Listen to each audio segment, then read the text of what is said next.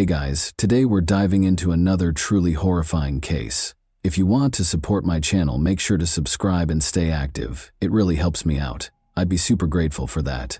Let's get started. One of the most important people in the tech sector, Forrest Hayes, was discovered dead in Santa Cruz Harbor, California, on November 23, 2013. His death was found on board the Escape, a lavish yacht that he owned himself. When Forrest was discovered unconscious in one of the cabins, attempts to resuscitate him failed. The captain of the yacht called local police informant as the initial responders. A number of perplexing circumstances surrounded the body's finding. Without any indication of struggle, Forrest was discovered laying on his back. There was a noticeable injection mark on his arm, but there was no syringe or medical equipment in the area.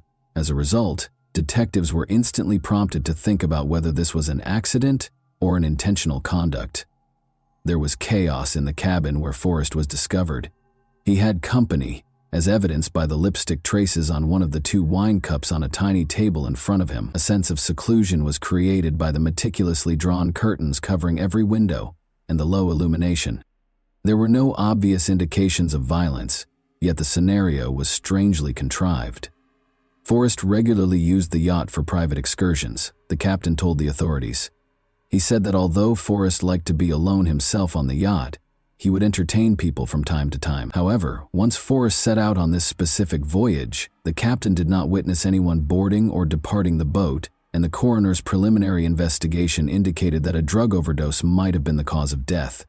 It was unclear at the beginning of the investigation, nevertheless, if this overdose was an accident or deliberate.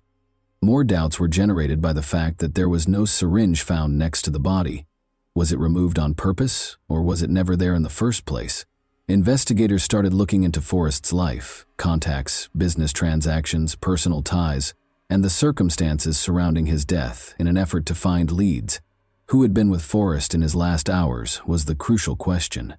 The lipstick-stained wine glass and the absence of obvious evidence at the scene suggested a woman was present, but neither the harbor personnel nor the captain saw anybody get off the yacht after Forrest got on board. Examining Forrest's phone, which was discovered close to his body, was the first step in the inquiry. An initial look through his texts and applications turned up nothing unusual, but the investigators made the decision to delve further into his private life. Investigators believed Forrest might have had a secret side to his life that might provide hints about what had transpired. Despite his impeccable professional image, it became clear from a thorough examination of Forrest's relationships and routines that his apparently ideal existence might have been hiding some surprising truths.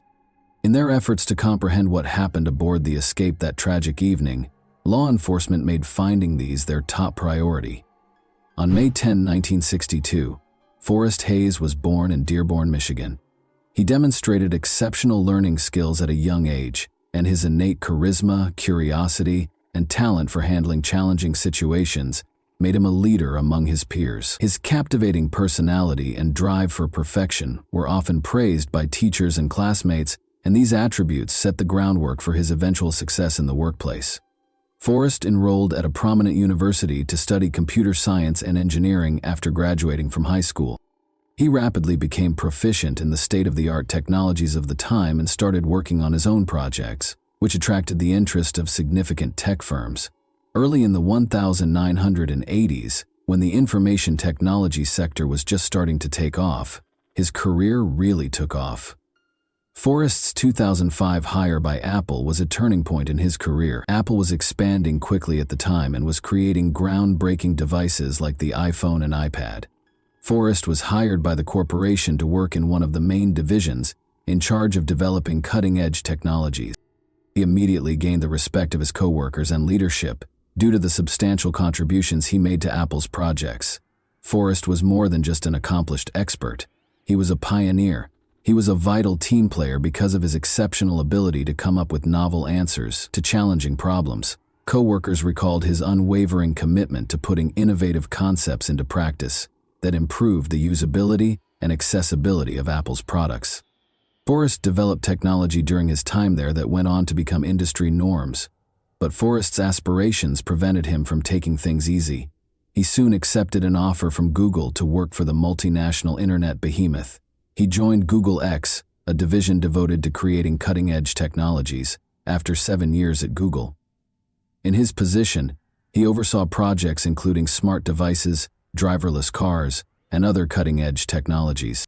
Forrest's accomplishments include helping to create self-driving car systems, a revolutionary development in the realm of autonomous mobility. According to colleagues, Forrest Hayes had the ability to motivate a group of people and lead them toward challenging objectives.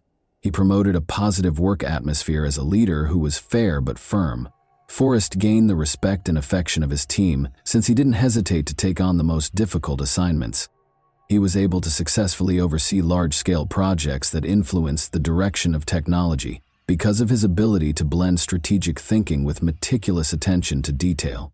Forrest's family life and career accomplishments were closely related. He married Denise Hayes in 1996, and the two of them had a close relationship based on support and understanding.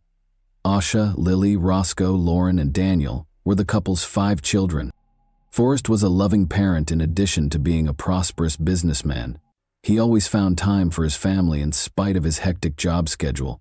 He loved spending time with his children, planning family vacations, and establishing customs that strengthened their bonds, according to individuals who knew him well. Forrest seemed to have a happy family life. Situated in one of California's most prominent communities, their $3 million 0-cents home provided a peaceful and comfortable sanctuary.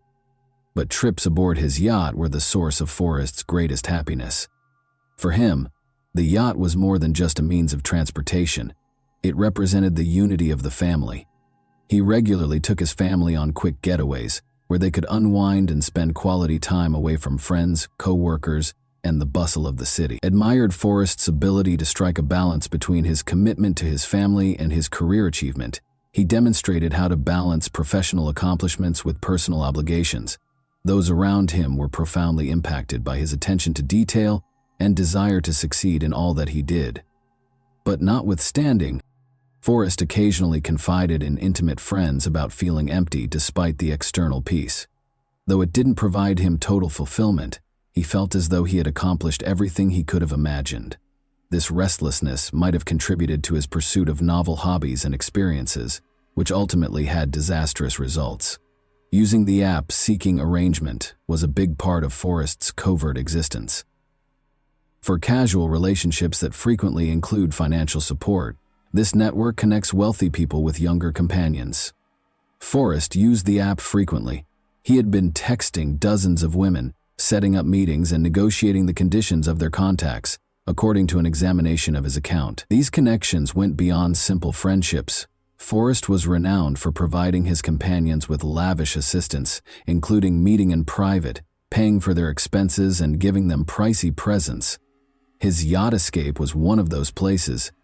After serving as a family vacation boat for brief excursions, Forrest turned it into a private hideaway where he hosted ladies he had met on the app. He was able to avoid unwanted attention since the yacht gave him the privacy he needed. The police eventually learned that the yacht was frequently used for these kinds of meetings from the captain, who was employed by Forrest. He remembered that Forrest sometimes traveled small distances with women or sat with them alone for numerous hours. The captain claimed that this started to happen frequently, but he was prohibited from inquiring because of a confidentiality agreement. Alcohol was frequently consumed during these interactions, and occasionally illegal narcotics were used as well. Conversations regarding obtaining these drugs were discovered in messages on Forrest's phone. Sometimes he asked his partners to bring them along. Unaware of his other existence, his family and co-workers were taken aback by this news. One woman that Forrest had met through Seeking Arrangement attracted special scrutiny from investigators. He set up a rendezvous with her aboard the yacht a week prior to his passing. They drank alcohol during the evening and then took drugs that made Forrest feel ill. Forrest stated in communications following the meeting that he wasn't feeling well but had no plans to cease doing such things. There were 2 realms in Forrest's life. In one, he had a perfect reputation as a professional, a loving husband, and a father. He looked for excitement and a brief reprieve from regularity in the other. His family thought that his yacht vacations were just a stress reduction strategy, and his acquaintances and co-workers were unaware of this hidden side of him. Forrest viewed these private sessions as a means of relaxing from his rigorous work schedule, but they ultimately had disastrous results. His success was formally symbolized by the yacht. Freedom became the place where his premature death and double life met. Investigators and Forrest's loved ones were forced to reevaluate their perception of a man they had assumed to be perfect in light of the facts. Alex, whose real name is Alexandra Catherine Tillman, was born in Canada on April 8, 1987. Leslie Ann and Bart Tillman adopted her at a young age, thus her biological parents were unknown. Alex received a secure and caring upbringing from her new family, complete with a cozy home and stable finances. The family enjoyed a high social status because Bart was an executive at a large corporation and Leslie Ann worked in retail. Alex was raised in a loving home. She aspired to be a writer and excelled academically, particularly in literature. Her teachers were aware of her rich imagination and innovative ideas. She also enjoyed playing sports and took an active part in school tournaments. Parents encouraged their daughter's goals, supported her education, and were proud of her. But for Alex, adolescence marked the start of a string of issues. She first took marijuana when she was 14. Although it was more of a haphazard choice, it eventually brought to a slow entry into the forbidden world. Alex started using lighter drugs at first, but by the time he was 16, he was using harder ones. Her life underwent a significant transformation during this time. She started skipping school, avoiding the sports sections, and separating from her parents, Leslie and Bart Tillman, who did everything in their power to support their daughter. They sought the help of psychologists and brought her to counseling, but things kept getting worse. They sent Alex to a private rehabilitation school in Maine in a last-ditch effort to make things better. This school was well known for teaching teenagers with behavioral issues in a severe manner. The parents believed that removing their daughter from her familiar surroundings would aid in her transition back to a regular life. However, the anticipated outcomes of the stay at the institution were not achieved. Unable to adjust to the new surroundings, Alex quickly went back home and resumed her old way of life. Alex had finally left school at the age of 18. She experimented with many paths, such as journalism, but soon lost interest. She struggled with addictions continually, which prevented her from establishing a personal or professional life. Her attempts to achieve were consistently foiled by a return to medicines. Alex relocated to San Francisco in 2010. She wanted to dedicate herself to the entertainment industry in order to begin a new chapter in her life. She started a YouTube account during this time, posting videos about makeup and her daily life. But the initiative didn't work out, and Alex was disappointed. She looked to the modeling world once more in an attempt to make a name for herself. But after determining that the typical requirements for a lucrative modeling career did not apply to her, Alex decided to specialize on fetish photography. She took involved in picture assignments that emphasized provocation and epotage in the BDSM style. Although this decision helped her establish her audience, it did not result in stable finances. Alex was still battling addictions, living in disarray, and dealing with difficulties all the time. Alex started using the Seeking Arrangement website in 2011. This choice gave her access to wealthy men who could support her financially and provide her access to a more opulent lifestyle. This platform introduced Alex to Forrest Hayes. As was common on the platform, they started their connection by talking about the conditions of their meetings. In exchange for financial support and lavish presents, Forrest was looking for a partner to join him for intimate gatherings on his yacht retreat. He offered Alex the opportunity to attain the stability she sorely desired. Their sessions were informal and frequently included light chat and wine, but as investigators eventually found, their encounters soon took on a new dimension. On occasion, Forrest asked Alex to bring illegal drugs to their sessions, and he paid her extra for doing so. Alex accepted, seeing this as a chance to make more money. They started meeting frequently, and the yacht escape became their main gathering spot. Among the important people in Alex Tillman's background was Dean Riopel, a musician, entrepreneur, and proprietor of well-known nightclubs in Atlanta. Because of their significant age difference, their romance, which started in 2011, immediately attracted attention. Alex was only 24 at the time, while Dean was 51. They both seemed to thoroughly embrace a colorful and intense lifestyle, though, and didn't seem to mind the difference. In addition to being a prosperous businessman, Dean had a strong interest in rock music. His band frequently played at his clubs, which were essential to Atlanta's music culture. Dean was well known for his vivacity, charisma, and passion for an unrestrained lifestyle. Dean took a major role in Alex's life, as she sought both stability and attention. Their relationship reflected the idealized anarchy of rock and roll, wild parties, travel, and a carefree lifestyle. However, there were serious issues underlying their relationship's glitzy exterior. Alex frequently started arguments, according to Dean's friends and co-workers. Their relationship was unstable due to her impulsive behavior, which was made worse by her use of drugs and alcohol.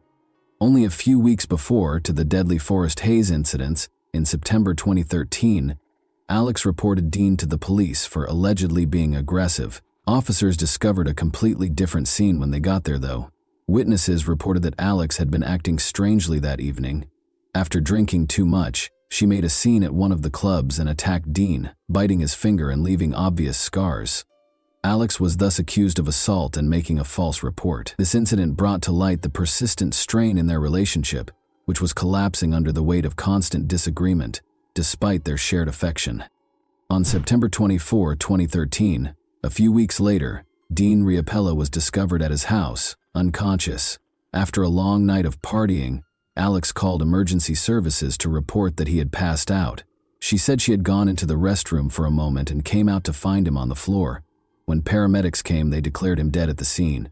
An autopsy showed that a heart attack caused by an overdose of illegal drugs was the cause of death. But Dean's family and friends had some qualms about this judgment. They maintained that Dean avoided even simple painkillers and had a great dislike of utilizing medications. The official decision about his death seemed contradictory, given his strong position on the issue. Despite their worries, there was insufficient evidence to support foul play. Therefore, the matter was closed. Originally deemed an accident, Dean's death came to light again in 2014, when Alex was taken into custody in relation to the Forest Hayes case. The police discovered parallels between the two incidents during the inquiry. The drugs that killed Forrest were the same ones that were discovered in Dean's system. The investigation into Dean's death was reopened as a result of this discovery. Suspicions were also heightened by Alex's enigmatic social media posts. She said, "Death is always near," in a post that was shared a few months after Dean's death. You might be surprised to learn how near it is.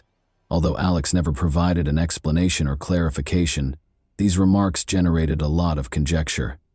Dean's family backed the case's reopening, claiming that the first probe had been too cursory. They thought Alex might have been involved in his death because of his actions and relationship to illegal substances, but there was never any hard proof that connected her to the event.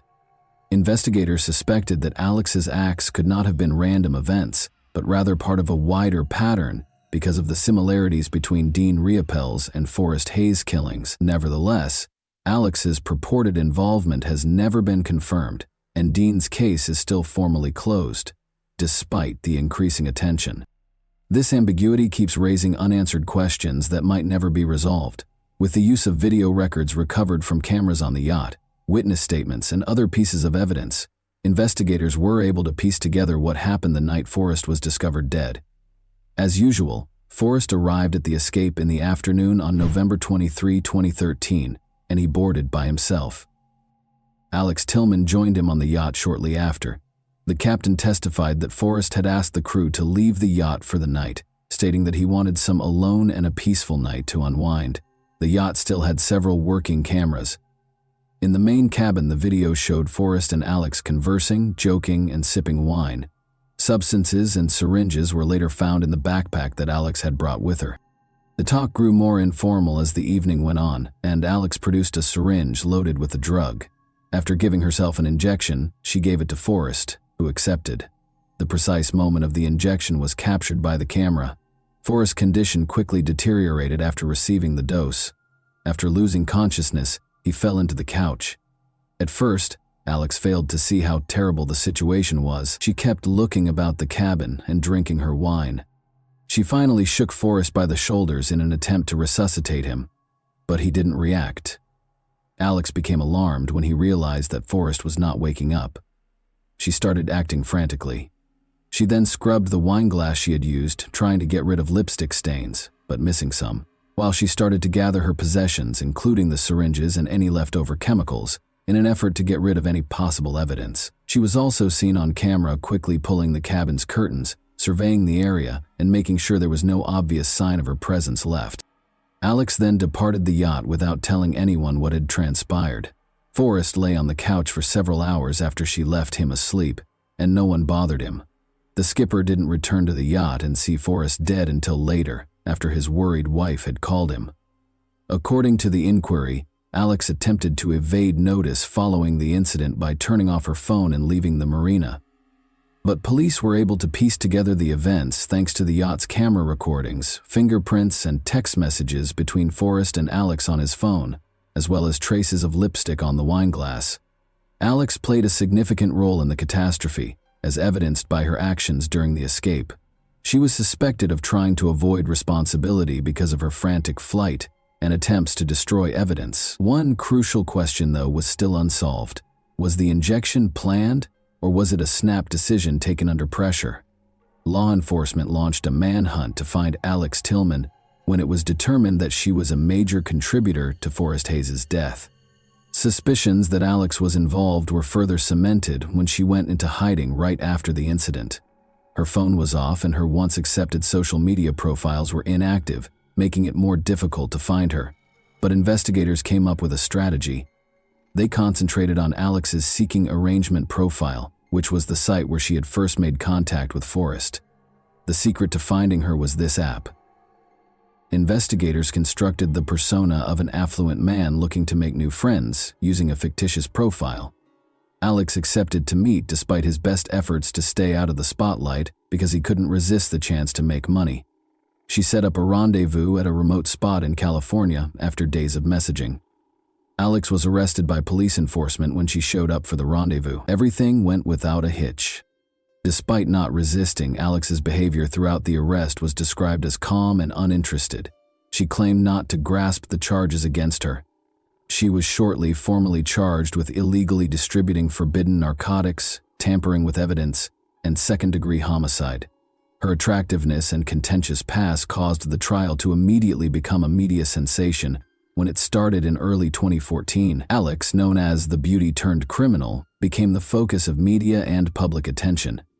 During court appearances, a lot of people talked about her previous appearances, interviews, and demeanor. Alex had a composed and self-assured demeanor, frequently wearing immaculate clothing, which elicited conflicting responses from the general population. According to the prosecution, Alex was completely aware of the dangers associated with her behavior. They played camera footage from the yacht that showed her giving Forrest an injection and then walking away without helping him. The prosecution asserted that this showed her lack of interest and willful efforts to hide her activities. Alex's defense team argued that she didn't mean to hurt anyone and that she only did what Forrest asked her to do. Her attorneys claimed that her hasty departure was motivated by panic and that his death was a terrible accident. They further underlined that Forrest had agreed to the injection and had asked for the drugs. There was a great division in public opinion. Some believed that Alex was a heartless criminal who killed a well-known and prosperous person. Others questioned the morality of Forrest's actions, such as his use of a dating site and involvement in dangerous pursuits, and saw her as a victim of circumstance. Alex and the prosecution agreed a plea deal in May 2015. She avoided a jury trial and received a reduced sentence by entering a guilty plea to involuntary manslaughter and possession of forbidden narcotics. She received credit for time already served and was given a 6-year jail sentence. Another round of debate was triggered by the ruling. Given the circumstances, some people thought the punishment was too light, while others thought it was appropriate because there was no concrete proof of intended injury. In 2017, Alex was deported to her native Canada after completing her term. Her name did, however, keep coming up in conversations and stories about well-known crimes. To the general public, Alex Tillman came to represent double lives, dangerous conduct, and the far-reaching effects of careless choices that resulted in a catastrophe that affected a great number of lives. After being freed, Alex tried to start over. She remained out of the spotlight for a while, avoiding social media and media interactions.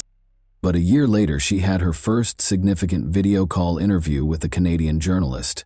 To many, Alex seemed collected, serene, and emotionally aloof.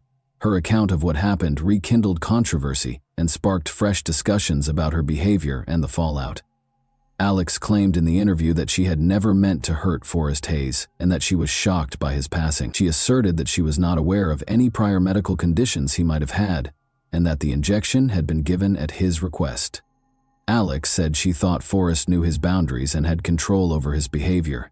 Additionally, she denied intentionally attempting to conceal evidence, stating that her actions were motivated by panic and ill-advised decisions made in a moment of crisis. However, the evidence in the case contradicted her allegations. Video from the yacht showed Alex leaving the area without trying to contact for assistance, in addition to deleting any record of her presence. Her justifications were criticized harshly by the Forrest family, who saw them as an attempt to deflect blame and cast further doubt on her sincerity. Her comments regarding Dean Riopel were equally contentious.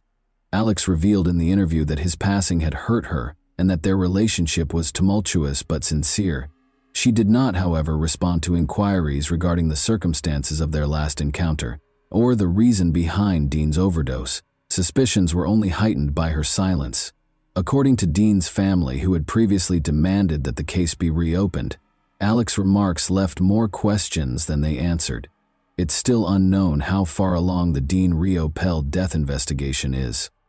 The Fulton County District Attorney's Office stated in 2018 that the matter was being reviewed, but they did not release any additional information. Rumor has it that investigators failed to find fresh evidence that would support or contradict Alex's involvement. The public was kept waiting for answers, and Dean's family was left in a condition of uncertainty. Alex Tillman currently lives in Canada and keeps a low profile. Her social media accounts are still inactive, and journalists have had varying degrees of difficulty reaching her for additional comments. She continues to be a contentious person who significantly divides opinions despite her modest profile. Others view Alex as a cold, cunning person whose actions led to 2 catastrophes, while others regard her as a person caught in the wrong situation. Many issues remain in the situations of Dean Riopel and Forrest Hayes. Dean, were their deaths really unintentional? What part did Alex really play in these sad incidents? Thanks for watching, everyone. Your support means a lot to me, and you can help my channel grow by hitting that like button, dropping a comment, and sharing this video. Your engagement really makes a difference. See you soon.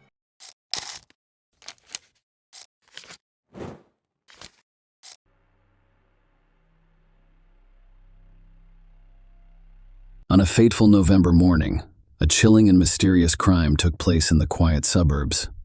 An apartment complex was on fire, and a 911 call would set off a terrifying chain of events. Today was a tragic day. Nobody suspected that this fire was anything more than an unfortunate accident. It concealed a sinister story of murder, betrayal, and meticulously planned cruelty.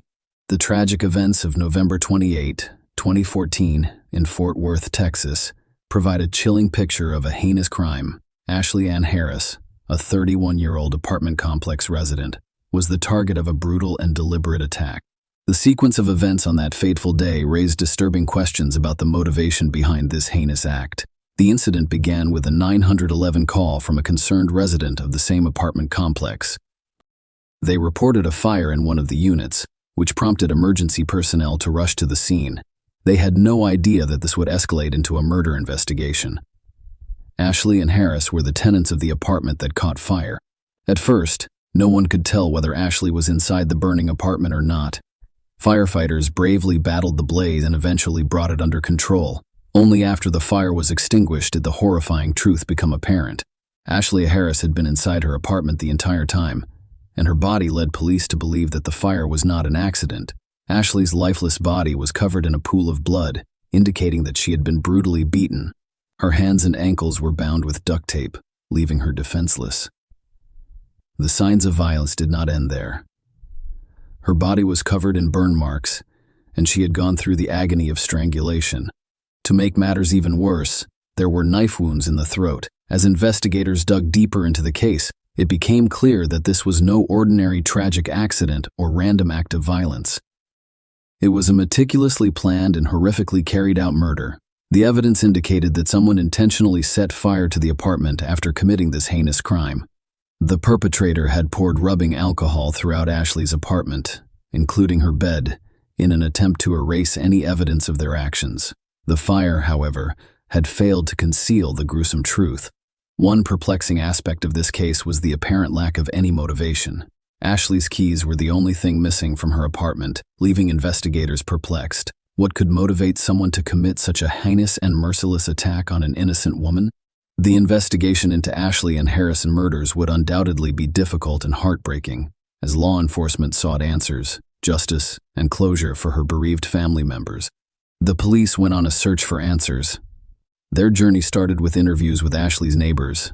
Among them was Stephen Lee, a man who lived in the next apartment.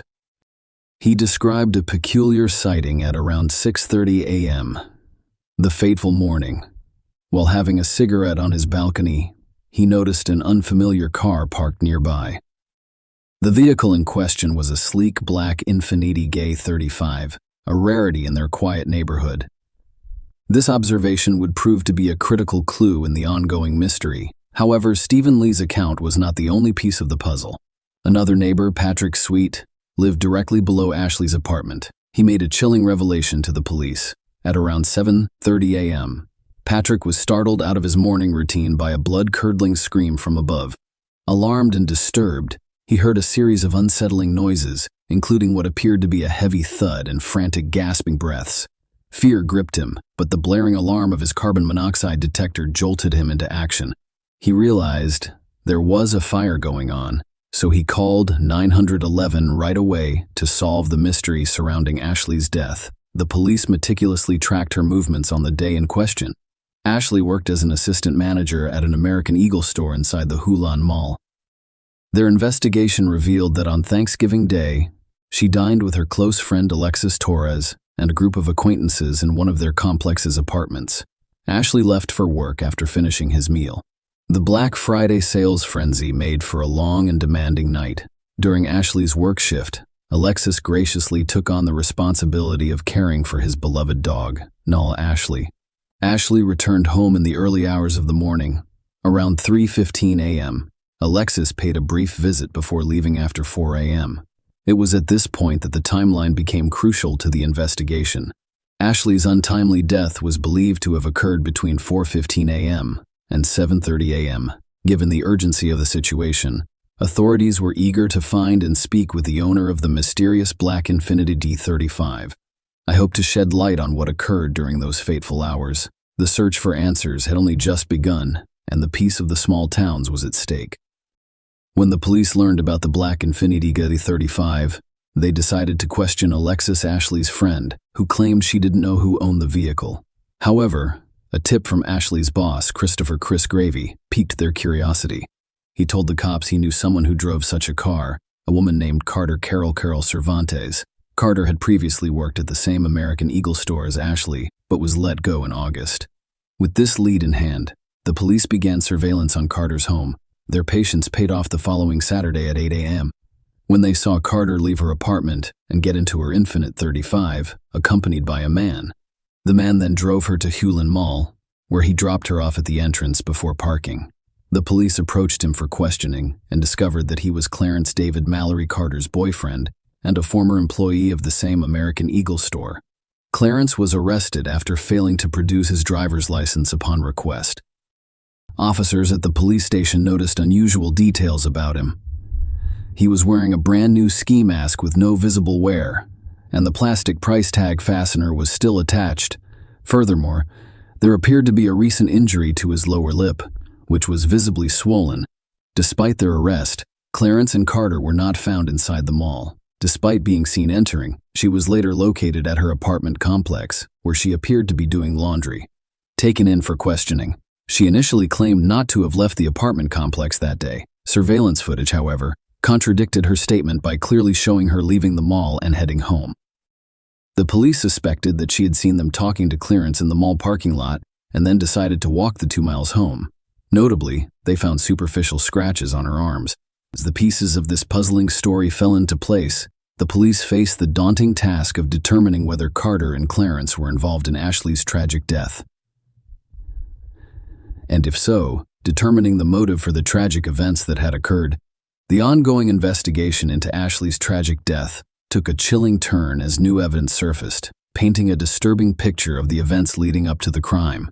The discovery of Ashley's missing keys was a watershed moment in the investigation, as it was revealed that these keys also provided access to the American Eagle store where she worked.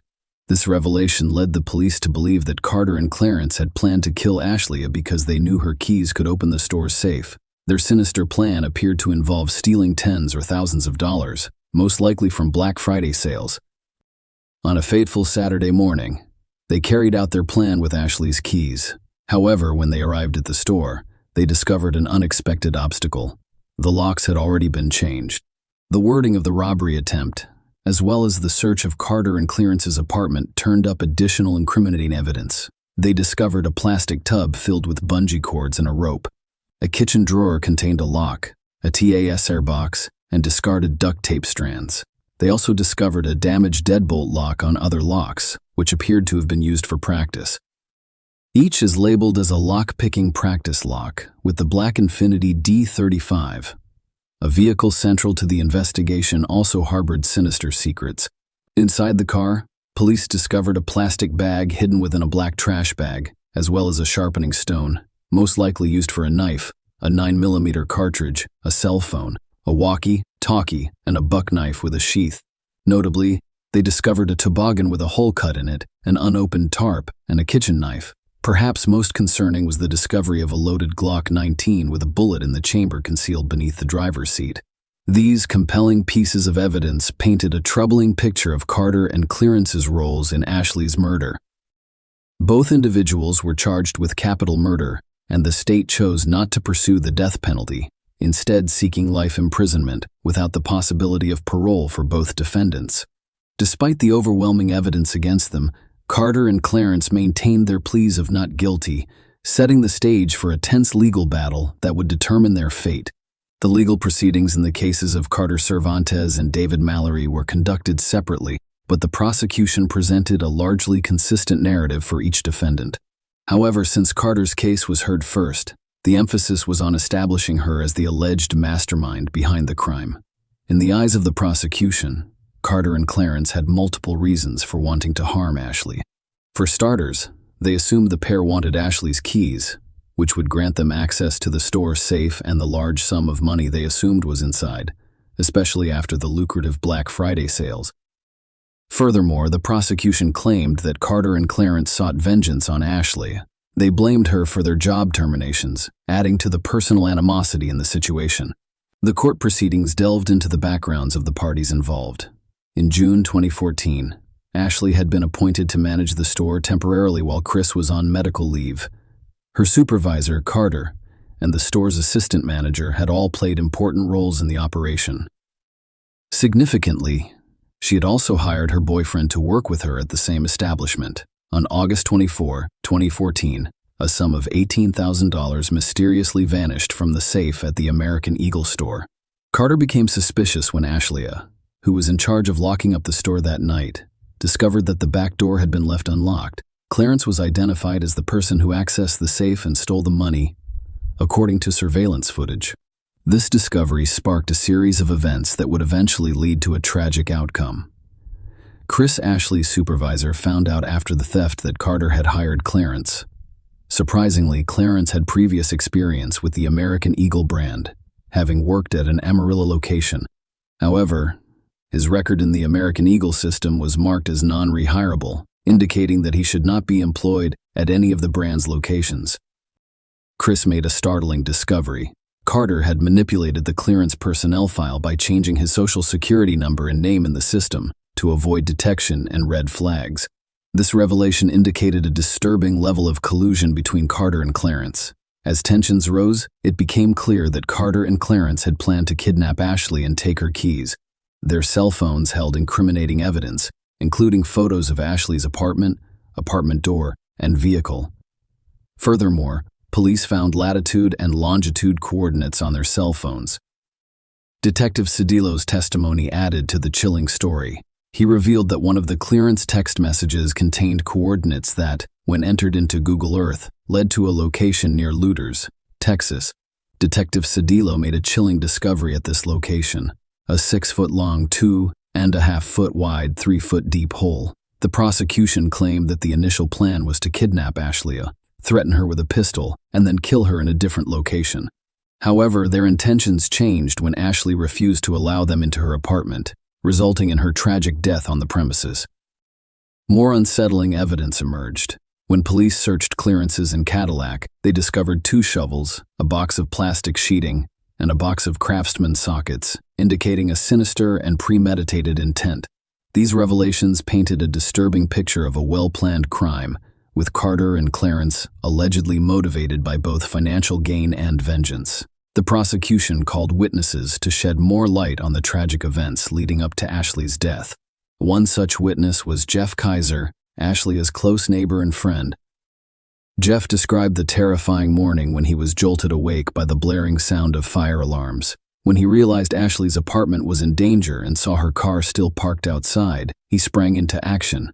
He rushed upstairs without hesitation and bravely kicked down Ashley's apartment door. When Jeff entered, he was met with a scene of chaos. The apartment was filled with smoke, and water poured from the sprinkler system, creating a dangerous and disorienting environment. Despite the perilous conditions, Jeff attempted to crawl toward the kitchen to reach Ashley. However, the thick smoke quickly overwhelmed him, forcing him to retreat for some fresh air.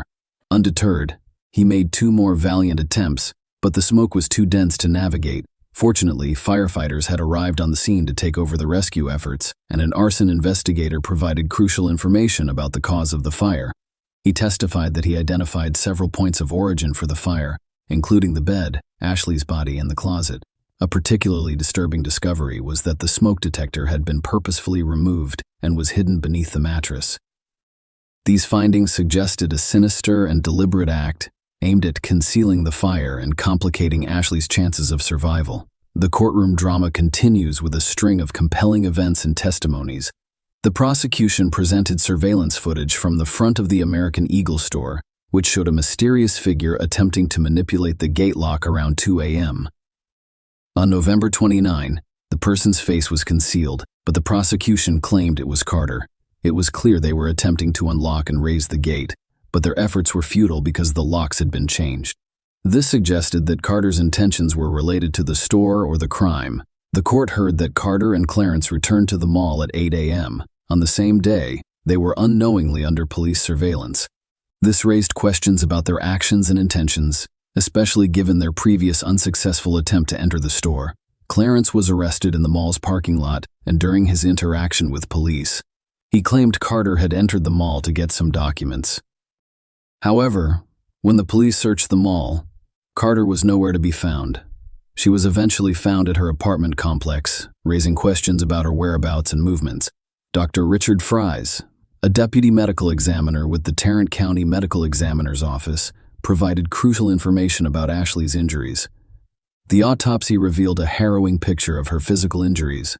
Ashley suffered numerous injuries, including lacerations to her scalp, cheeks, and the left side of her face. Her right side was marked by a patterned bruise, and there were other bruises between her eyes and around her left eye.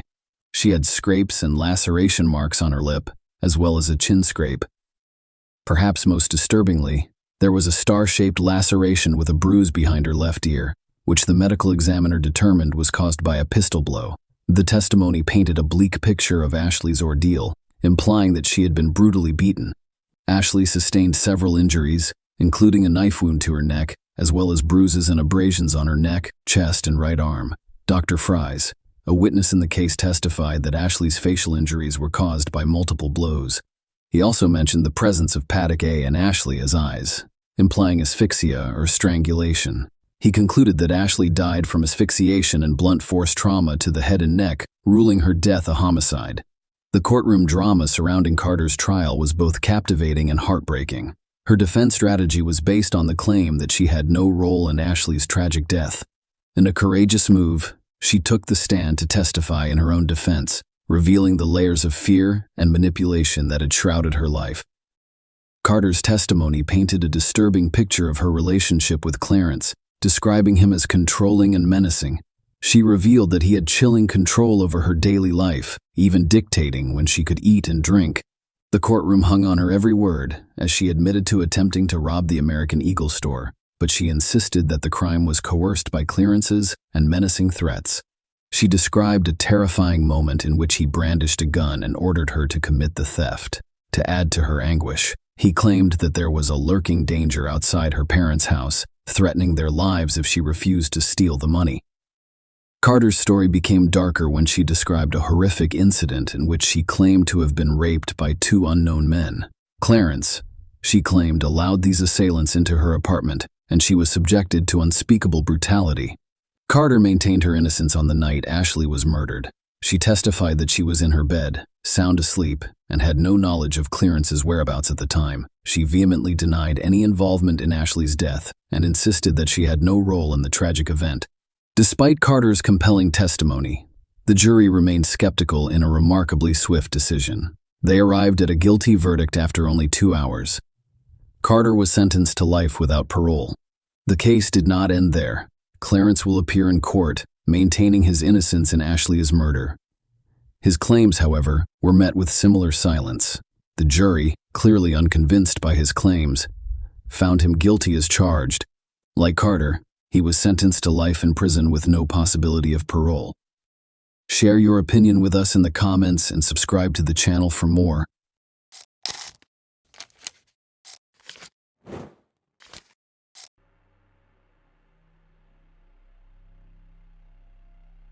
Hey guys, welcome to my channel, and today we're going to take a look at another horrible case with you.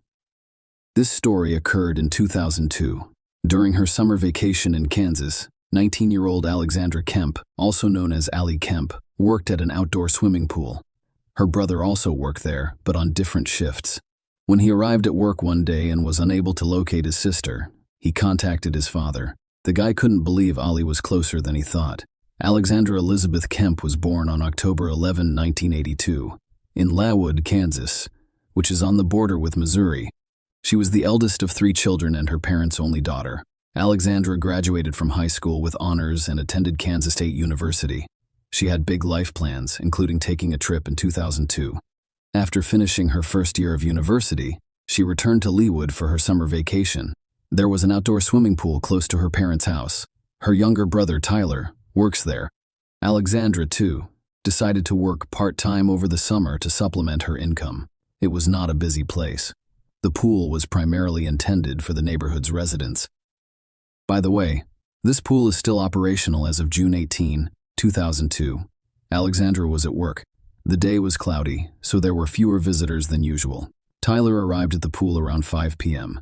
to start his shift, but his sister was not present. Her phone and purse were on the table, where she usually sat. Confused, Tyler called his parents and informed them that Alexandra had disappeared. Their father, Roger Kemp, rushed to the scene. The first thing he did was look in the pool. Roger exhaled with relief as the pool was empty. Roger then went to a small pump room near the pool, which contained various water purification equipment, a ladder, and other items. Once inside, the man looked around but saw nothing suspicious. But then he noticed a leg sticking out from beneath the tarp.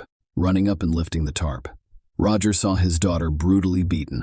She was naked from the waist down, with numerous bruises on her face and body. The man immediately dialed 911.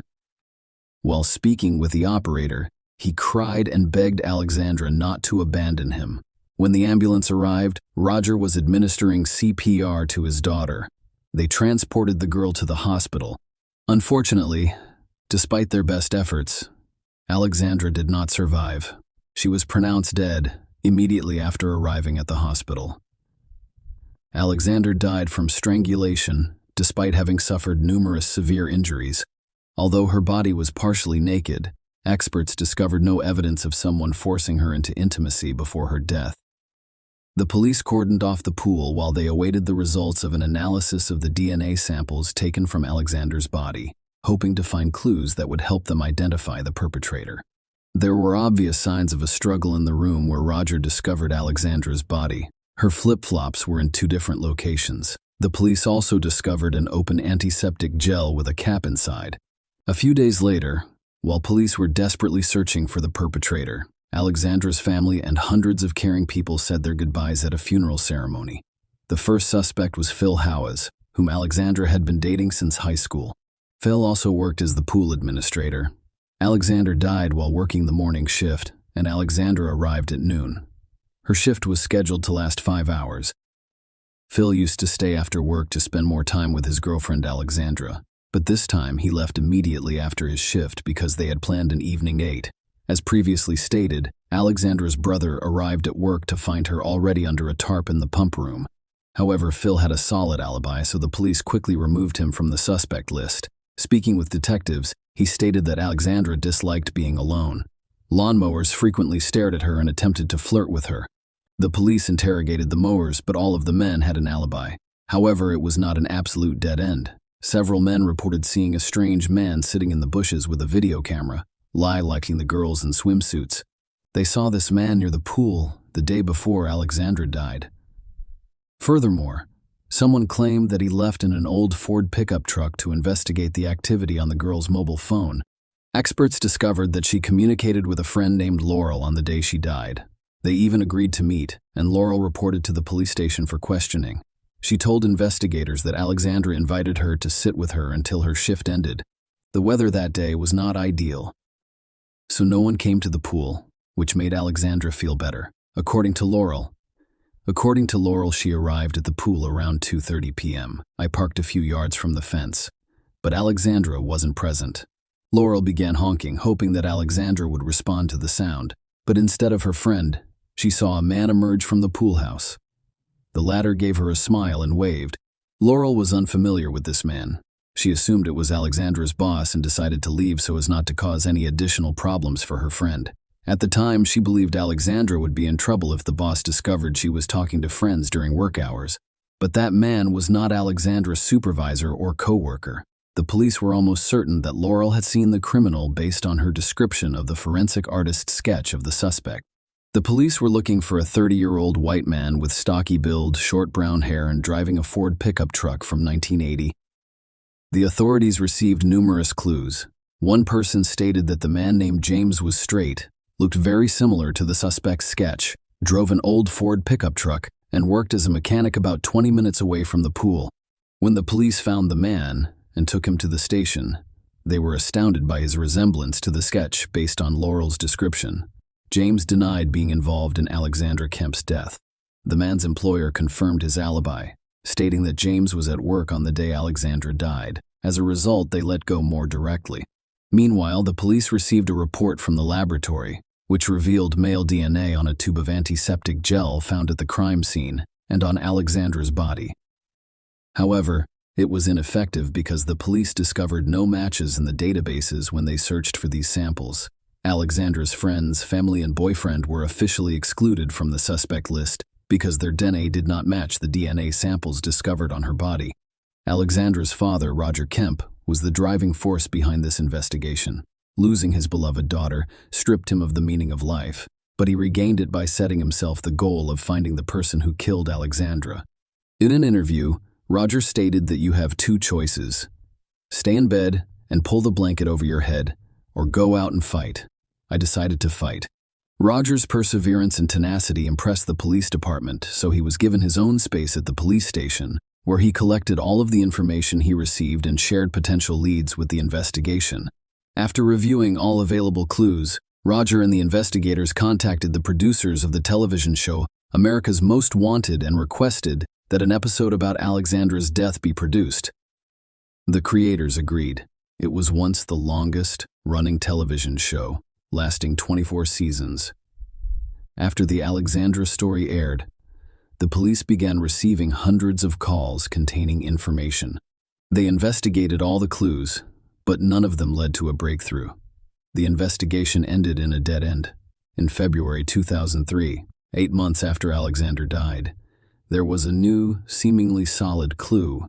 As a result of the search activity, a man has been arrested in Utah. They received 3 statements about this person over a span of several days.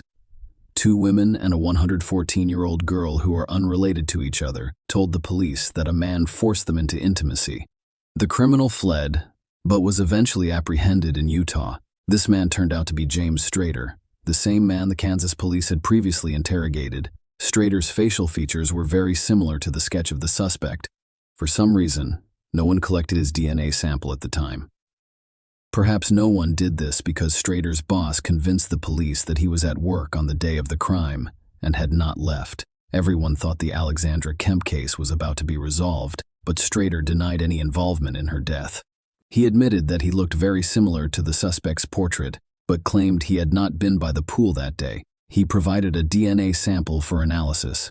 However, the outcome disappointed everyone. His DNA did not match that found on Alexandra's body, and the antiseptic gel tube ended up in prison on unrelated charges, and the Alexandra Kemp case investigation was once again stalled. Alexandra died a year ago and the police still have no suspects. Roger Kemp and Phil House, the man Alexandra was dating, continued their fight for justice. Phil, president of the student community, distributed the suspect's portrait via email to students at other universities. He also requested that students at other educational institutions watch an episode of America's Most Wanted featuring Alexandra Kemp. However, despite the best efforts of her relatives and the police, nothing was accomplished. Another year has passed. Roger Kemp refused to give up and continued to fight for justice for his daughter. He contacted America's Most Wanted again, this time requesting that the episode about Alexandra's death be rerun.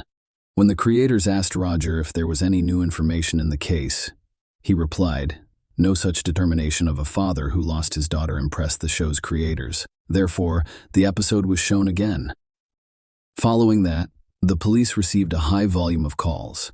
Roger offered a $25,000 reward for any information that could help identify the person who killed Alexandra. The city of Leawood increased it to $50,000. Roger also published an image of his daughter's sketch of the suspects along with information about the reward in newspapers. One day, he was driving down the highway and noticed the billboards.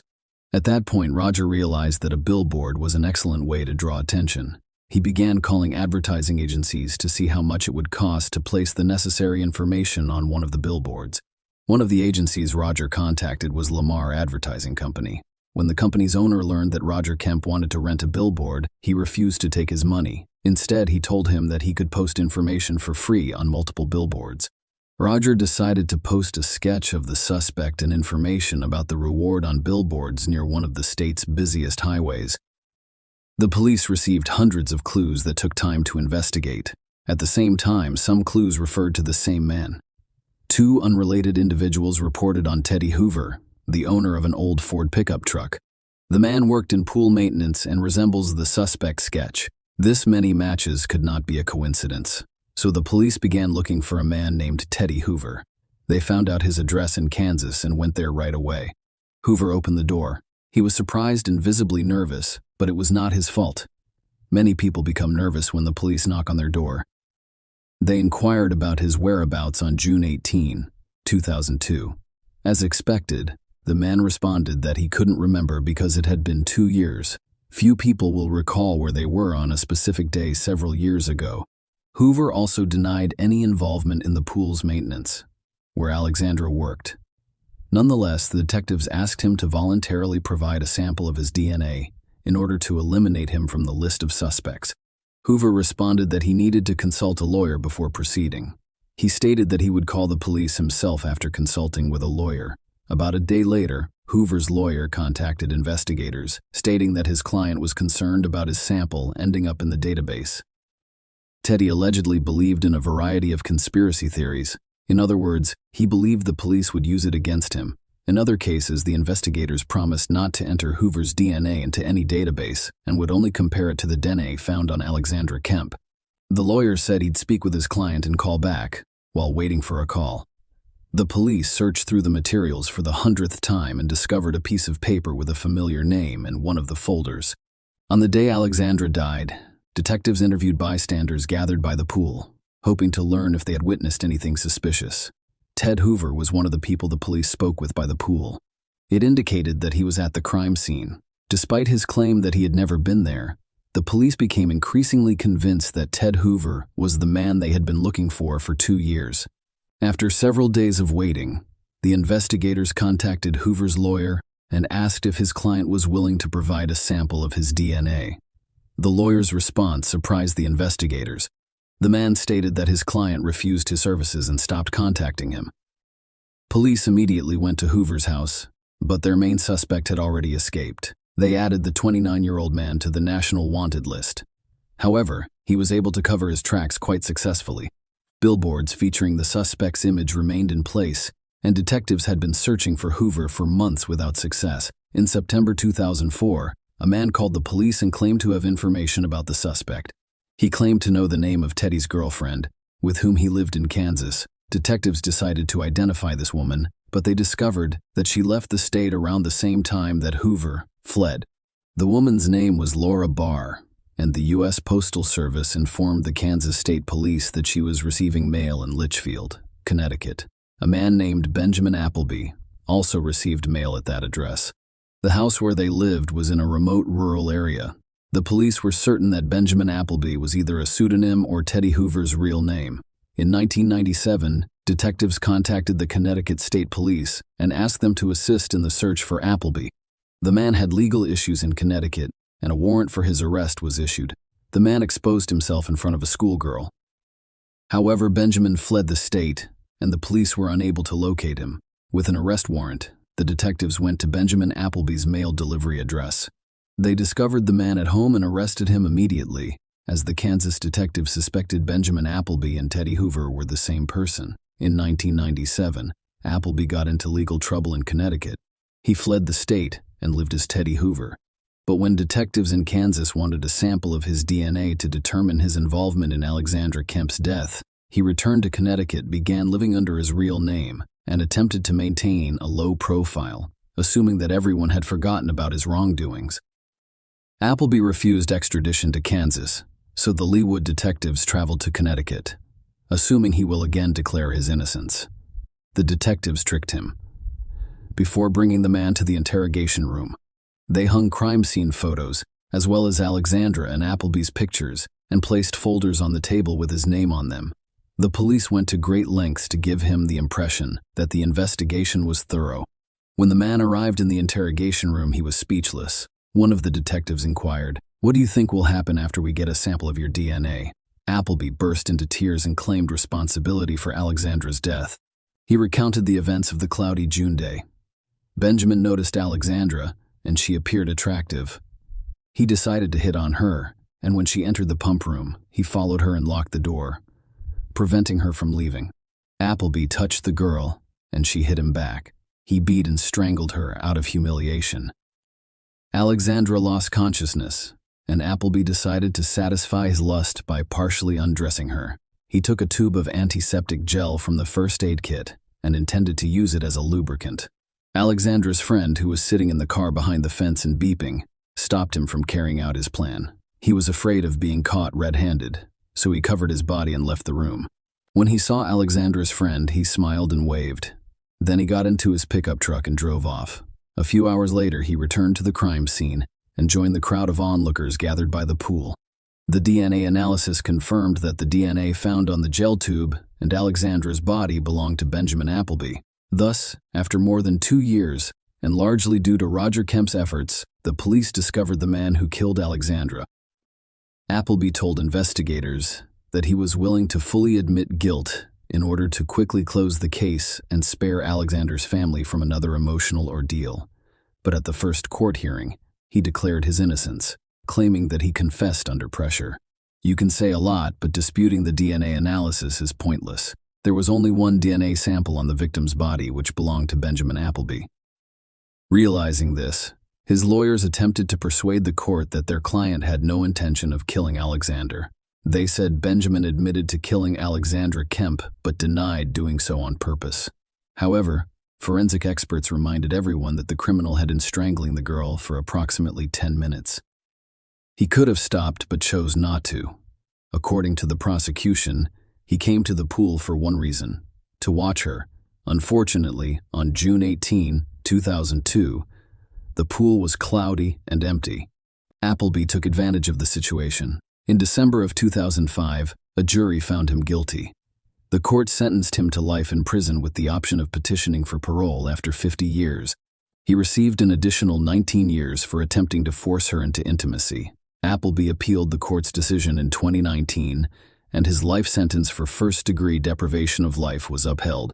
The Court of Appeal ruled that an attempt to establish intimacy with Alexandra was considered when the first sentence was passed. Thus, Appleby was sentenced twice for the same crime.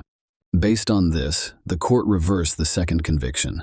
Even if released on parole, Appleby will be 81 years old at the time. The investigators admitted that Roger Kemp's perseverance helped them find the criminal. When Appleby was in prison, Roger and his wife started a self-defense class for girls, through which tens of thousands of girls and women across the country learned basic self-defense techniques. Billboards were not a new concept in 1991. Following the death by strangulation of 34-year-old Kathy Page, her father began placing billboards criticizing the police, and this story inspired the filmmakers. 3 billboards outside Ebbing, Missouri. However, after Roger Kemp posted a sketch of the suspect on billboards, people began using this method across the country. Furthermore, many people continue to use it today. Roger's persistence in the investigation, as well as his subsequent efforts to benefit society, were not unnoticed. At the White House, he received the Presidential Citizens Medal from President Barack Obama. Roger Kemp, 77, passed away on March 1, 2022. Until his death, he worked for a foundation named after his daughter. He stated that he would consider his efforts successful if they saved at least one person. Share your opinion with us in the comments and subscribe to the channel for more.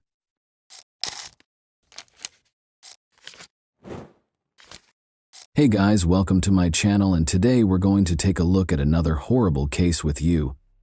This video shows 47-year-old Fiona Beale, a primary school teacher at Eastfield Academy in Northampton, dancing sloppily in front of the pupils. Every one of her pupils enjoyed having her as their instructor. She was a committed educator who wished to make the most of her students' school time. Nobody in this video has yet to comprehend that Fiona's tale will be featured on newspaper front pages in a few months. We will thus talk about the events that took place in England in 2021 today. The details of Fiona Beale's early years are scarce. She was a lovely and amiable woman who liked her work and her students, according to many who knew her. She lived in Northampton, which is roughly 60 miles northwest of London, with her partner Nicholas Billingham, 42. According to the 2021 census, the total population of the urban area is close to 250,000, making it one of the biggest towns in England. Moore Street was the residence of Nick and Fiona, and it was on this peaceful street that the events of today took place. They spent 17 years together. Naturally, Fiona and Nick experienced highs and lows like any other couple. Here's what I know about Fiona and Nick's connection, though many facts will likely be revealed later as this case was concluded approximately 2 weeks ago. According to Leslie Oldham, who knew the couple well, I thought she was really nice. Leslie remembered that although they weren't holding hands or smitten, they appeared content enough. She was quite courteous and talkative when Nick invited her around for tea. You never knew how long a relationship would continue with Nick, because he was always a little of a ladies' man and liked being pampered by women. When Nick and Fiona became infected with a virus that was then circulating the globe in November 2021, their love ended.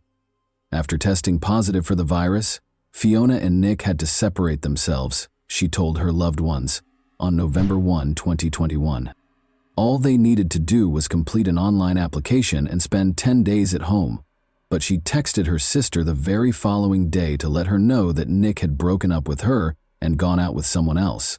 It's crucial to remember that it happened in early November 2021. Nicholas Billingham remained in contact with his friends and family after splitting from Fiona Beale. He sent his mother a text message claiming that he had fled with Faye. He claimed to be content and to have a wonderful new life. After 10 days at home, Fiona went back to work after her recuperation. When she returned to work, co-workers who had learned about the breakup gave her a lot of encouraging comments. But many saw that she was affected by the separation with Nick. Nearly 4 months after splitting with Nick, at the end of February 2022, her mental health started to decline. She could no longer live in a home that made her think of Nick all the time. She thus relocated to Cumbria, which is roughly 200 miles away from Northampton. Her family members were alarmed by the text she sent them on March 15, 2022. Her relatives phoned the police because they were so concerned. Police discovered Beale gravely hurt in a bath at a Lake District property she was renting while doing a welfare check.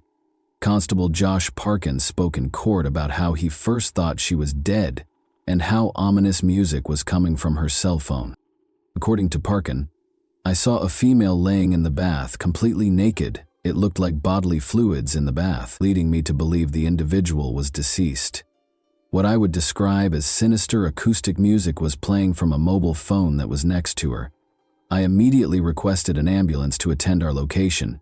I suggested that we tried to get her out of the bath to perform CPR. She then roused and became somewhat conscious.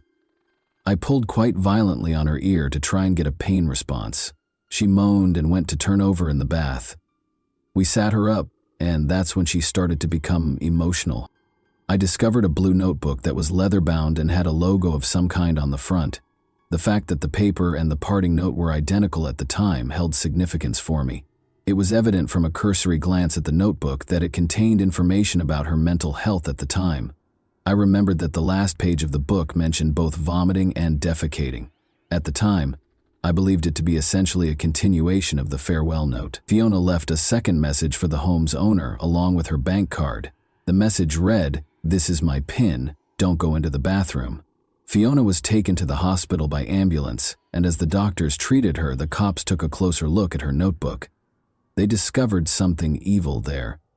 Constable Lawson rejected the notes as ramblings, even though they seemed to describe Beale killing someone. He also stated that he did not think anyone had been killed at that point. The notes seemed to be ramblings, he claimed. In a statement, Constable Roy Williams, a colleague, stated that he too thought the notes were ramblings, but that there were some extremely unsettling elements. I believe these comments to be a delusional fantasy, as Beale appeared to be having a mental health episode. Because of the book's substance, we were unable to overlook the statement.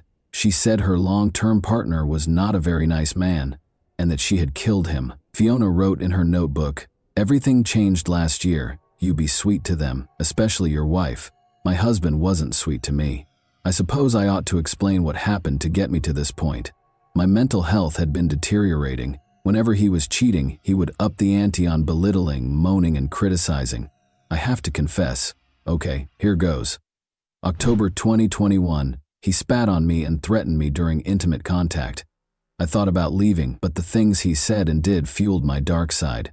I call her Tulip 22. She's reckless, fearless, and efficient. Ruthless. I started plotting as Tulip 22 after he'd gone to bed. I could no longer sleep in the bed due to my breathing being too loud, or I moved too much, or I was snoring. Another notebook entry mentioned that Nick had been nasty and mean for 17 years, and that she decided she couldn't let him get away with it because of his disgusting behavior on Halloween. Another entry stated, "That night I planned pandemic rules, meant I had a guaranteed 10-day isolation period from positive symptoms. I called the school administration on Monday and said we'd tested positive and had symptoms. He went to work. Tulip 22 smoked and planned. I'd planned it mentally so many times before. I had a bath. I left the water in. I encouraged the bath with the incentive of intimate contact. Afterwards, while he was in the bath, I kept the knife in my dressing gown pocket and then hid it in the drawer next to the bed. I brought a chisel, bin bag, and cable ties up too." She made him put on an eye mask before stabbing him, according to the note. The notes that followed read, "Still, my actions haunt me. I sometimes have to catch myself and remember what I did and then remember my cover story. Neither seemed convincing. I got him to wear an eye mask. It was harder than I thought it would be. Hiding a body was bad. Moving a body is much more difficult than it looks on TV. I am sorry I didn't leave him. I am sorry I let him rip my self-esteem and self-worth apart. I am sorry. I am weak. I am sorry for what I did. Yes, I am alive currently, but it's more like a waiting room. People will blame my mental health. I should have, could have fixed myself. Do I regret what I did? Of course I do. I'm not a monster. It had been building up for so long. The funny thing is that he was such an unlikable person, I only had to send a few texts. No one seemed bothered. I don't think anyone would have looked for him." Beale had written in her journal that Billingham why she stabbed him. Recall that Nicholas Billingham vanished on November 1, 2021, and he only used text messages to communicate with his loved ones after that. The police visited Fiona Beale's residence on Moore Street, where she and Nick resided, the day after they finished reading her notebook. In their hasty inspection, they found nothing out of the ordinary, but when they came back the following day, they discovered a few things. such as a mattress in the cellar that was noticeably covered in blood when it was moved. More evidence was discovered when the police returned to Moore Street on March 19. A body was discovered buried in the backyard by forensic investigators and specialized search teams, which included a cadaver dog. Buried beneath bark, chippings, soil, wooden sheeting, concrete building blocks, bricks and planks, plastic bags, rubble, mortar, polystyrene, laminate flooring, and pieces of fabric and vinyl recovered from a constructed structure concealing the body. Billingham's remains were discovered wrapped in carpet. The eyes were covered with a sleep mask. On the inside, the words, "This is my morning after face," were printed. According to the police spokesperson, he was not given any dignity or opportunity to die because of the way he was wrapped in cables, hose pipes, plastic bags, and construction debris. It displays complete disdain. One day after the body was found, a post-mortem was performed. It has been determined that he was killed by a single stab wound to the right side of his neck, which cut the esophagus and trachea and crossed the right jugular vein. Moderate force would have been needed for this. It is impossible to rule out severe force. Fiona Beale was taken into custody by the authorities on March 22, 2022, and accused with killing Nicholas Billingham. When Nick's family learned of his passing, they were crushed. Fiona's use of Nick's phone to text them and his buddies startled them. One of these texts was shown to reporters by Nick's mother, Yvonne Valentine. "Nick has been taken from us far too early and will always be in our hearts," said Nick's family in a statement. "We've been overwhelmed with offers of kind support and words of comfort from so many beautiful people, and know that he will be sadly missed by all his friends, family, and loved ones. Our heart aches for Nick. He was a gorgeous little boy, and we have so many cherished memories of him growing up, and we're so proud of the man he became." Fiona Beale's co-workers and her students' parents were shocked to hear that the adored teacher had a darker side. "We are particularly mindful of the impact this news will have on the children, and we'll be doing everything we can to support both pupils and staff as we work through this difficult time together. This is an appalling tragedy that will shake our school community to its roots, and it's at times like this that we must rally around each other, support each other, and be kind to each other."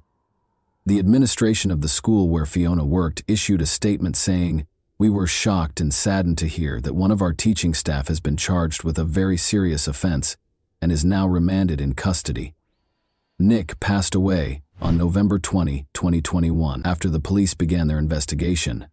In the days that followed, Fiona made every effort to conceal any evidence of the crime she had orchestrated. Fiona understood that by informing everyone that she had the virus, she would have 10 days to avoid being bothered. She allegedly falsified the test results in order to complete an online application form. Fiona never took the test, according to the evidence. She claimed to be suffering from the crippling effects of the virus following the murder, yet her conduct during those 10 days were incongruous with those symptoms. Using her deceased partner's and subsequently her own Amazon account, she purchased a number of cleaning supplies, including for Venetian blinds, a new mop and bucket, ultra-heavy-duty bin bags, a new mattress, bedding, clothes, wall art, and mirrors. The cleanup began as early as 1:07 a.m. on November 2. She added 3 rolls of duct tape to a Tesco order that included many cleaning supplies later that same day. She bought a stainless steel digging shovel, heavy-duty long gardening gloves, a galvanized incineration bin, garden leaves, and a wood burner at 2:19 p.m. She eventually purchased other items to dispose of the body, as well as numerous items for her personal comfort and delight, including apparel, scented candles, shampoos, chocolates, and soft furnishings. Fiona went shopping nearly 2 weeks after killing Nick. On November 13, she was seen purchasing a variety of goods from supermarket cameras, including building supplies that she would later use to construct a cemetery. The cops revealed the CCTV footage. As I mentioned before, Fiona spent several months texting Nick's friends and family in an attempt to pass for him. She also extended an invitation for Nick's mother to come see her. On December 23, 2021, as her son was buried in the backyard, Ms. Valentine recounted how Beale invited her to her house for a Christmas drink. "You moved the furniture to obscure views to the garden. Why? To stop anyone seeing where you had buried my son. You sat in your front room with me, having a casual chat with me, having a Christmas drink with me, and the whole time you knew that you had killed my son and buried him only feet from where I was sat. Miss Valentine said in her victim impact statement that Beale continued to go about her personal life and work as usual, showing no signs of depression or trauma. There was evidence to the contrary. She was enjoying what she referred to as a new life in one of her erased files, after killing a partner she no longer liked and likely suspected of having an affair. Fiona Beale first protested her culpability during the trial, but she eventually acknowledged that she killed Nick, saying it was an involuntary crime. The prosecutor, however, thought otherwise. He said during the trial that during their 17-year romance, Nicholas Billingham had cheated on Beale with other women. Despite leaving the defendant a few times, Nicholas Billingham always came back to her, and she welcomed him. He stated, one of the women he slept with became pregnant and gave birth to his child. Instead of leaving him, she worked out a plan on how and when to kill him, where to conceal his body, how to cover up and explain his disappearance to others, and to explain her own absence from work when she killed him. However, defense lawyer Andrew Wheeler informed the jury in a brief statement read following the prosecution's opening argument that Beale had suffered from mental health issues for years prior to the murder, as a result of Mr. Billingham's coercive actions. Beale's attorney, Wheeler, continued, "We submit that in fact this case is not as straightforward as the prosecution suggests. Miss Beale is 49 years of age. She is a lady of good character, a partner to Nicholas Billingham for some 17 years, a hard-working and thoroughly liked schoolteacher. In essence, a lady about whom you will hear many good things as you listen to the evidence." Wheeler next asked the jury, "How does that person go on to kill? There is no dispute in this case that she unlawfully killed Nicholas Billingham. What this case is really about is her state of mind. You will hear that she has, over the years, struggled with her mental health. As you will hear, the defense lawyer described Nicholas Billingham as psychologically controlling and wearing her down over time. She was worn down till she was practically broken over the years. We surrender to you." Many of the specifics of the actual act itself are difficult for Fiona Beale to remember. The teacher continued to work as usual, even traveling to London with the class, according to the court. However, Beale started messaging the head teacher frequently to claim she was sick a few weeks after her capital visit. When the worried head teacher called Beale's mother after receiving the texts in March, she disclosed that Beale had informed her that she was leaving on a school residential trip. After that, the head teacher reported her missing to the police. She was located by Cumbrian police at a rental address close to Kendal. But Beale informed the officer that she didn't want her family to know her precise whereabouts and that all she needed was some peaceful time. Fiona Beale eventually modified her initial statement and completely accepted her guilt, but not before Beale sent a message to her family saying, "I'm so sorry, I love you all very much." The officer then sent the message to Beale's mother, and 3 days later, they went to the lodge. She then described her personal and professional life to the jury at Northampton Crown Court, claiming that Billingham had made cleaning a major point of contention between them and had thrown a dinner plate against a wall twice. Beale said that she was administered antidepressants while attending college. She claimed that when they first started dating, Billingham, who was working as a builder with his stepfather, was incredibly kind and considerate. Little by little, Billingham had changed. "I remember when we were in a flat," Beale said in the opening statement to the court. "I had left a cloth with cleaner on it, and it stained a worktop. It didn't seem really serious, but then cleaning became a huge issue throughout the years, and rather than laughing things off, I would get told off." Beale also mentioned that everything had to be exactly how her partner wanted it during mealtimes. Beale said, "I couldn't tell you when it started. It just got worse, and it lasted till the end. Items placed in cupboards had to be placed facing outwards. While there were a couple of occasions when he threw a plate of dinner at the wall, I lost a lot of confidence. It started with joking that I wasn't doing something, and then it just crept into being nasty about it." She also revealed that prior to killing Nick, she had threatened to kill him so that he couldn't do to another woman what he did to her. Nick's mother, Yvonne, spoke after the guilty plea, saying it was painful to know that her son's killer offered her a drink as he was buried a few feet away. "How you could hate someone that much to do what she did. I can't believe it," and apparently, his last word was "why" when she stabbed him in the neck. And that wraps up today's chilling story. If you enjoyed this video, don't forget to like and subscribe so you never miss a new upload. Also, let me know in the comments, What part of this story shocked you the most? Thank you for watching, and I'll see you in the next video.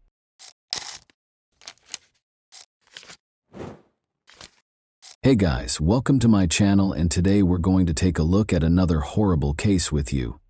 A person's life can be completely transformed by the emotion of love. It can be tender and loving, or it can be hurtful and disappointing. Almost everyone has times in their lives when they meet someone who becomes special to them, but occasionally these relationships don't work out as planned. In this tale, a man and a woman fell in love, but their relationship ended because of a well-publicized investigation. What transpired between them? For what reason were their parents against their relationship? This video will teach you the answers to these questions. I want to start by saying that this is one of the most unbelievable stories I have ever posted on my channel. Why do those who are meant to protect and serve act indifferently?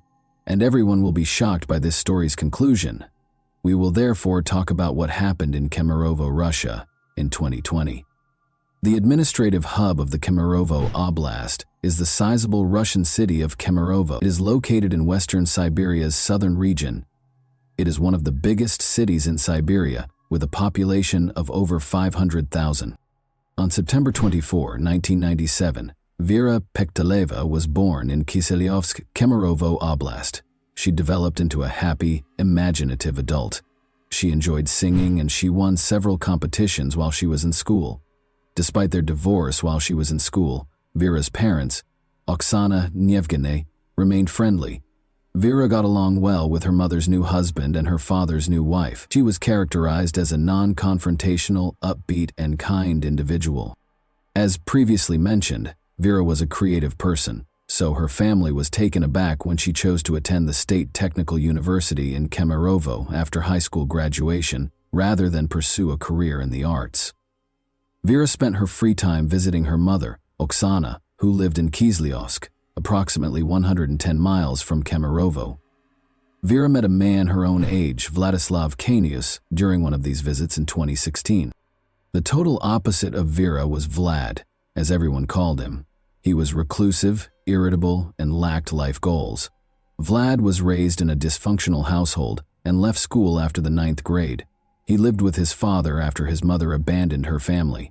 But the challenges in his life did not stop there. In the end, his father committed suicide as a result of his legal troubles. Vlad was profoundly affected by everything that transpired in front of his eyes. Vera fell in love with Vlad despite the fact that they had little in common. Vera's parents opposed this relationship because they were aware of Vlad's identity. Of course, the guy's life wasn't easy, and we felt sorry for him, but we wanted a completely different life for Vera. We disapproved of her choice. We waited for her to end this relationship, Oksana, her mother, said. Vera's father asked her to break up with Vlad after learning about him, but Vlad and his daughter remained together. She simply ceased discussing him with her parents. Vera's mother, Oksana, recalled, "Vlad was never at our family gatherings. He was not in the photos on Vera's social networks. It was like she was hiding him." An essential fact to note here is that Vera and Vlad moved into Kemerovo together in 2019. Vlad, who was unemployed and did not want to change that, loved living with Vera, and her parents helped pay for the apartment. She was intelligent, attractive, and always had cash in her pocket. She gave him financial support. The couple's relationship was strained. It was obvious that Vlad would not stop abusing alcohol. Her parents thought Vlad had beaten her. Vera ultimately made the decision to end this toxic relationship in November 2019, but her boyfriend was adamantly against it. As previously stated, Vera and Vlad shared an apartment that was partially funded by her parents. In November 2019, Vera made the decision to break up with Vlad. According to logic, Vlad ought to have moved out. He was not going to do it, though. He enjoyed living at the expense of others. This is a passage from Vlad's testimony. It will help you understand what transpired after Vera made the decision to break up with him. However, keep in mind that this is Vlad's testimony. Whether or not you believe what he says is up to you. He stated in his testimony, "On December 15, 2019, I got into a fight with Vera because she wouldn't let me go to a nightclub. Throughout our relationship, Vera started to frequently leave for Kiselyovsk and gradually started to distance herself from me, telling me that she was talking to someone else. Don't forget that a month prior to that, Vera told Vlad that she was ending their relationship. We continued to live in the same apartment during this period, and I also learned that she was seeing someone else through our mutual friend, who informed me that Vera was seeing another man, Alexander, from Kislyovsk, whom I did not personally know. I wanted to speak with Vera after learning that she was seeing Alexander. After our argument on December 15, 2019, she left and took some items with her, but I kept in contact with her over the phone, and on January 12, 2020, I called Vera and offered to help her move her remaining possessions to a different apartment. Vera accepted my offer to meet and move things, and we decided that I would assist her with the move. We decided to meet in the afternoon on January 13, and she was to come to me for her belongings. On January 13, 2020, at approximately 4 or 6 p.m., Vera arrived, and we packed her and my belongings since I wanted to leave this apartment as well and didn't want to live there without Vera. We drank beer, liqueur, and vodka while packing, and afterward I felt inebriated, and Vera was too. We drank until 5 in the morning on January 14, 2020. We didn't have any arguments while we were drinking, but when I started talking to her about our relationship, suggested that we should get back together, and revealed that I knew she was seeing another man, we started to argue. She didn't like it, so she began to curse, insult me, and hit me, specifically kicking me at least 5 times in the groin and hitting me in the face with her palm at least 8 times. I didn't feel any pain when she slapped me, but I did feel pain when she kicked me between the legs, which is how Vera began hitting me first, and I was upset because she had lied and claimed she wasn't seeing another man. Vera continued to insult me while claiming that I was intruding on her personal life because I was well informed about her. Vlad told the police that version of events.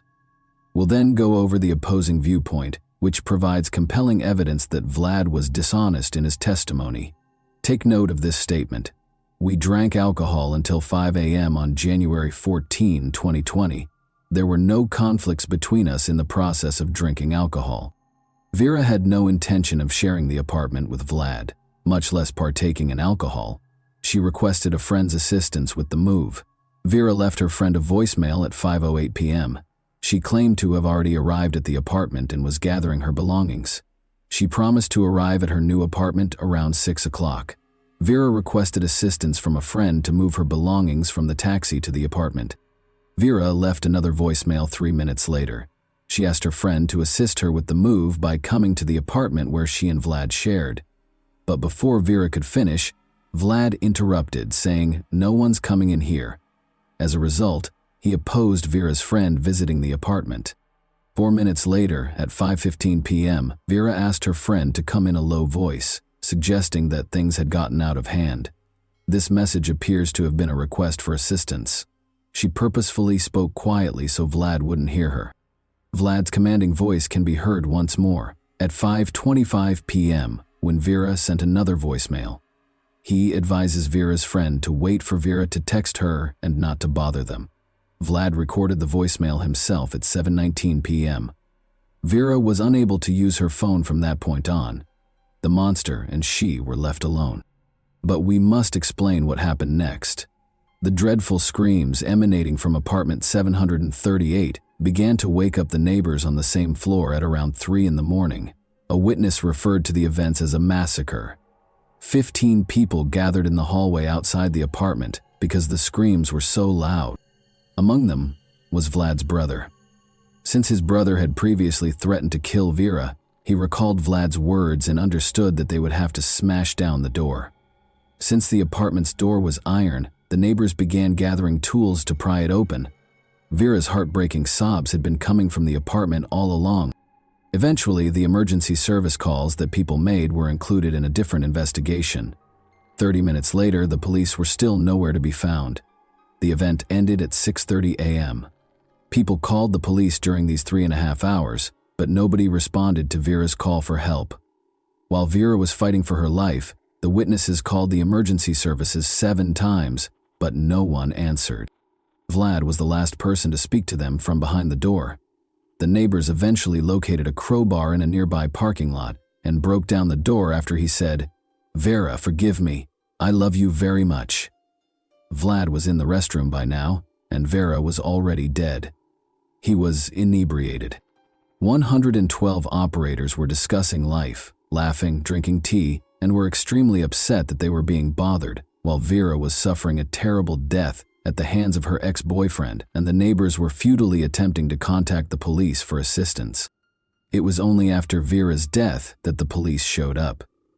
They will later allege that one car ran out of gas and that no officers were available because everyone was attending to other calls. Consequently, the police officers who were on duty that evening and the 112 operators were also put on trial. The police station video was released while the investigation was underway, but translating it into English is pointless. One word sums it up for me: indifference. And even without subtitles, it is obvious. Recall that Vlad stated in his testimony that he and Vera did not have any disagreements until 5 in the morning, but the forensic analysis revealed that he was lying. 6 hours prior to her demise, Vera sustained her initial injuries. At around midnight, that is, it indicated that she had been beaten and injured by Vlad Knus for 6 hours prior to her passing. She had stab wounds among the approximately 100 injuries on her body. She had broken ribs and a nose. Her neck also had marks from strangulation. And prepare yourself if you were surprised by the police's inaction. You won't be any less surprised by what happened next. At the funeral of Vera Pekulova, over 1,000 people showed up. Not everyone could be accommodated in the church. Vera's mother, Oksana, claims that despite the funeral home's 4-hour makeup attempt, she was still unable to identify her daughter. Her injuries were that severe. Vlad Knus, meanwhile, was providing his version of events to the investigators. Naturally, he made an effort to minimize his involvement in this crime. Regarding that evening, he stated, "She didn't like it when I brought up our relationship, suggested that we get back together, and told her that I knew she was seeing another guy. She then began to curse, insult me, and hit me, specifically kicking me at least 5 times in the groin and hitting me in the face with her palm at least 8 times. When she slapped me, I didn't feel any pain, but when she kicked me between the legs, I felt pain. This is because Vera began hitting me first, which infuriated me because I knew everything about her, and she lied when she said she wasn't seeing anyone else. She kept insulting me during this time, so I became enraged and struck her with my palms several times, hitting her head about 4 times, but with little force. When I struck Vera, she fell to the floor, hitting the closet, and she struck me back, specifically hitting my head with her fists and palms, which hurt. I asked her to stop, but she didn't, and I recall that she scratched my back. I then grabbed her by the neck, and after noticing an iron on the floor, I wrapped the iron cord around Vera's neck, tightened it a little, and squeezed her neck for 1.5 minutes or 2. I didn't want to kill Vera, and I didn't know at the time that what I was doing could do so. I was tightening the cord around her neck to frighten her, to make her lose consciousness, to put her to sleep. She began coughing and wheezing for 15 minutes after I took the cord off her neck. Vera was in a prone position when I took the cord off her neck, but I later placed her on her back. At that point, she was unconscious, but she was also making noises, i.e. wheezing, and I assumed she was okay. Vera was not responding when I tried to wake her up, so I put my ear to her mouth and then to her heart to check if her heart was beating. She had no pulse and was not breathing. I don't recall what happened next, but I do recall that I ended up in the bathroom at one point while holding a knife. After a while, the door to the apartment opened and my brother and a policeman were inside, and then I was told to get dressed and taken to the police station. I had a knife with me because I wanted to hurt myself, and I didn't want to live because I knew Vera was dead. I want to apologize to Vera's family for what I did, and I acknowledge that my actions were the reason behind her death. I didn't intend to kill her. Vlad has a selective memory, as you have observed. He recalled strangling Vera, but he couldn't recall how he hurt her roughly 100 times. Furthermore, it was unclear how Vera, lying on her stomach on the floor, could have scratched his back and punched him in the face. It also became evident during the interrogation how Vlad's brother got to the scene of the crime. He lived in a different city after all. Vlad told the police the following. "I called my brother. I told him about what happened. I told him that Vera wasn't breathing, and my brother told me to call an ambulance and give her CPR. I tried to give her first aid, I tried to give her CPR and cardiac massage. He called his brother around midnight and threatened to kill Vera, according to information uncovered during the investigation. When questioned again about Vera's injuries during the second interrogation, he responded as follows. I admit that I caused Vera all of the injuries listed in the report, and I did not count the number of blows I delivered, but I may have been responsible for the injuries the expert discovered on her body. I don't recall how many times I struck her, but I believe it was the same amount. She screamed and insulted me during our argument, and I didn't like hitting her. When I did hit her, I didn't like her screaming, so I wanted her to stop talking. At the time, I didn't consider her suffering. Vlad Kanyus added that he and Vera had agreed to be intimate that night. Since it was impossible to prove the opposite, the charges associated with this were eventually dropped.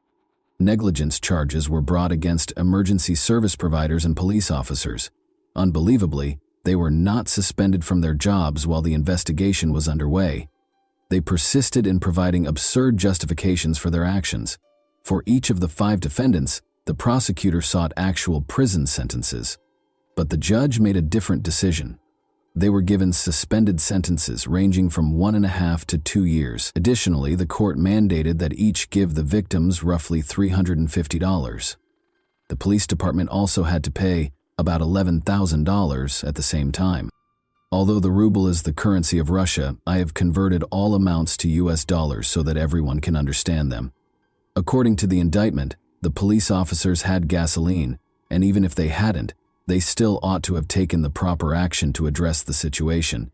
However, they didn't view arriving at the scene as an urgent matter. Both police officers did not confess to any wrongdoing and refused to assist with the investigation.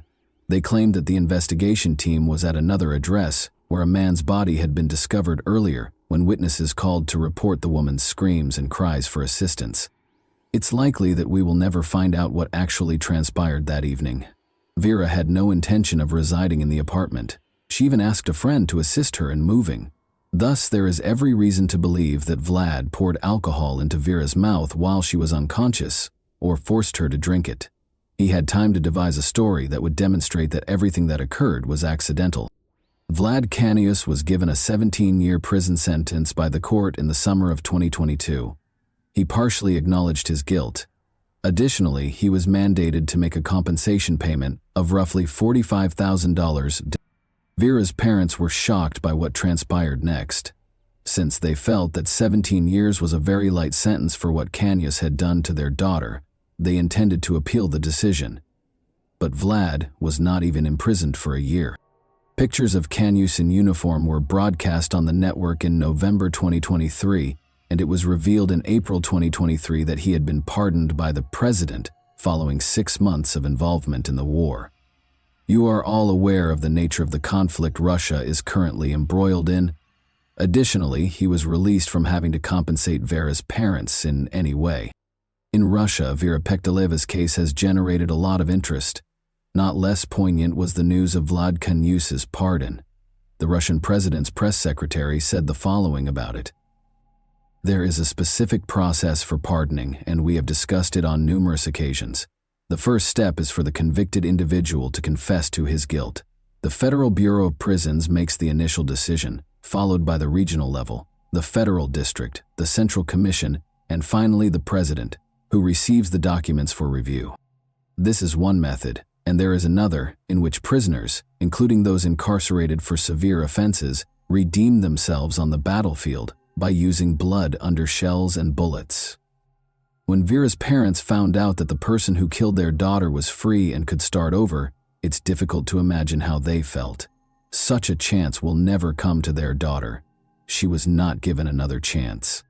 And that wraps up today's chilling story. If you enjoyed this video, don't forget to like and subscribe so you never miss a new upload.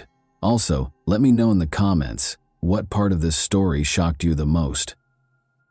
Thank you for watching, and I'll see you in the next video.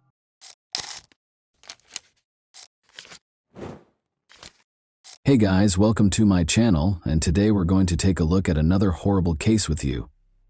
When 9-year-old Charlotte Senna abruptly vanished in the middle of the crowded park in Greenfield, New York, a fun and laid-back day in the park turned into every parent's worst nightmare. Charlotte appeared to disappear into thin air, but dozens of people immediately began looking for her. In a matter of seconds, the nation's attention was drawn to the Charlotte disappearance case, a terrifying story of a kidnapping, endless searches, and an amazing turn of events that left everyone in shock when the kidnapper gave a crucial clue to solving the case. Possibly more than one, this thriller is full of unexpected twists and events that unfold before our eyes. Charlotte Senna, a 9-year-old fourth grader, lives in Greenfield, Saratoga County with her two sisters ages 4 and 10 and her parents, David and Trish. Her mother is a food inspector for the Stewart Shops chain, and her father, David, is a pipeline mechanic. Charlotte's parents are a typical working family, and they never would have thought that their daughter would be the object of a repeat criminal who wants to use her to help him out financially. Evidently, though, nobody is immune to the nightmare that has become reality. Charlotte was having a picnic with her family and friends on Saturday, September 30th, 2023, at Morrow Lake State Park, which is only a 15-minute drive from their house. The 6,250-acre park is named for Morrow Lake and is located 70 kilometers north of Albany, New York. It is a well-liked recreational destination with boating and fishing opportunities, a sandy beach, 158 picnic areas, walking trails, and amazing dense forested areas. Its easy access to other resort towns draws tourists from all over the state. David and Tricia Senna, Charlotte's parents, made the decision to unwind with a sizable gathering here. Charlotte and her friends went cycling around lunchtime. She was about to head back to the camping area after a few rounds when she promised her friends that she would complete one more lap alone before joining the others. The time was around 6:15 p.m. back then. Her parents, however, became aware of her absence 10 minutes later. Other park visitors quickly joined them as they started looking for her and addressing her by name. To assist in finding the child, people got up from their tables and left their food. The area where she vanished became chaotic. They eventually located her daughter's bicycle at 6:45 p.m. That was the beginning of every parent's worst nightmare. The parents had already called the police at 6:47 p.m. They were appalled that they had already lost 30 minutes and were positive that Charlotte had been kidnapped. How were the girl's parents made aware of her abduction? They got a clue from her bicycle. Charlotte wasn't the type to just up and start walking instead of riding her bike. She could ride with the breeze, so why would she get off? If the bike had malfunctioned, things would have been different, but it was in perfect operating order. Besides, it was standing on its kickstand, not lying on the path. In other words, something, or probably someone, managed to attract the girl's attention, stop her, and then kidnap her. Police officers reached the park by 7 p.m. There were definitely severe worries about Charlotte's safety, because the bicycle was located, but she was nowhere to be found. But the police could not rule out the possibility that the child had just lost their way. As a result, both directions were pursued. Information regarding the missing child was quickly disseminated by the media. Numerous individuals looked for her, but as night fell, the situation deteriorated. Over 100 people had already begun searching the park by Sunday, and another 300 joined them the next day. They looked through a number of phones near the park. Luckily, visitors had to register and pay an entrance fee, which allowed the police to interview everyone who had come to the park for recreation. But this took time, and when the officers searched diligently and failed to locate the girl nearby, they began to suspect that she had been kidnapped. Furthermore, Charlotte's scent trail was lost nearly at the same location as her bicycle. If it was a kidnapping, the kidnapper probably had a car, took the girl inside, and drove off. As a result, the stakes were much higher. The likelihood of finding the kid alive drastically decreased just 3 hours after the kidnapping. This is due to the fact that most of the time a criminal views the victim as an object to satiate their personal desires rather than as a child. The victim becomes a witness, evidence of their crime that must be removed. Once they have accomplished their objective, of course, this discussion is about a situation in which the abductor is an unrelated individual who targets the victim, not about a parent kidnapping a child because of a custody dispute. The police put an officer at Charlotte's family's home immediately after she vanished. As David and Tricia Senna, Charlotte's parents, were still looking for their daughter in the park on October 1st, very early in the morning, even before dawn, a car pulled up close to their home. At 4:20 a.m., the policeman observed an unidentified man placing something in the family's mailbox. The man hurriedly got into the car and drove away, as the officer started to approach him. Despite noting the car's model, the officer was unable to apprehend him. The police were shocked to discover a ransom note in the mailbox. For Charlotte, the man demanded $50,000. He allegedly made her write the note by force.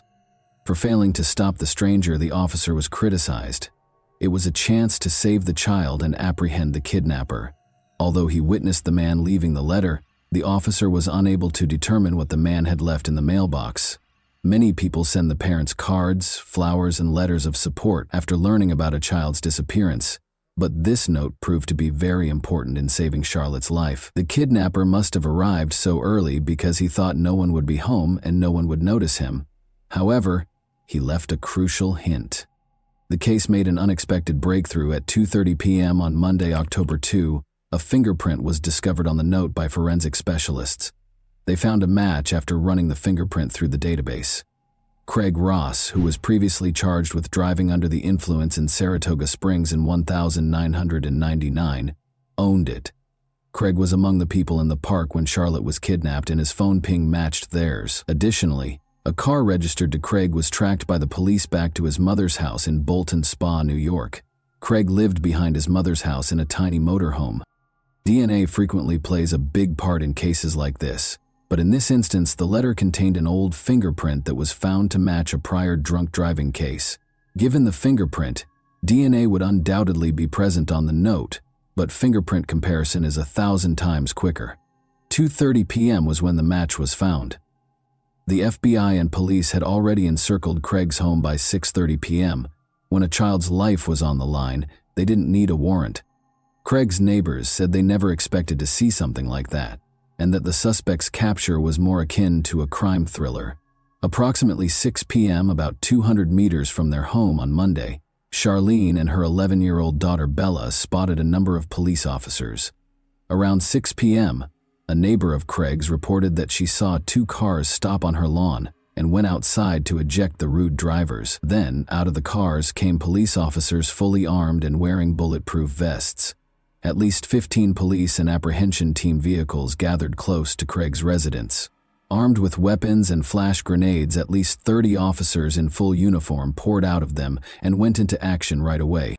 The neighbors at the time found it incomprehensible that their neighbor was detaining the missing girl against her will. But when they saw a convoy of police and FBI cars close to their homes, an ambulance and a helicopter hovering overhead, all of their doubts were dispelled. When the suspect was apprehended, the neighbors were afraid he would rush them and kidnap them and their kids. However, the officers took prompt action and prevented the situation from getting out of hand. Craig was taken into custody after 20 members of the apprehension team barged into the house. During the arrest, he resisted and was slightly hurt. The man was only wearing his underwear when they caught him. It was difficult to find the girl. She was also covered and concealed in the man's bedroom in a tiny closet. Charlotte realized right away that the officers were there to save her. When she realized that everything would be all right and that she would soon be seeing her parents and sisters, it was an extremely emotional moment. The girl was wearing a sweatshirt that was too big on her, which is interesting. One can only be thankful that Craig's motivation was financial, given that he was wearing his underwear and the girl was wearing a sweatshirt. Even though he had complete control over her, he could have done anything he wanted with the girl, and the rescue effort would not have ended as happily. The authorities notified Charlotte's parents that their daughter had been saved, was alive and unharmed at 6:32 p.m. According to Craig's neighbor, she saw Charlotte's face and exclaimed, "It's her! She's there!" as she watched Charlotte being loaded into the ambulance. The woman acknowledged that until her mother showed up and reassured her daughter that Charlotte was safe, she longed to embrace and hold her. Over the course of these few days, the girl became like family to everyone who had been worried about her. Everyone, including the police officers, prayed for her and hoped she would return home safely. As everyone saw the successful operation to free kidnapped Charlotte, they all exhaled, celebrated, gave each other pats on the back, and congratulated one another. The police officers' discovery of the potential kidnapper was a startling moment. Their 2 objectives when they stormed the house were to capture the kidnapper and save Charlotte's life. In this instance, things turned out better than anyone could have imagined. The criminal has been apprehended and the girl is safe and unharmed. But what if money hadn't been his motivation? It would have been too late by the time they recognized him. The mere thought of it is terrifying. Charlotte was taken to the hospital right away, and following a medical examination, her family was allowed to return home. Charlotte is in excellent health, aside from the evident shock following the kidnapping. She will still have to respond to inquiries regarding the kidnapping and her experiences during her captivity, so it's not quite over for her. To prevent Charlotte from experiencing more trauma, investigators will enlist experts who are trained in communicating with young victims. A significant development in the 3-day search for the girl was revealed to the media at a press conference on October 2. Craig, 47, faced first-degree kidnapping charges on October 3, the very next day. He had previously dealt with the police. First of all, he was arrested for driving while intoxicated in 1,999. His fingerprints were taken at that time and added to the police database, allowing the authorities to connect him to Charlotte's kidnapping. After he was arrested for second-degree stalking in 2016, his girlfriend sought a restraining order against him a year later, after he tried to strangle her by grabbing her by the neck. The police were looking into his involvement in violence against his 12-year-old relative just 1 month prior to Charlotte's abduction, but the case was closed. According to reports, the man, who has multiple sclerosis, moved into a trailer on his mother's property. Due to missed payments, his condition became so bad that he was unable to stay in his previous home in Porter's Corners, New York. Craig has an 11-year-old daughter and 2 grown children. He is characterized by his neighbors as a reclusive individual. They did, however, occasionally catch him working in his home's yard and interacting with his daughter, who is 11 years old and lives with him most days of the week. In reference to the man's older children, Craig's son said he doesn't want to get involved with his father, doesn't want to hear anything about him, and finds his behavior disgusting. Craig is currently detained without the possibility of bail on a first-degree kidnapping charge. He will be represented in court by a free attorney who has been given to him. Although the motive for the kidnapping is not officially stated, based on the ransom note, it is reasonable to assume that money was a major factor, even though the police are not very forthcoming with information. Craig's former girlfriend, Amanda Priest, had a lot to say. According to her, Craig hated his job and was constantly looking for people he could trust to help him.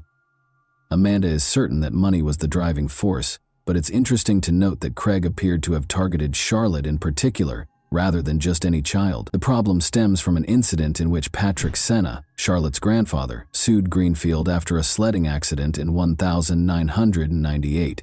The $2 million settlement he received was well known among Saratoga's citizens. Given this knowledge, Craig may have been monitoring the family to learn more about their residence, regular locations, and other details. This is exactly why Craig kidnapped the man's granddaughter and demanded a ransom, Amanda claims, in an attempt to obtain funds to help him out financially. Amanda also mentioned that Craig had covered his trailer's windows with tarps not long ago. She is certain that everything was carefully planned as a result. He kept an eye on the family, observed them, was aware of Charlotte's routine, probably followed them from their house to the park, and waited for a chance to see the girl by herself. Investigators are looking into whether the suspect in Charlotte Senna's case is connected to any other crimes, such as the kidnapping and killing of 18-year-old Jennifer Hammond and 19-year-old Christina White. As is customary, investigators are looking into his involvement in any significant incidents in the area, even though there is currently no evidence connecting him to these cases, since their disappearances in 2003 and 2005 respectively, from Milton, the same town where Craig spent decades. The cases of Jennifer and Christina, whom investigators believe to be connected, have remained unsolved. On November 2, 2003, Jennifer went missing according to her boss. No one saw her after co-workers dropped her off at the Creek and Pines trailer park, where she was supposed to sell magazines. Later, all of the girl's possessions were discovered in an Albany hotel room where she was lodging with co-workers. After Christina's family last saw her in the evening on June 30, 2005, 2 years later her disappearance came to light. 5 kilometers from her home, witnesses reported to investigators that they saw her strolling down a road. In March 2006, hunters discovered Christina's remains, which were essentially just a skeleton, 16 kilometers from her last known location in the D-Town forest in Greenfield. According to the autopsy, Christina's chest and abdomen were fatally struck by the murderer. In October 2009, Jennifer's remains were discovered a few kilometers away. Although the cause of her death is unknown, investigators concluded that considering the location of their kidnapping and the location of their bodies, the girls were most likely murdered by the same individual. According to criminal profiler John Kelly, who was familiar with the area and probably liked red-hamed girls, Craig Ross presumably abducted Charlotte. But we know that the best predictor of present or future behavior is past behavior. Therefore, it's always important to find out if a person has committed abductions in the past. There may be a connection because Craig's path from the park to his house apparently goes through wooded areas connected to these two unsolved murders. He was keeping an eye on the family and may have believed he could kidnap them again because he had done it successfully in the past. However, he could demand ransom and simultaneously improve his financial situation rather than committing murder. In any event, the inquiry is still ongoing to determine whether he is connected to any other crimes. He has been questioned by the police in the interim to determine whether he was keeping an eye on Charlotte and whether his motivations extended beyond his need for money. The Senna family thanked everyone who put in so much effort to bring their daughter home. Naturally, they expressed their relief at Charlotte's return home and recognize how lucky they are that things turned out this way. They are aware that not all kidnapped children make it back home safely. And that wraps up today's chilling story. If you enjoyed this video, don't forget to like and subscribe so you never miss a new upload. Also, let me know in the comments what part of this story shocked you the most. Thank you for watching, and I'll see you in the next video.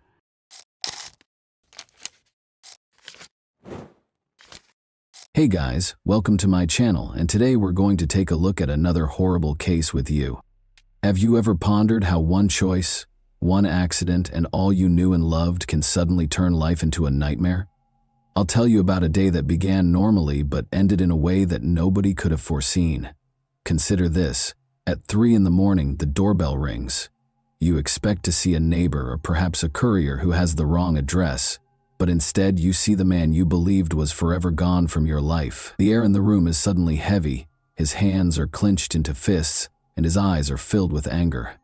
What are you doing? Will you freeze, knowing that this is your final error? Or will you scream and flee? Alina Shiket's journey started when she came to the conclusion that love shouldn't be painful. She moved on from everything, but when he returned, everyone who knew her was shocked by what transpired. In 1997, Alina Shiket was born in Russia. When she was 7 years old, she and her family relocated to Pennsylvania in the United States. She was a lively and curious youngster from birth. She picked up English fast and developed an interest in science and the arts in school.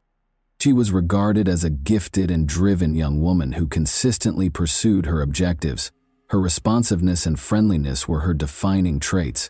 She frequently assisted her peers and took part in charitable activities. Alina enrolled in the University of Pittsburgh to study biology after graduating from high school.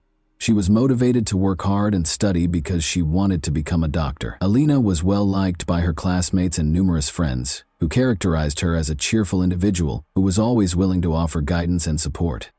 She stood out from her friends because of her kindness and quest for fairness. Alina's pride and support came from her family, particularly from her parents, Ian and Ellie.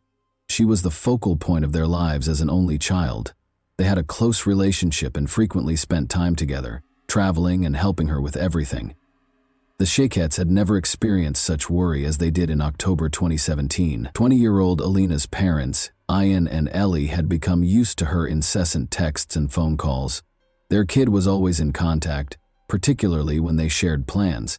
However, the quiet that's surrounding their house on this particular day took on a new, ominous color. Even the morning before they were to be brought together for a significant occasion, the annual charity marathon in which they took part, Alina had just vanished from view. They were passionate about the breast cancer campaign, and Alina was constantly at the center of these gatherings.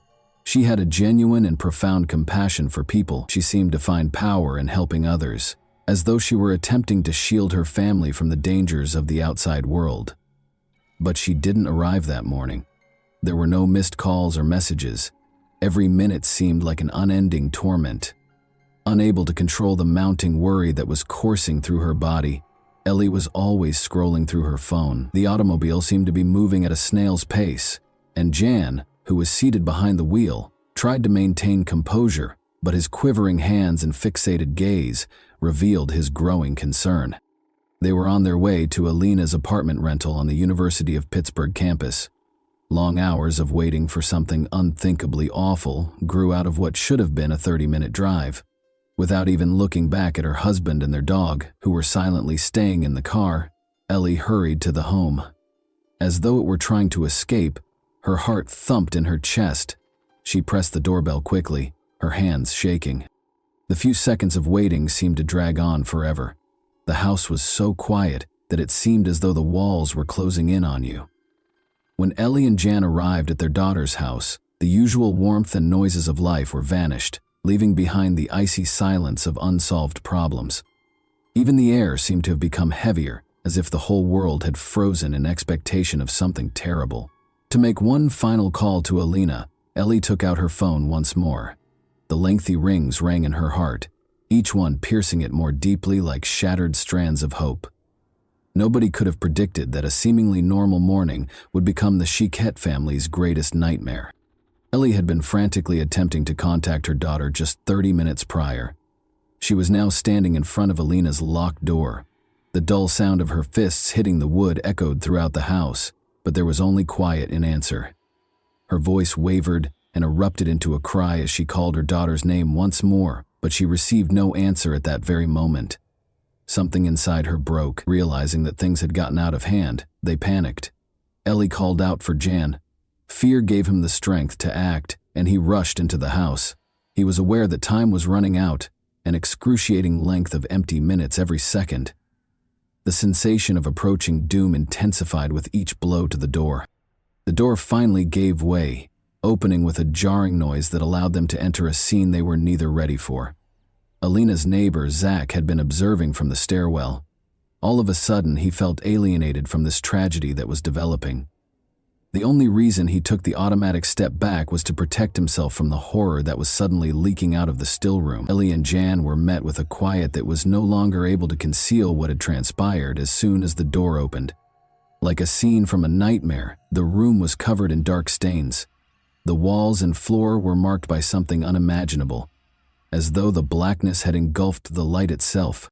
At first glance, parents were unable to recognize their own daughter because of the horrifying sight of Alina's face.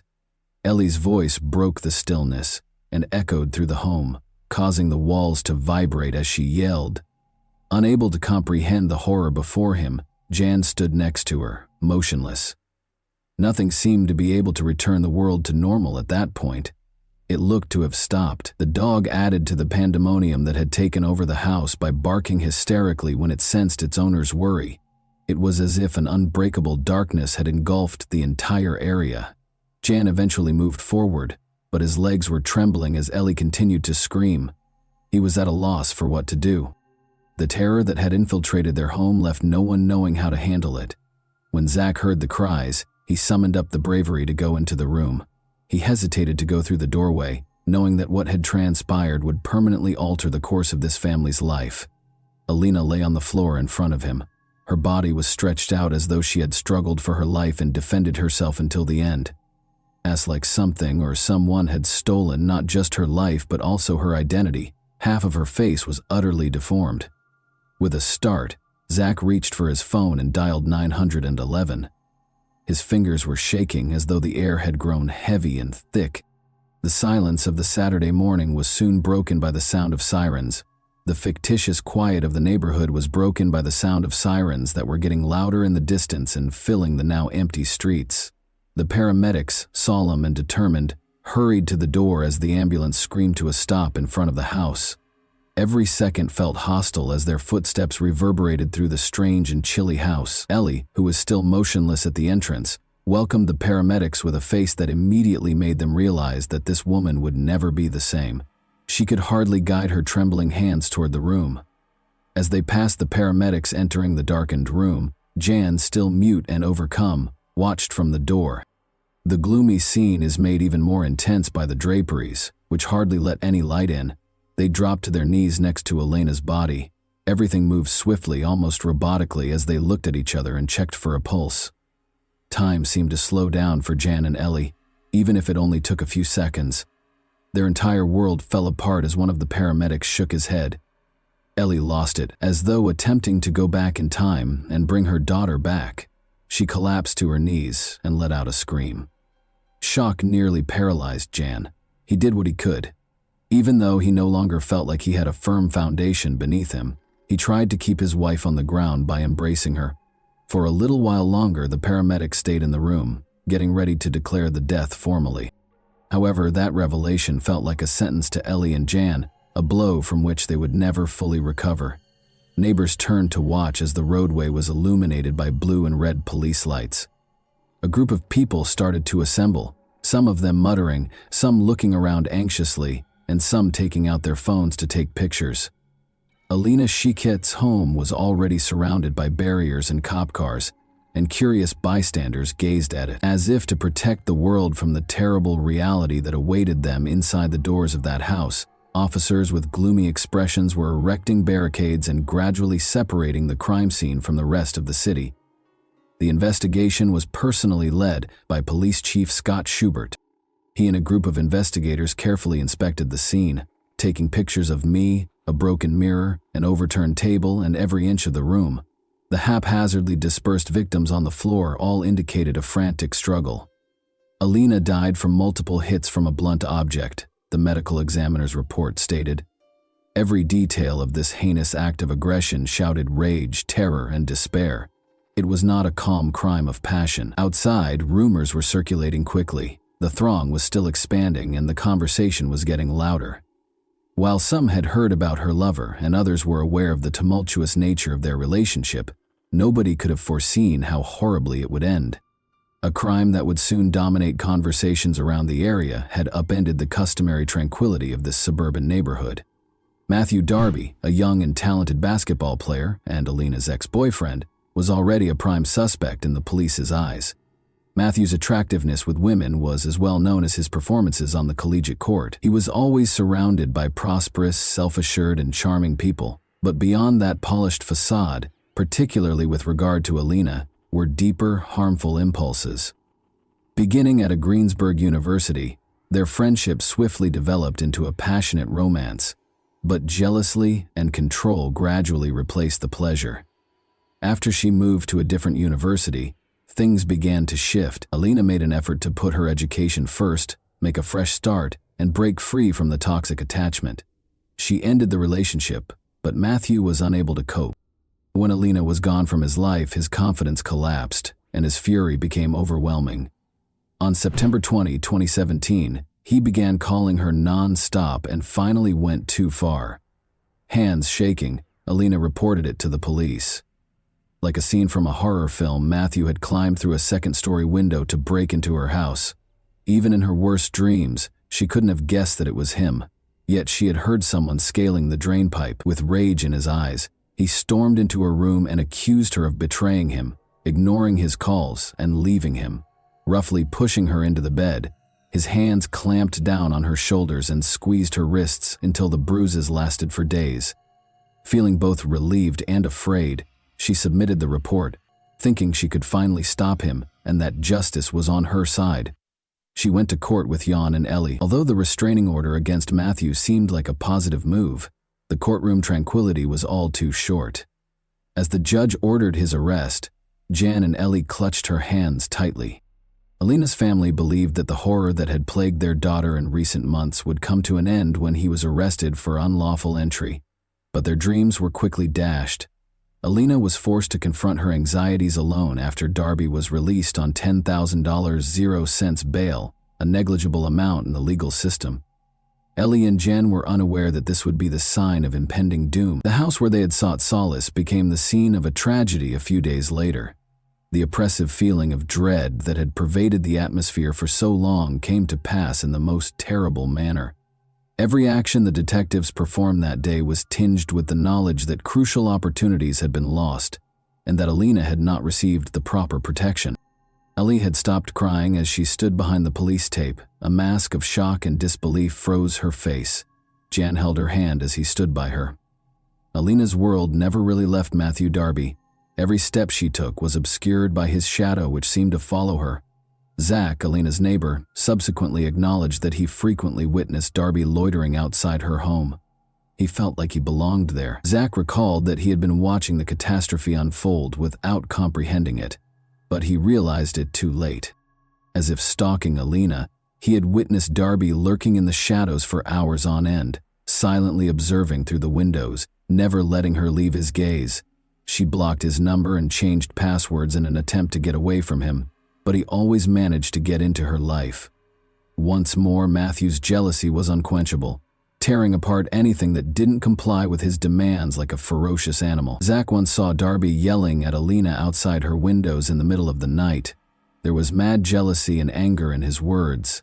Every altercation seemed planned, and he became more vicious with each blow.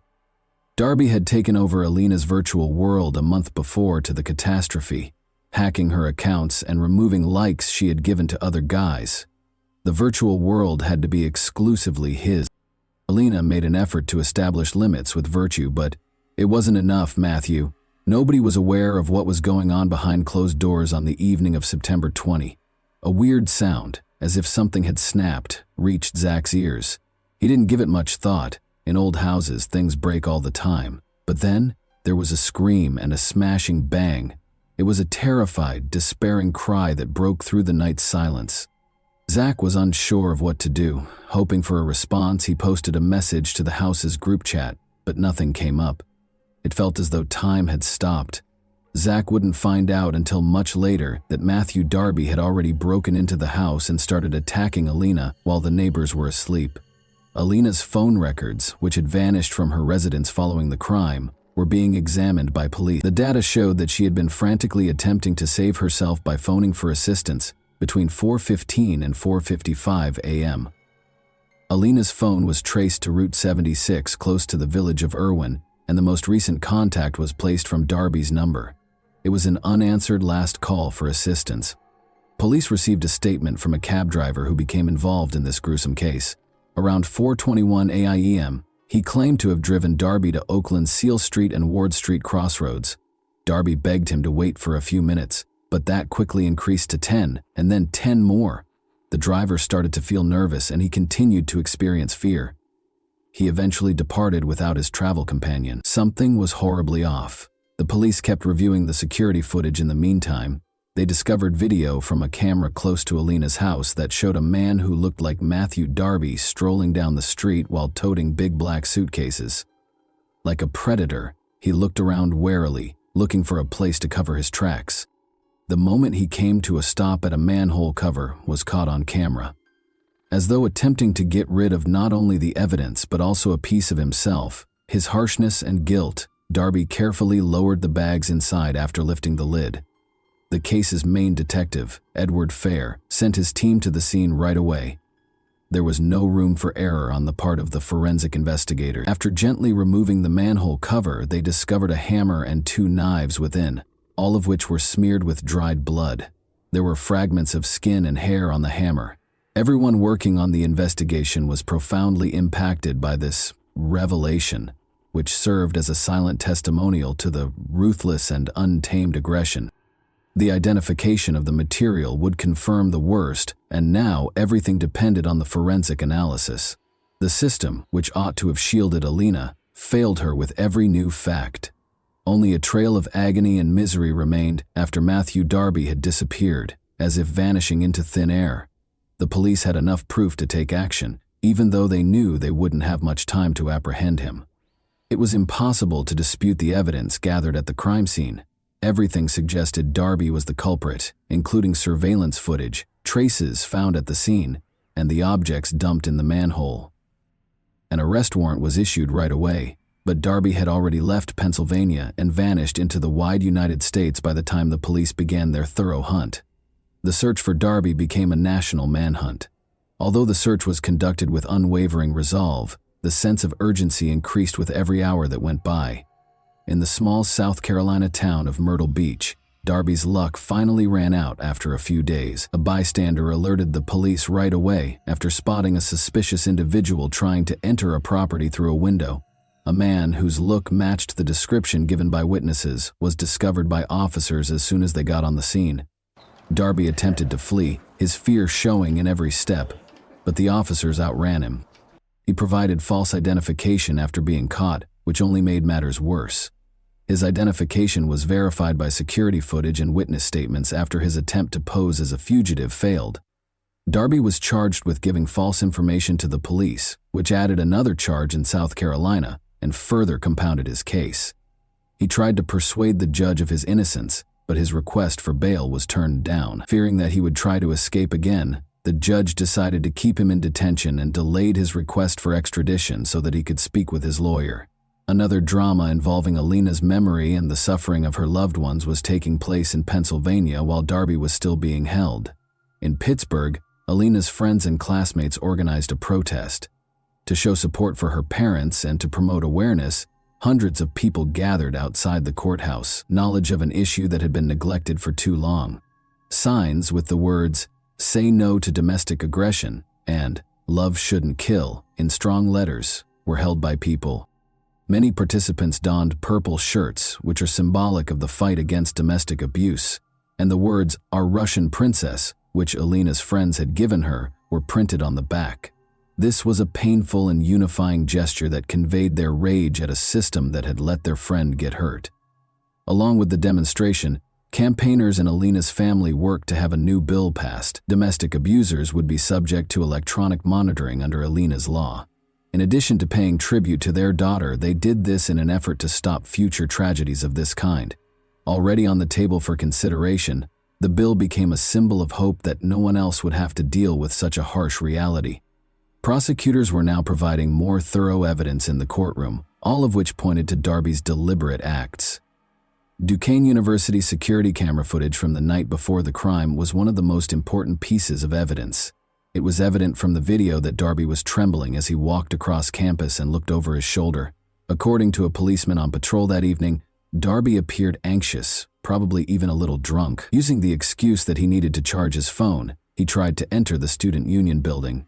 However, there was something concerning about his actions.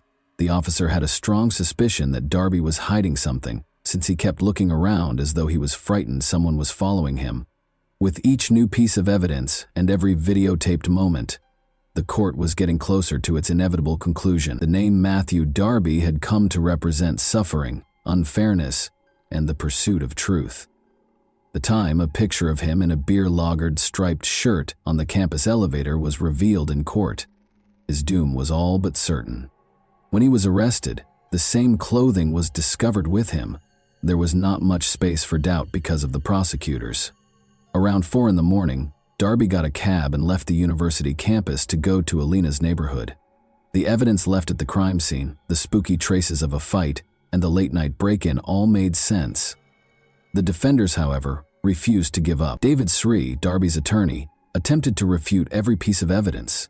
He maintained that someone else might have called the cab using Darby's account, and that the security camera footage was insufficient to prove his identity. Is there any chance that this will result in an acquittal? Not likely. Soon after, Darby was apprehended while trying to break into a house near Myrtle Beach, South Carolina. His use of phony identification simply served to bolster the evidence against him and further expose his flight. Darby decided to continue fighting in spite of everything. He went back to court with a new attorney, Joseph Haddock, a year after the conviction. Darby claimed that at his prior trial he had not been given adequate legal representation. According to Haddock, Darby was not completely aware of the trial's possible hazards and consequences. This was a new attempt to overturn the conviction on the grounds that Darby was not given a fair trial because of the lawyer's mistakes. In a prompt response to Darby's appeal, the Allegheny District Attorney's Office asserted that all of Darby's rights had been completely upheld. The concept of coordinating jurisdiction, which basically states that judges from one district shouldn't reverse the rulings of another without good reason, was debated. Nevertheless, the matter might still be reopened for a new hearing in the courtroom. The process might be slowed down but not completely stopped by this procedure. Despite the fact that his life sentence already appeared certain, Darby persisted in fighting for his freedom. His attorney put forth a lot of effort, gathering fresh information and looking for any way to overturn the verdict. Like a dying man clutching at straws, Darby clung to each attempt as if it were another lifeline. The problem is that this story isn't over yet, even though you're undoubtedly eager for the conclusion. Matthew Darby received a life sentence without the chance of release. Although it seemed that justice had been done, a new chapter had begun. He appealed, saying his last attorney had not done everything he could to protect him. Years after the initial sentence, Darby is currently battling for his freedom once more. Any chance to contest the case is being seized by his legal team. Despite her untimely death, Alina left behind more than just memories. She became a source of motivation for reforming a system that had for too long kept women at risk. Her friends and family have taken every possible action. Make sure it wasn't a pointless death. I would like to take a moment to speak to each and every one of you who is listening to this tale. How do we stop disasters like this from happening again? How can we ensure that Alina's parents' experience doesn't happen to any other family? We can't keep quiet. Thousands of women worldwide must deal with the realities of domestic violence. Every aspect of the issue needs to be addressed, from raising family awareness to taking legislative action. We must all realize that love should never be hurtful, and that caring should never become dominating. Together, let's help those who are in need. If we work together, we can make this world a safer place. And even though Alina is no longer with us, her influence endures because of the people she touched. And that wraps up today's chilling story. If you enjoyed this video, don't forget to like and subscribe so you never miss a new upload. Also, let me know in the comments, what part of this story shocked you the most? Thank you for watching, and I'll see you in the next video.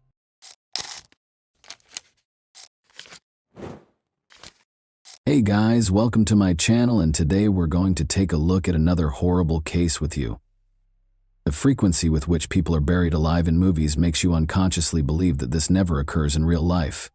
Regretfully, incidents like this do happen, and the best evidence of this is a story that happened in Huddersfield, UK 10 years ago.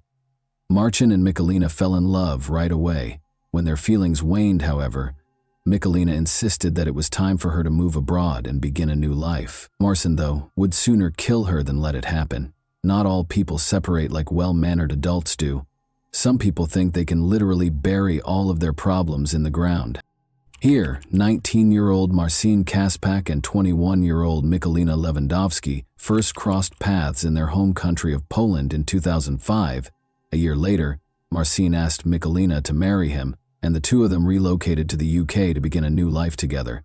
But things soured between them in 2008 after Michalina found out she was expecting a child.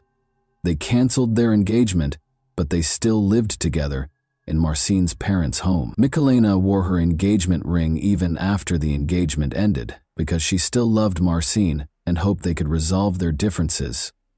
That was not meant to be, unfortunately. By 2011, Marcin's lack of interest in making amends with Michalina was clear. In an effort to stay away from her, he trained 5 times a week at the gym and spent nearly all of his free time there. Unexpectedly, however, Marcin asked Michalina to accompany him and his friend, 18-year-old Patrick Boris, on a shopping trip on Saturday, May 28, 2011. Michalina was taken aback because Marcin didn't often show an interest in hanging out with her. Still, she was relieved and hoped that things would get better now. The girl quickly went to the restroom to apply makeup. Jakub, their 3-year-old son, was fortunately with his grandmother, Marcin's mother, on that particular day, and was not present when the events transpired. Upon exiting the restroom, Michalina noticed Patrick and Marcin gazing at her with a horrifying smile on their lips. Taking Michalina's hand, Marcin said, "I want to show you something." Then he took a 300,000-volt stun gun out of his pocket, put it to her neck, and pressed the trigger. The agony swept through Michalina's body as she collapsed to the ground. Bodybuilder Marcin, who weighed 101 kg, saw her convulse from the electric shock while kneeling on her chest and holding her down on the ground. Momentarily regaining consciousness, Michalina asked Marcin if he meant to murder her, to which he replied that she should not be afraid, as he would simply take her somewhere. Patrick was then told to get some packing tape. The men taped Michalina's mouth shut, gagged her, and then tied her wrists and ankles. They shocked her with electricity once more before abandoning her, frightened and bound. Even though she initially believed it to be a mean joke, she was now certain of their true motivations. She was immobile and worried about fainting, not knowing if she would ever regain consciousness. Michalina was hauled into the kitchen and crammed into a cardboard box by Marcin and Patrick a few hours later. One day, they brought up a plastic bag. Marcin started to tape the box shut, but she thought they were going to put it over her head to suffocate her. The girl struggled to scream as she lost what little peace she still had. Then Marcin got on his knees, chuckled, and declared, "I've been hating you for 4 years. Your son will never be seen again." His uncanny composure on his face was more terrifying than the hateful words he spoke in this scene. The cardboard box was sealed. Then the men picked it up from both sides, carried it to Patrick's car, and put it in the trunk. The girl knew they had gone far before Patrick and Marcin took the box away. Michalina felt her back being scratched by the stones as the men pulled her along the ground. The fact that Marcin and Patrick had taken her to a wooded area close to Huddersfield was hidden from her inside the box. After digging a shallow grave beforehand, they buried the box containing Michalina inside. Michalina was lying in the box, still in excruciating pain and terrified, when she heard the men hurling dirt onto her grave. The box itself was dark and extremely small. In an attempt to keep from passing out, Michalina began breathing as shallowly as she could, because she was certain she would suffocate. In an effort to determine whether the car had moved on so she could start to flee, she strained her hearing. That Marcin would hit her with a shovel if they were still around when she tried to escape was no longer a possibility. Even though Michalina was unable to hear a car leaving, she eventually made the decision to take action, whether or not they were in the area. She made an effort to maintain her composure despite the thousands of ideas racing through her mind. She would later admit that she kept going because she was thinking about her little boy, Jakub.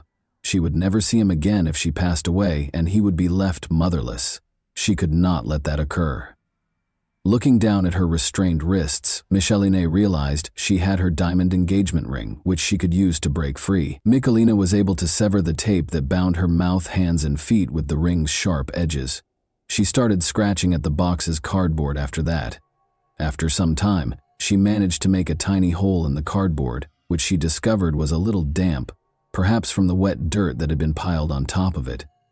Through the gap, Michalina stuck her fingers out and ripped the box apart. She only felt dirt, though, the same dirt that had been thrown on her grave by her boyfriend. She was still unaware at the time that, in addition to the meter-deep layer of dirt they had buried her beneath, they had also positioned a 40-kilogram log on top to make sure she couldn't get out. As more and more dirt soaked into the box, it covered her clothes, hair, and face. Michalina cried out for assistance, but no one was there to hear her. Her body shook with pain, and she grew weary, but she knew that continuing on was essential if she hoped to see her son again. "Don't give up," she said to herself again. Simply, don't give up. Michalina persisted in pushing, tearing, and pounding at the cardboard box until she managed to reach out her whole hand and raise her head above the floor. She breathed in the fresh air with anticipation. She could see the sky above her head, the trees, and the leaves, even though it was dark. Even though Michalina was completely covered in dirt and had lost all her strength, she no longer had any doubts about her ability to get away. Finally, she was able to pull herself up and claw her way out from under the ground with one last effort. After being in the box for an hour, Michalina miraculously emerged from her grave. In addition to surviving, she saved herself by using the diamond engagement ring that her would-be murderer had given her. Running toward the road from the woods, Michalina signaled a passing vehicle. That the driver didn't run away in fear when he saw a weak, dirt-covered woman come out onto the road was a great blessing for her. He listened to her and then stopped to call the police to find out what had happened.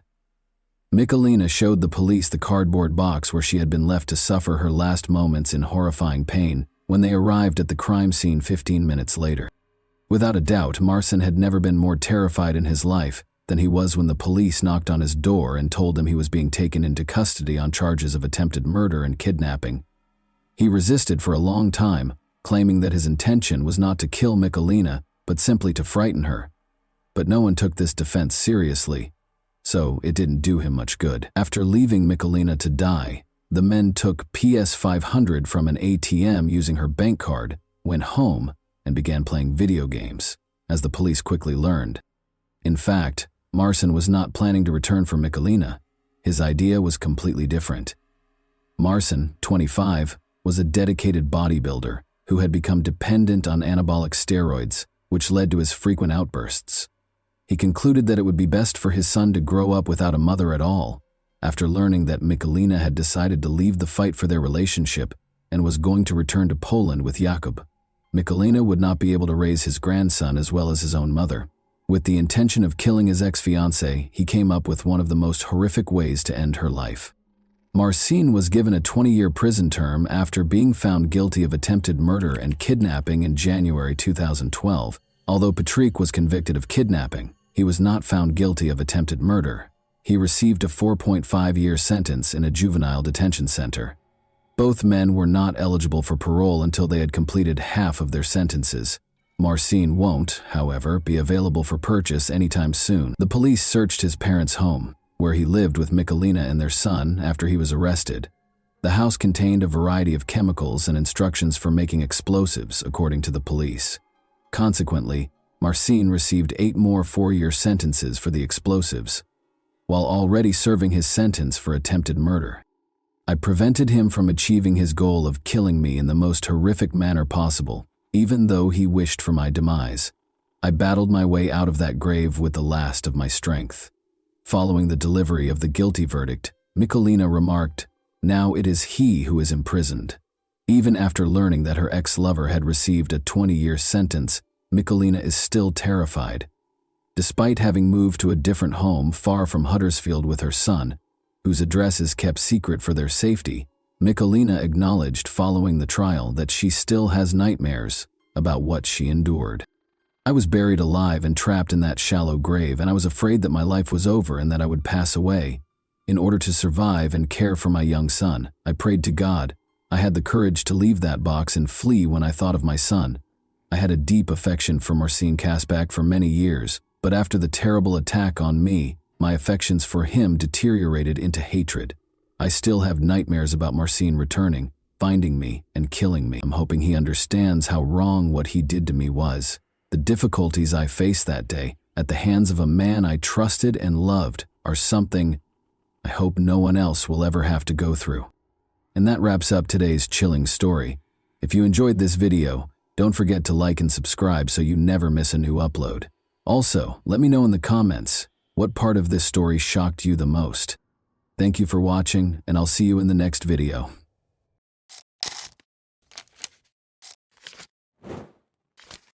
Hey guys, welcome to my channel, and today we're going to take a look at another horrible case with you. A plastic bag was discovered by a woman walking her dog along the shores of Deer Island, which is close to Boston, Massachusetts, on the afternoon of June 25, 2015. Her dog's incessant curiosity led her to a horrifying discovery: the dead body of a child. After she had initially written it off as discarded trash, she was so shocked and scared that she called the police right away. Because of the extreme stage of decomposition, the child's identity remained elusive despite their best efforts. 3 months passed before the child was identified. Who could have committed such a crime in their right mind? As soon as the child's body was discovered on Deer Island, the investigation into her death got underway. Authorities put forth a lot of effort to identify her despite her extreme decomposition. She was found with a zebra print blanket inside the bag, and only a pair of white leggings with a black polka dot design. Early skepticism resulted in fruitless efforts to use cadaver dogs to find more bodies or remains. The body had already started to decompose, making visual identification impossible, and fingerprints could not be collected due to prolonged exposure to water. The race and ethnicity of the child were unknown to the investigators. How her remains got to the scene was unknown. It was unclear if the body had been dumped on the beach or if it had floated in the water from somewhere else, possibly as far away as Canada. Because the body was not sufficiently decomposed, authorities thought the victim had been placed at the scene rather than washing ashore. On July 3, 2015, an autopsy was performed after the child's body was found, but the cause of death was not established. Authorities suspected foul play, but the remains showed no obvious signs of injury. Tests were then performed to look for alcohol, drugs, or toxins that might have contributed to the death. Eventually, it was discovered that the child had Hispanic heritage. According to the description, her hair was 14 inches long, wavy, and brown, indicating that it had been untrimmed for some time. She weighed about 30 pounds and was estimated to be between 3'1" and 3'6". There were no noticeable scars or birthmarks on her body. The blanket was thought to be from Cannon Mills, possibly sold at Kmart, while her clothes, which were estimated to be a size 4T, were made by the Serco company and might have been purchased at Target. There was also an elastic hairband. Despite her unknown status, she didn't show any symptoms of malnutrition and seemed to have had a good life. After earlier attempts to identify the body failed, the National Center for Missing and Exploited Children digitally recreated the child's face to help identify her. Adobe Photoshop was used to create the reconstruction, which included stock and mortuary photos to approximate her appearance in life. In an effort to gather more details, flyers with pictures of the child and her possessions were handed out. On July 4, 2015, information about the child's discovery and physical measurements were added to the National Missing and Unidentified Persons System, NamUs. Despite ruling out more than 200 missing persons, no matches were found. No one came forward to identify the victim or take responsibility for the crime, despite a lot of effort. The investigation relied heavily on forensic testing. Although DNA samples were taken from the body's teeth and hair, none of the profiles found in databases of known missing people matched. The University of North Texas received additional samples for more detailed profiling. Despite the lengthy process, it was concluded that she might have traveled to any of the 6 New England states, as well as possibly other places. She could have traveled across the nation, according to tests on her hair and enamel. In an interview, television host John Walsh discussed the case and encouraged viewers who have information to come forward. Authorities received a lot of tips, but many leads did not result in meaningful action. The establishment of a 24-hour hotline and fax hotline allowed people to submit information anonymously, and as a result, submissions came from all over the United States and beyond. The child was identified as Bella Nevaeh Amoroso Bond on September 18, 2015, following 3 exhausting months of ceaseless searching. On August 6, 2012, Joe Amoroso and Rochelle Bond welcomed her into the world. After Laura Springs, Rochelle Bond's neighbor, revealed a connection between Bella and the baby doe, Bella was identified. Michaela Springs, Laura's sister, was worried about Bella's ongoing absence from the home. She confronted Rochelle and Michael McCarthy, her boyfriend, who said the Department of Children and Families, DCF, had taken Bella away. This was later shown to be false, though. On September 17, 2015, Michaela called the police believing baby doe to be Bella. At Rochelle Bond's residence in Dorchester, Massachusetts, a search warrant was carried out. Joe Amoroso, Bella's biological father, had spoken to her over the phone but had never met her. Amoroso expressed skepticism about Rochelle's involvement and conjectured that her boyfriend might have given her heroin to sedate her. But Bella's paternal grandmother doubted the veracity of Rochelle's claims and thought she had a significant role in Bella's demise. Detectives dug deep into Rochelle and Michael's past, all the way back to November 2011 when Bella was conceived, in order to piece together what had happened. Her mother, Rochelle, was heavily involved in the local drug scene, had a strong heroin addiction, and used illicit means to finance her addiction. Joe Amoroso, Rochelle's partner, was also battling addiction in spite of the difficulties. When Joe learned that Rochelle had cheated on him, their relationship soured. He never saw his daughter and vanished before Bella was born. Rochelle was adamant about keeping Bella, even though her addiction had previously cost her custody of her other children. Bella was born at Boston Medical Center on August 6, 2012. Rochelle's determination to be a responsible mother was reinforced when she saw her daughter for the first time. However, allegations of neglect surfaced in spite of her efforts. She found an apartment in the neighboring city of Dorchester and made an effort to give Bella a secure home. Even though Rochelle loved Bella, she battled her addiction, and sometimes her old habits came back. Carelessness was still being reported, which was indicative of Rochelle's ongoing struggle with heroin addiction and how it affected her capacity to look after Bella. As the months went by, Rochelle received calls from the Massachusetts Department of Children and Families in 2012 and 2013 regarding the domestic situation. Feeling the pressure of being a single parent, Rochelle continued to speak with Joe on the phone. Although he re-established contact with the family, he never made it back to see Bella in person. In January 2015, Rachel started dating Michael McCarthy because she was looking for a partner. Everything appeared to be normal at first, but Michael's behavior quickly began to become unpredictable. He lived with Rachel and Bella and was obsessed with supernatural subjects. Their relationship rapidly deteriorated as they both became addicted to drugs. When the abuse was reported to the police, nothing was done, and things continued as they were. Rachel had been lying to them, which is why no one noticed Bella's absence. After visiting their home, she made a false claim that Bella had been taken away by the DCF, saying that the situation was too difficult. People accepted Rachel's story without question because of the situation. Investigators obtained a search warrant and questioned Rachel and Michael because of their suspicions and Rachel's false claims about the DCF removing the child. Eventually, Rachel admitted to the terrible things that had happened that fateful night. She claimed that Michael had become enraged and had attacked Bella several times because he thought the child was possessed.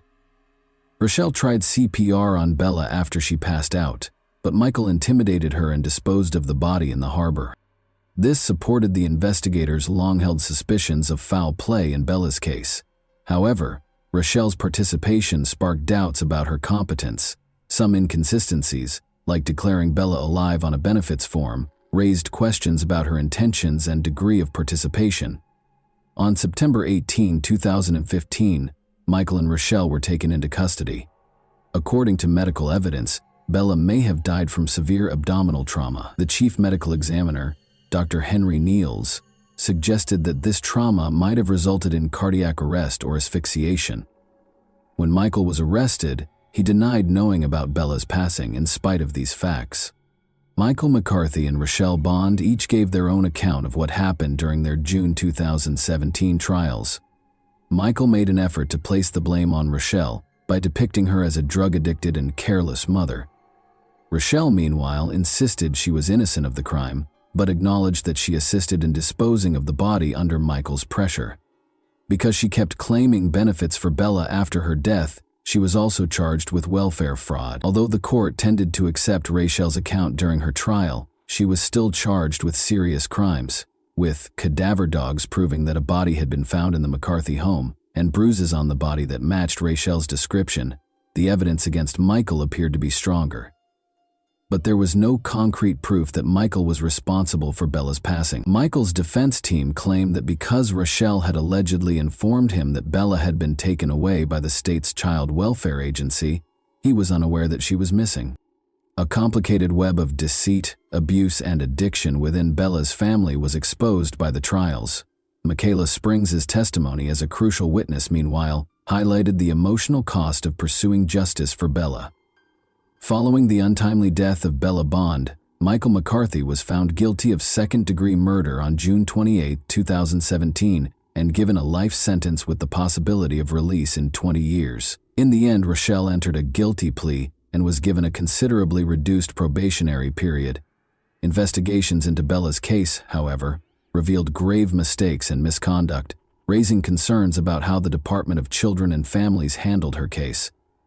Prior to McCarthy's sentencing, Bella's biological father, Joe Amoroso, gave a victim impact statement in which he expressed his deep sorrow over the death of his daughter. Although Joe had never met Bella, he stressed the importance of her life and regretted not being able to be her father.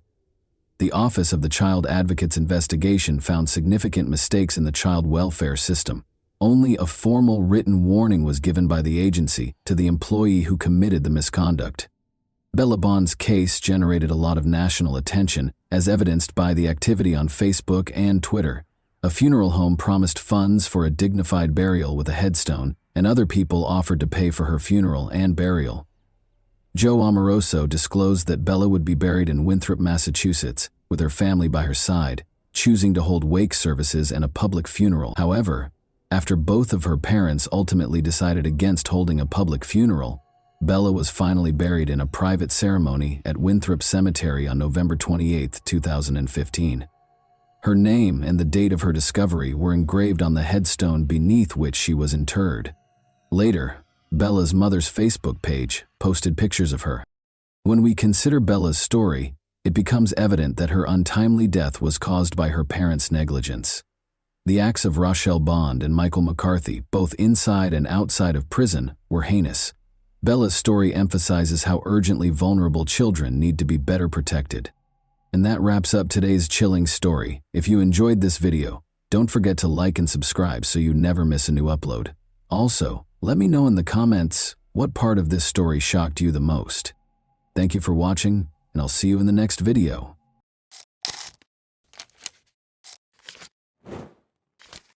Hey guys, welcome to my channel, and today we're going to take a look at another horrible case with you.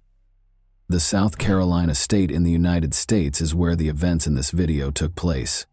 Jessica Carpenter resided in the city of Aiken with her parents and two older sisters. The city of Aiken, which has 300 residents, is not very big. As a result, word of Jessica Carpenter's ordeal quickly spread throughout the city and caught the media's attention. Judy, Jessica's mother, discovered her daughter's body on the floor when she returned home on August 4, 2000. Her age was 17. Jessica was a senior at Aiken High School, where she participated in the school band during the summers and worked part-time as a hostess at a nearby restaurant called Red Lobster. It took more than 5 years before the offender was brought to justice. It was August 4, 2000, the last day of her vacation, and she was eager to start her senior year of high school. Following their lunch together, Jessica's mother Judy left for work, leaving Jessica alone at home. Judy did not see her daughter alive again after that. Judy arrived home around 5:30 p.m. After opening the door and taking a few steps, she noticed something that no mother should ever see. Her daughter was lifeless and naked on the floor. Judy was so terrified that she rushed to her car and dialed 911. The operator asked Judy to return to the house and see if Jessica was breathing. After she had explained the situation, despite being overcome with fear, Judy returned to the house. She followed the operator's instructions to the letter. Judy waited a moment before telling the operator that Jessica was not breathing. She was icy. Police and medics hurried to the scene right away. At the scene, Jessica was declared deceased. First, the police checked the house to make sure the criminal wasn't hiding there. Jessica had been stabbed in the neck and had a telephone wire wrapped around her neck. The fact that Jessica was naked made it clear what drove the crime. Based on the atmosphere in the house, Jessica retaliated. There were fights in her living room, kitchen, and bedroom. Crime scene investigators partially lifted Jessica's fingerprints and collected DNA samples from her body. Physical evidence was scant. Investigators were a little frustrated when they discovered a partial fingerprint. Unknown male DNA was the only important piece of evidence the police discovered. Before departing the scene, there was almost nothing in the case to cling to except the DNA. Another crucial detail caught the attention of the detectives. No evidence of forced entry was found. Jessica was by herself at home, and she always locked her doors in situations like this. It was clear that she either knew the criminal or felt comfortable allowing him to enter the house. Since this had never occurred in their neighborhood before, people were shocked that it had. The neighborhood did not have a high crime rate. According to the results of the forensic analysis, Jessica passed away from internal bleeding and oxygen deprivation. Once a place of laughter and vitality, the Carpenter family home was now enveloped in an unbreakable veil of grief. A horrible crime had taken place in the living room, which had once been the location of boisterous birthday celebrations and peaceful family evenings. Charles and Judy, Jessica's parents, appeared to be stuck in a bygone era. Their entire world had been upended. They were at peace because they believed they had failed to protect their daughter. Although Jessica's sisters were heartbroken by the incident, the family came together during this time. The Carpenters had a strong belief that the police would identify the culprit behind Jessica's death. Since Aiken is a small city, word of Jessica Carpenter's ordeal spread swiftly. The story was reported in every newspaper and on every local television station. In order to solve crimes, law enforcement occasionally needs the assistance of the media. They need the public to be aware of it, and although investigators gave the media some information about the crime, important details were kept under wraps. On August 25, 2003, it was kept a secret that Jessica had been shot in the neck, strangled with a telephone wire, and discovered nude. The first information was given to the police a few weeks after Jessica's death, and they spread it through local news reports. Surveillance footage from a convenience store a few blocks from Jessica's residence was obtained by investigators. Detectives thought that the young man in the top right corner of your screen might have some information about Jessica. As part of an ongoing investigation into the death of a carpenter, the police wanted to identify and question him. On the basis of surveillance footage, every lead, no matter how trivial, was closely examined. In an attempt to identify the man, the Aiken police released a sketch that was aired on television. The suspect's sketch was held in the hands of the detectives looking into Jessica Carpenter as though it were the secret key. Jessica went to Aiken High School, where she was well known to all. They headed to the principal's office to ask the administration for help. Despite looking at the sketch, the principal was unable to identify the subject. The detectives spoke with the principal before starting to interview Jessica's classmates. Any small comment or conversation could reveal information about the crime. Detectives also spoke with teachers who knew Jessica, and some students were in special interest groups with Jessica, such as the school orchestra. But after being at the school for a few hours, they left with nothing. Who was portrayed in this sketch was unknown. The police were able to identify the man after a few days, but it turned out that he was unrelated to Jessica's ordeal. He was just a magazine salesman and an out-of-town student. The police contacted Jessica's closest friends and family because they had limited information. One of her closest friends from Aiken High School was Alice Bryant. She played in the music orchestra with Jessica, whom she had met in 6th grade. Both of them were anticipating their senior year, getting ready for college and maturing. Alice was asked by the investigators if anyone in Jessica's immediate vicinity intended to hurt her. Perhaps she got into a quarrel with someone at school. Alice asserted that Jessica had no enemies, but it's possible that she turned down one of the boys and he was unable to handle it. She had a good relationship with everyone. Because Jessica's friends were unable to provide any leads, the investigation came to a standstill once again. The DNA of an unidentified male was the only tangible evidence the police had discovered at the crime scene. Given that Jessica most likely allowed the criminal to enter the house herself, and that she might have known and trusted the man, a database search turned up no matches. Investigators made the decision to look into Jessica's inner circle. They collected DNA samples from her neighbors, friends, and family. To eliminate as many possible suspects as they could, they visited Judy's place of employment and spoke with all the men, including her supervisor. The local media was asked to help spread the word by the Aiken police. They requested that the men come forward and willingly provide a sample of their DNA. 300 or so DNA samples were examined. The criminal was obviously too smart to assist the authorities. The DNA found on Jessica's body did not match any of the tested samples. Another similar crime, this time in Georgia with an 18-year-old victim, took place 2 months after Jessica Carpenter's death. Chrysalie Barton miraculously survived and shared her story. Chrysalie claimed to have met a man in a restaurant parking lot. He volunteered to serve as her model. The man refused to show his identification when she asked to see it. Chrysalie grudgingly accepted the man's offer to walk her home, but she quickly came to regret it. You can naturally imagine what transpired after he assaulted her in her house and tore off her clothing. After that, the man stabbed her 3 times and started to strangle her. Chrysalie survived, but he believed she was dead. Crawling to the phone, she dialed 911 and then described the man to the police. It was clear that Jessica Carpenter had been attacked by the same man who had attacked Chrysalie Barton. The 2 crimes shared far too many similarities. Women who said they had seen the man in the sketch called the police station as soon as the sketch appeared in the media. The man in the sketch was recognized by Jessica Carpenter's former Red Lobster co-worker, who called. She stated that the week prior to her murder, she had been working with Jessica when the man approached them while they were chatting on the street. He paused and inquired about directions. They attempted to inform him of his destination. He then asked if either of them could accompany him and show him the precise route. Both of them declined, and the man discovered where they were employed. Investigators questioned whether Jessica's murder occurred as a result of this conversation or if it was just a coincidence. 3 days later, the police had a name, thanks in large part to the sketch of the offender that was shown on every newscast. Reinaldo Rivera was his name. A wanted list was created for him. He could harm someone else, so the police wanted to track him down as quickly as possible. The news was just coming on the television, which was once again displaying a sketch of the suspect, when a number of officers stormed into Rivera's room after finding his car in a motel parking lot and driving there to arrest him. In order to evade justice, Rivera was now unconscious on the ground. He had no choice but to take a knife and hurt himself. However, he lived because the police showed up in time. Detectives now needed to identify Ronaldo Rivera and determine whether he was connected to the death of Jessica Carpenter, who was born into a doctor's family in Madrid, Spain.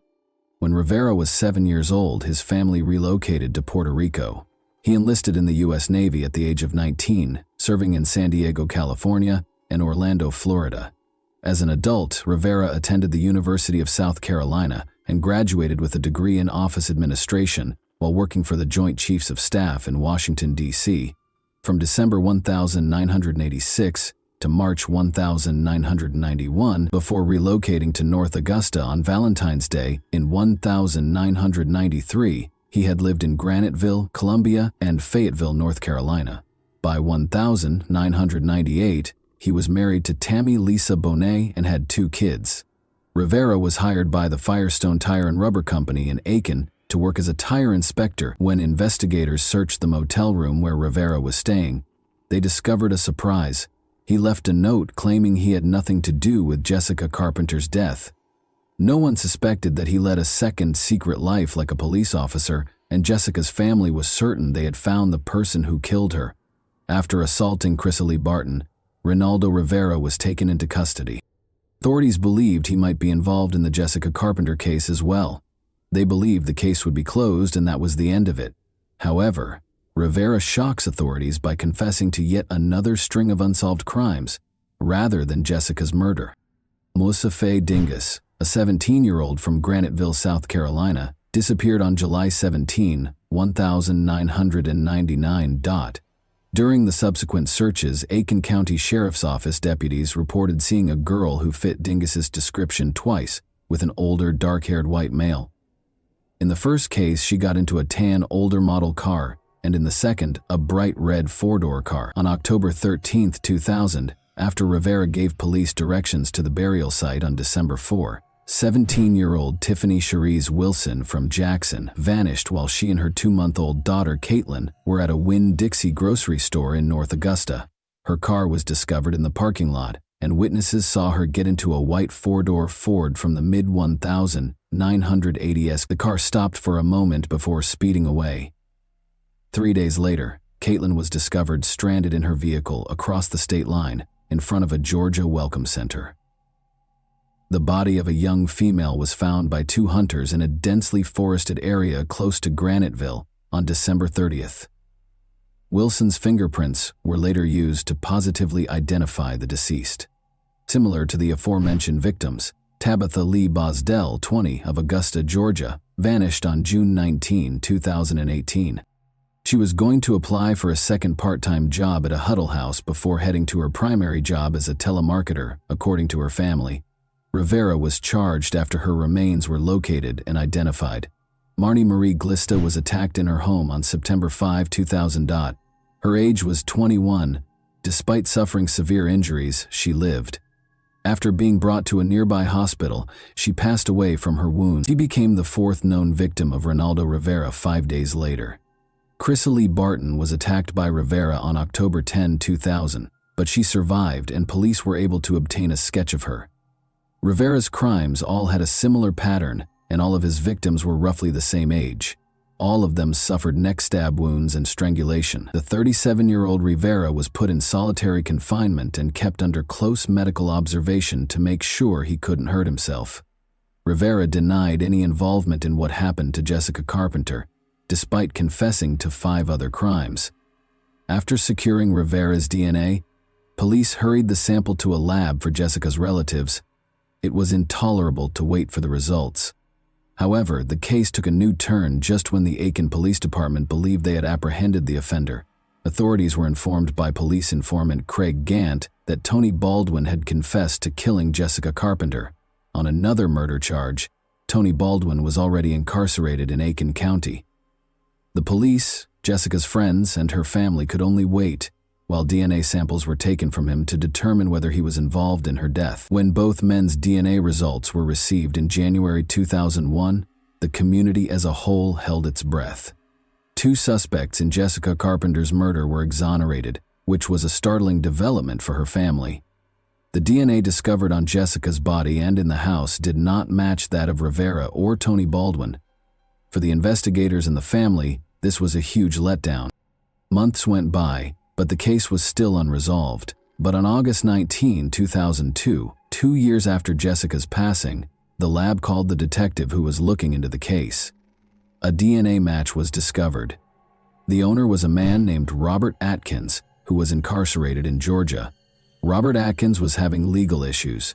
He was found guilty of stealing. In Georgia, he was sent back to prison for violating his probation. Georgia was one of the few states at the time that collected inmates' DNA upon admission and entered it into a national database. A DNA match was discovered in this way. One could argue that Atkins might not have been connected to the Jessica Carpenter case if he had acted appropriately and not broken the law once more. In addition to being shocked, investigators were curious as to why he did it. How was Jessica known to him? Furthermore, who is he? In any case, his name was new to the Jessica Carpenter case. To get answers to these questions, a detective visited the prison. Atkins denied knowing Jessica when he started questioning him. The detective then began discussing Jessica's mother Judy's suffering, saying that she was so heartbroken that she didn't know how to proceed with her life or what to do. Atkins apologized while glancing at the detective. He started crying and requested a pause during the interview. Afterwards, he admitted to killing Jessica Carpenter. Later, Atkins guided detectives to the murder weapon, a bloody knife concealed beneath a bush and wrapped in a t-shirt. Investigators pieced together what happened to Jessica Carpenter a week prior to her murder based on Atkins's confession. The following week, August 4, 2000, a package was delivered to Jessica's residence by airborne express courier Robert Atkins. Atkins made a comeback, but on false pretenses. Atkins claimed that he had most likely delivered the package by accident when Jessica opened the door. Jessica responded last week that there had been no error. Then Atkins asked if he could use the phone inside. Jessica let him in. He acted as though he was speaking to someone on the phone. He assaulted Jessica, carried her into the bedroom, and made her undress after realizing that no one else was home. He glanced at her and said, "No, you know me," even though she had stated she wouldn't tell anyone. He cut the phone cord in the kitchen after stealing a knife from there. He stabbed Jessica in the neck and strangled her with the phone cord. After that, he departed with the knife and carried on delivering packages in his van. When Jessica's family members found out about the crime, they were incensed. The following day, he got married as if nothing had happened the day before. Jessica was uncritical. She gave him a glass of water and invited him inside. On May 22, 2006, he committed this terrible crime after she showed him kindness. In an agreement with the prosecution, Robert Atkins entered a guilty plea to 5 charges. He consented to enter a guilty plea in exchange for a life sentence, even though he was facing the death penalty. Atkins was asked by Judge Diane Goodstein if he realized that he would never be allowed to leave prison. "Are you aware that you will be incarcerated for the rest of your life?" He said he did when she asked him to put his feet in a box first. 2 life sentences were imposed on Atkins. In 2004, Ronaldo Rivera received a death sentence. Rivera informed the jury that he had a mental illness and that medical professionals needed to investigate it to discover a remedy. In addition, he claimed that he still had murderous fantasies, threatened to retaliate if freed, and called for the death penalty. Rivera withdrew his testimony and started the process of appealing his sentence in 2016, 12 years later. The court denied his last appeal in October 2024. And that wraps up today's chilling story. If you enjoyed this video, don't forget to like and subscribe so you never miss a new upload. Also, let me know in the comments what part of this story shocked you the most. Thank you for watching, and I'll see you in the next video.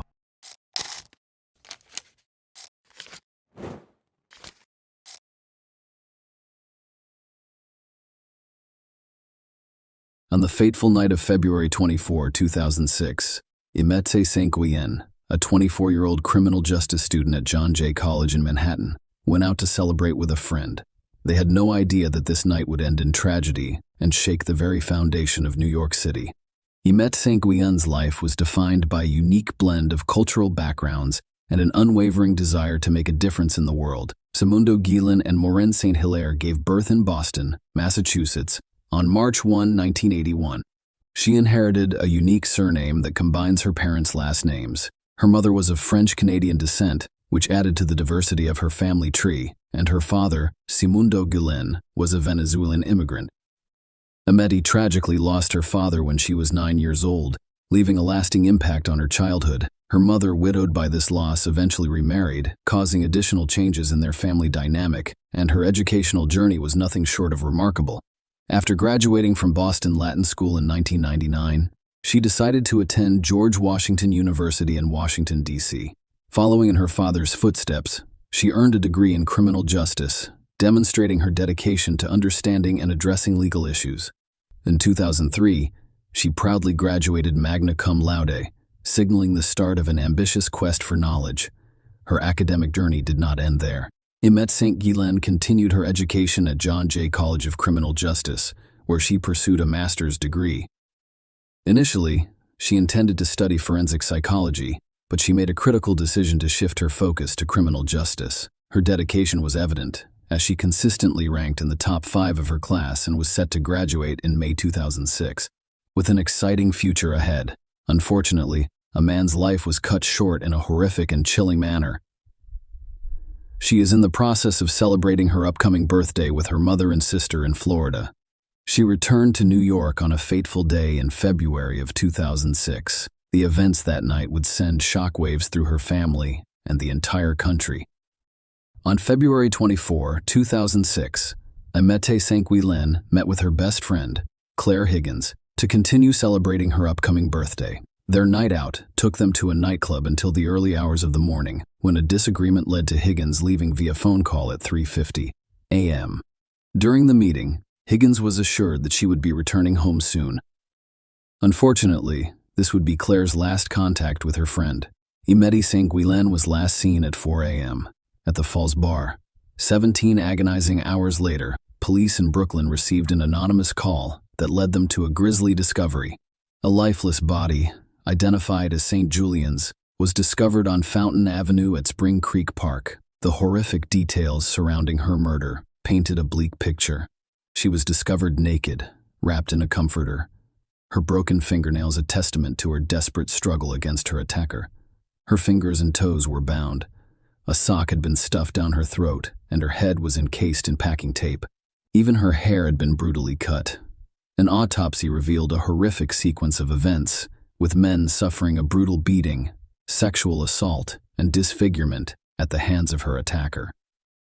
The investigation into Imeti Saint-Guillen's murder quickly became a harrowing and high-profile case that drew the attention of not only New York City, but the entire country, and was handled with utmost seriousness and determination. The Special Victims Squad and the Brooklyn North Homicide Squad of the New York City Police Department worked together to investigate the chilling circumstances surrounding her death. The investigation into Imeti Saint-Guillen's tragic death took a complicated turn as police dug deeper into the events of that fateful night at the bar. The accounts provided by the employees and the bar manager, Daniel Dorian, added layers of mystery to the unfolding plot. The bouncer's testimony revealed that she was visibly intoxicated, and there were discussions about removing her from the premises. Daniel Dorian, the bar manager with a notable family history in the New York nightlife scene, had explicitly stated that he could be kicked out of the bar by 4 a.m., when it closes. When questioned, Daniel initially claimed to not know Imeti. However, he later admitted to ordering his 2 bouncers, Tim and Daryl, as well as Little John, to accompany her out at the designated time. What raised eyebrows in this scenario was Daniel Dorian's failure to thoroughly vet his employees. It was discovered that Tim and Daryl were on probation and parole, and thus should not have been allowed to work at the bar, especially after curfew. The police then focused their attention on the 2 bouncers, beginning with Tim. He explained that he left the bar at 4:15 a.m. to catch the ferry to Staten Island, leaving Daryl and Ma in conversation. Daryl, on the other hand, told the police that he had a disagreement with Imeti about racism and crimes against black men. He falsely claimed to be a U.S. Marshal. During their confrontation, Daryl claimed that he had escorted him out of the bar around 4 a.m., but he had no idea how she had gotten home. As the investigation progressed, police began tracking Daryl's movements between 4 a.m. and 8:26 p.m., when Imeti's body was discovered. His alibi, which involved visiting his mother in a nursing home, was questioned as yet another possible falsehood. This prompted the police to obtain a warrant for Daryl Eves' DNA, as well as permission to search his home and car in order to discover the truth about that night's tragic events. The investigation took a significant step forward when law enforcement discovered that Daryl Littlejohn's DNA was on file from a previous bank robbery conviction. A chilling breakthrough occurred when the blood found on the plastic ties used to bind Emmett was discovered to be a match to Daryl's DNA. This crucial piece of evidence connected him directly to the crime scene, raising suspicions about his involvement in the heinous murder. With this damning evidence in hand, Daryl Littlejohn was arrested and charged with first-degree murder. The case against him was about to begin in court, with justice being sought for Emmett St. Guillen's tragic and untimely death. The prosecution's case against Daryl Littlejohn painted a chilling picture of a man with a troubling history of impersonating law enforcement officers and engaging in predatory behavior. One of the most compelling pieces of evidence presented to the court was Shania Woodard's abduction in 2005. Shania Woodard was walking home when she came across Daryl, who was dressed in a law enforcement uniform, complete with dark blue police pants, a jacket, a cap belt, handcuffs, and a gun. His shirt even appeared to include a police logo and the words "fugitive agent." This guy was convincing enough to deter Shania, who was then subjected to a harrowing ordeal. Daryl requested her identification, handcuffed her hands behind her back, and forced her into a blue van. Shania Woodard's instincts told her that something was very wrong, and she bravely freed herself from the moving vehicle before seeking assistance. Daryl was later arrested in connection with Imetti's case, and Sean recognized him, prompting a search of his van. Surprisingly, DNA evidence from both Shania and Daryl was discovered in the van, as well as on the handcuffs recovered during a search warrant. Another alarming incident occurred in the same month as the Shania's attack. A 22-year-old woman had a terrifying encounter with Daryl as she exited the Queens subway station. She assumed Daryl was a police officer based on his clothing, replicating his previous impersonation. Daryl demanded identification again, handcuffed her hands behind her back, and forced her into a vehicle that drove her to Jamaica on Queens Boulevard. The woman's ordeal continued as Daryl wrapped a jacket around her head, taped a black knit cap to her face, and slept. She was sexually assaulted, which was a horrifying and deeply traumatic event. The grim reality was that, like the Shania abduction, this crime went unsolved until Imetti St. Guillen's murder. Only after the investigation into the Imetti case revealed these horrifying details did a pattern of escalating predatory behavior become clear. The prosecution argued that each of these attacks had a common thread: Daryl Littlejohn's abduction of women walking alone, often under the guise of a law enforcement officer. What distinguished Imetti's case was the tragic outcome, as the prosecution contended that she was murdered because she had the potential to identify her abductor and embed his knowledge of where Daryl worked, and her ability to identify him represented a dangerous liability for Daryl, leading to the heinous act that ultimately took her life. This disturbing pattern of behavior painted a bleak picture of Daryl Littlejohn as a serial abductor and sexual predator, leaving the jury to grapple with the horrific details of these crimes while seeking justice for St. Guillen and the other victims. The prosecution's case against Daryl Littlejohn painted a bleak and disturbing picture of what happened after he was tasked with accompanying Emmett St. Guillen from the bar. According to the prosecution, Daryl kidnapped her during a storm and took her to his basement home in Queens, where she suffered a horrific and traumatic ordeal. It was claimed that he sexually assaulted her, bound her wrists and ankles, and used tape to tightly cover her face and head during the terrifying attack while she fought for her life, resulting in broken fingers and bloodied hands. The prosecution believed that the blood found on the ties used to bind him at his wrists was caused by a nosebleed Daryl experienced during the struggle. Additionally, scratches on Daryl's neck during his police questioning were viewed as potential evidence of a violent confrontation. The prosecution also presented compelling cell phone evidence against Daryl, who left his phone near the scene where Imetti's lifeless body was discovered. The tracking of his cell phone revealed a brief movement from his Queens home to the vicinity of Emmett's body. Mamadou, a security guard en route to his construction site on Fountain Avenue, made an important observation. He saw a light-colored Ford van with tinted windows on Saturday evening. Just after 7 p.m., the van had no license plates, and its headlights were off. She claimed he couldn't see anyone inside the van because of the dark tinted windows, but he did notice what appeared to be the glow of a cell phone held to a person's ear. This description fit Daryl Van, adding to the mounting evidence against him. An anonymous 911 call was placed at 8:43 p.m. That night, suspicions grew more intense. Fiber analysis presented in court revealed that the bedspread and tape used to wrap Emmet's body, as well as the van, contained fibers similar to carpet fibers, rabbit hair, and mink fur found in Daryl's home. The defense vehemently maintained Daryl's innocence, claiming that he was set up. Attorney Joyce David claimed that Daryl was chosen because of his extensive criminal history.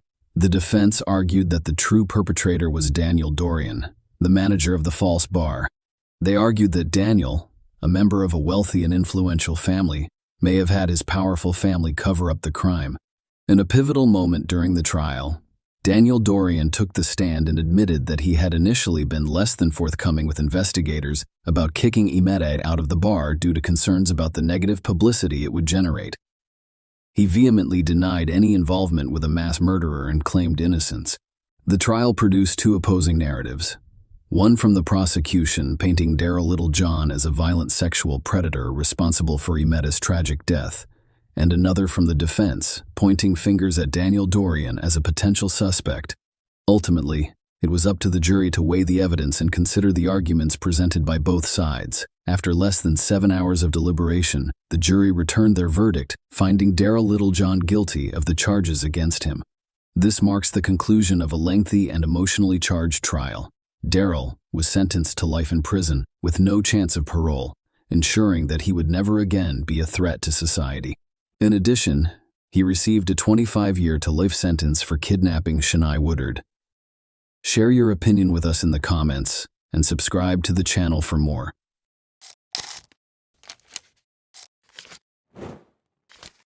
Hey guys, welcome to my channel, and today we're going to take a look at another horrible case with you. This video examines what happened in 2003 when 37-year-old Sandy Rozo came home from a night shift at a bar. Her boyfriend, who was sleeping on the second floor, heard some loud pops just as she was ready to exit the car after pulling into the garage. After seeing what he saw, he went to the garage and dialed 911. There were multiple suspects in this dark case. The perverse desire to possess and control seemed to be the driving force behind this crime of passion. The charming city of Pinellas Park, which is located outside of Tampa, Florida, is well known for its lush surroundings and gorgeous beaches. Both working-class and affluent residents make up the community. Although there is some crime in the area, it usually takes the form of minor offenses. The most frequent infractions are drunk driving and auto theft. But in 2003, something happened here that scared the locals. On a Saturday night, the day after the 4th of July, neighbors said they heard pops shortly after 11 o'clock. Since it was the 4th of July weekend, it was anticipated that there would be fireworks and other noises for a few days. Nobody was particularly alarmed by the noises, though, until one local realized that the pops weren't celebrating. Troy Edwards reported hearing what he believed to be the popping of firecrackers and dialed 911 on 11. He went outside to investigate the noise and discovered his girlfriend, Sandy, bleeding in her car with the garage door open. Detectives soon followed rescue personnel to the scene. In the garage, the vehicle was parked. There was a lot of blood and shattered glass everywhere, and Sandy's body was inside. She sustained 8 different gunshot wounds to her head and other parts of her body. The perpetrator used a .22 caliber weapon, according to the preliminary analysis of the crime scene. Sandy seemed to have been ambushed by someone who was either following her to her garage or waiting for her. Despite being taken to the hospital immediately, she tragically died. The public was shocked to learn that Sandy had a daughter who was with her father at the time of the crime, and that she had been ambushed in her own garage on her way home from work. Detectives did not think Sandy's death was an accident, even though her wallet and purse were undamaged. Multiple gunshots and the attack's planned nature raised the possibility of a personal grudge rather than a straightforward random crime. The viciousness of the assault suggested that Sandy, not financial gain, was the intended victim. The detective's primary responsibility at the start of the investigation was to question Sandy's boyfriend, Troy. Suspicion is frequently placed on the victim's family members or acquaintances in murder cases. Given his proximity to Sandy, Troy might have had crucial information. He was nowhere to be found when the police first attempted to speak with him. The detectives found it strange that he had left the scene. Troy's behavior was suspicious because he locked up the house before leaving, even though it was later found that he had gone to the hospital. Given the large number of police officers still on duty, this behavior seemed strange. Why was he consistently blocking access to the house? What did he wish to conceal? Investigators worked to answer these questions, even though his behavior might have been the response of a scared or perplexed man. Troy was called in by detectives to be questioned. As might be expected, he appeared distressed. He stated that Sandy's departure for work was the last time he saw her. Because of their divergent work schedules, Sandy worked at night and Troy worked during the day. Troy clarified that Sandy was still asleep when he left for work at 5 a.m. on July 5. After a quick conversation when he arrived home at 2 p.m., Sandy left for her job as a bartender at Tampa's well-known Green Iguana bar. She was expected to be done by 11 p.m. that evening. Troy said that just after 11 p.m., at approximately 11:10 p.m., he heard what he believed to be clappers and heard her car pull up. Troy could not be ruled out as a suspect, but Tracy Humphrey continued to play a significant role in the case. Detectives contacted Sandy Rozo's friends and family during her murder investigation in an attempt to piece together the events of her final hours. They asked Sandy about her relationship with her daughter's father, Jesse. Their relationship showed indications of stress, which may have been caused by disagreements over child custody. Her daughter was residing in Alabama with her father at the time of Sandy's passing. Jesse was providing for his daughter monetarily and might have been vying for sole custody. Given that child custody disputes can occasionally result in criminal behavior, this raised suspicions about his involvement in Sandy's murder. Detectives went to Alabama to interview Jesse in order to learn more. Detectives chose to bring Jesse in for interrogation at the local police station after he denied any involvement in Sandy's death during the conversation. Jesse insisted on his innocence at the station, saying that Sandy had been instrumental in their daughter's life and that he had no motive to want their child's mother dead. When the crime was committed on the evening of July 5, he was questioned about his whereabouts. Around 1 in the morning, Jesse said he got a call telling him of Sandy's untimely death while he was at home watching movies with his daughter and girlfriend. Investigators collected additional data such as DNA samples, fingerprints, and Jesse's cell phone records to support his alibi. According to Jesse's cell phone records, he was not in Florida at the time of the crime. Detectives are now concentrating on the Green Iguana where Sandy was working the night of her murder after Jesse was exonerated of any wrongdoing. The Green Iguana is a well-liked bar with a vibrant nightlife. Sandy would frequently mingle with the regulars. In search of fresh information, investigators spoke with all of her co-workers, particularly those who had assisted her on the night of the crime. When her co-workers learned what had happened to Sandy, they were horrified and furious.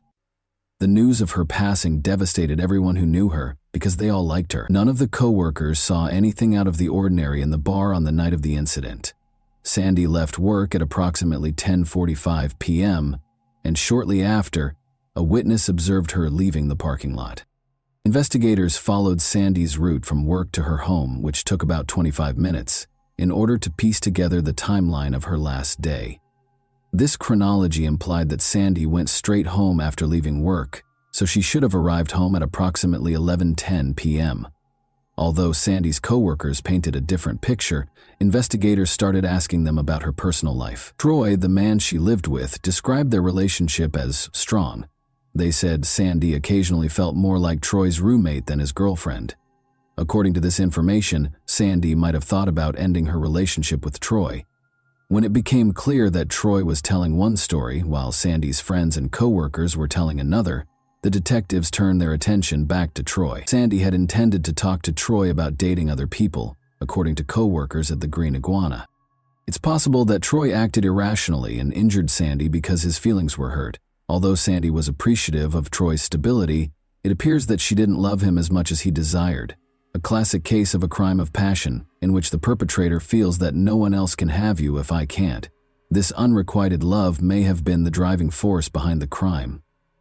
Troy looked upset but cooperated with the investigation when detectives questioned him again. To avoid suspicion, suspects frequently pretend to be innocent and provide the police with their full cooperation. The detectives diligently looked for any evidence that would connect Troy to Sandy, now that he was at the center of the investigation. Murder. Despite conducting a thorough search of Troy's house and vehicle, they were unable to locate any suspicious objects or weapons.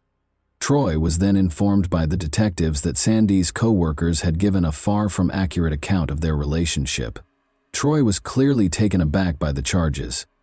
Even though Sandy might have been planning to leave him, Troy maintained that his love for her remained unwavering because he thought their relationship was more serious and was ignorant of her true feelings.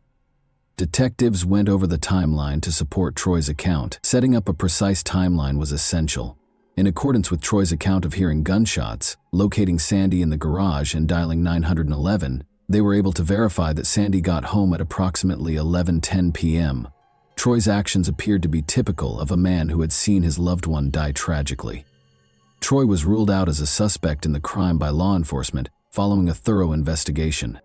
The investigation then appeared to have come to a standstill. Who else might have been inspired to carry out such a horrible deed? Sandy was merely attempting to build her life and save money, so who would want to hurt her? Luckily, Troy found Sandy's folder in his house, which provided the detectives with some unexpected assistance. Troy was correct when he thought the folder held crucial information. Sandy's handwritten notes about her impending trial against a man she accused of assault and unlawful imprisonment were all inside the folder. Sandy was scheduled to testify against Timothy Humphrey in a Tampa courtroom. Only 1 month after Sandy's murder, in August, the trial was set to begin. Troy had previously identified Sandy's ex-boyfriend as Tracy Humphrey to the police. His true name was Timothy according to the file's documentation. This provided crucial details, such as his birth date and other private information, which served as the initial lead in cracking the case. The databases contained a wealth of information about Timothy Humphrey, but none about Tracy Humphrey.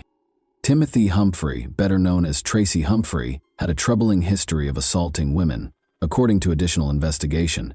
For these offenses, he was actually sentenced to 8 years in prison.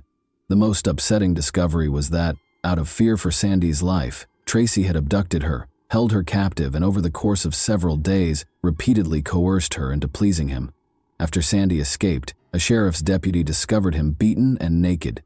Tracy was facing jail time for his actions, and he threatened to kill her if she reported the assault.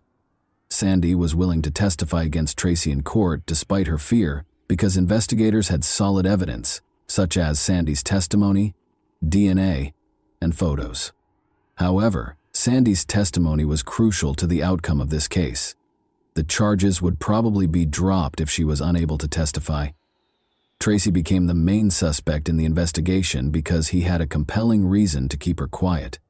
Tracy was explicitly mentioned as a possible threat in a handwritten note that Sandy left behind. Equipped with this new knowledge, investigators found Tracy at a gym in Brandon, a nearby city where he lived and worked as a personal fitness trainer who was well known for his dedication to fitness and strong physique.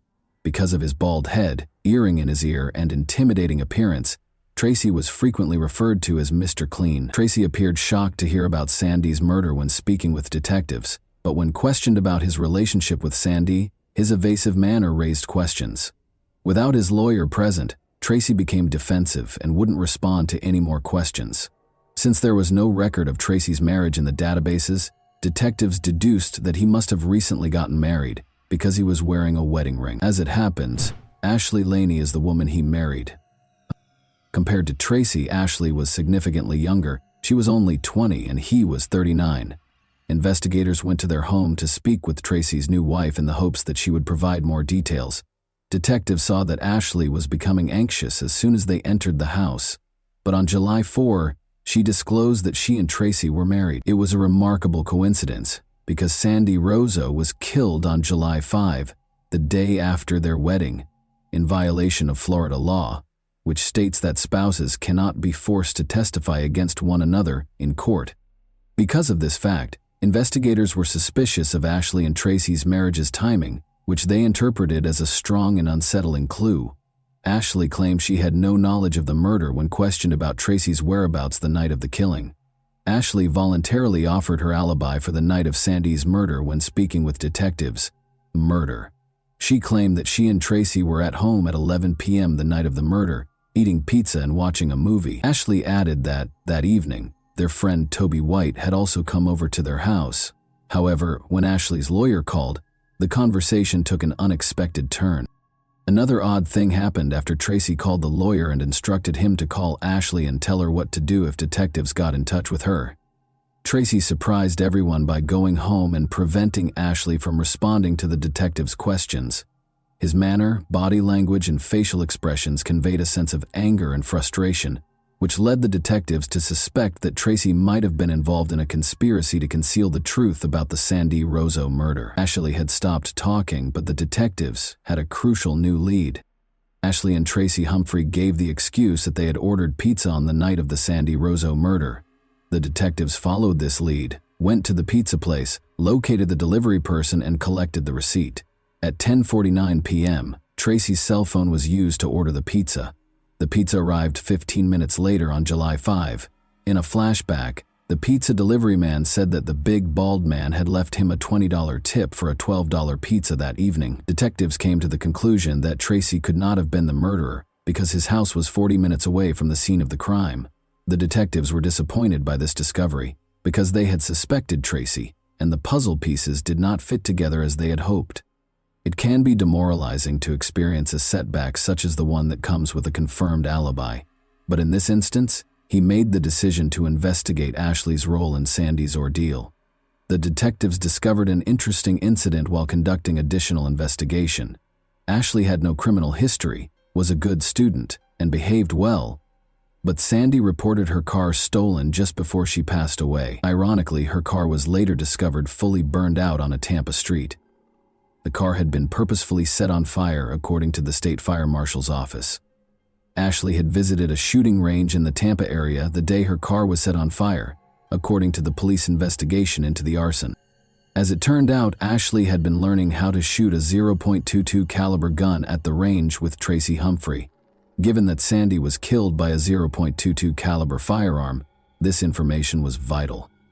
Investigators started comparing all of the data they had been given and investigating Ashley's role in Sandy's death.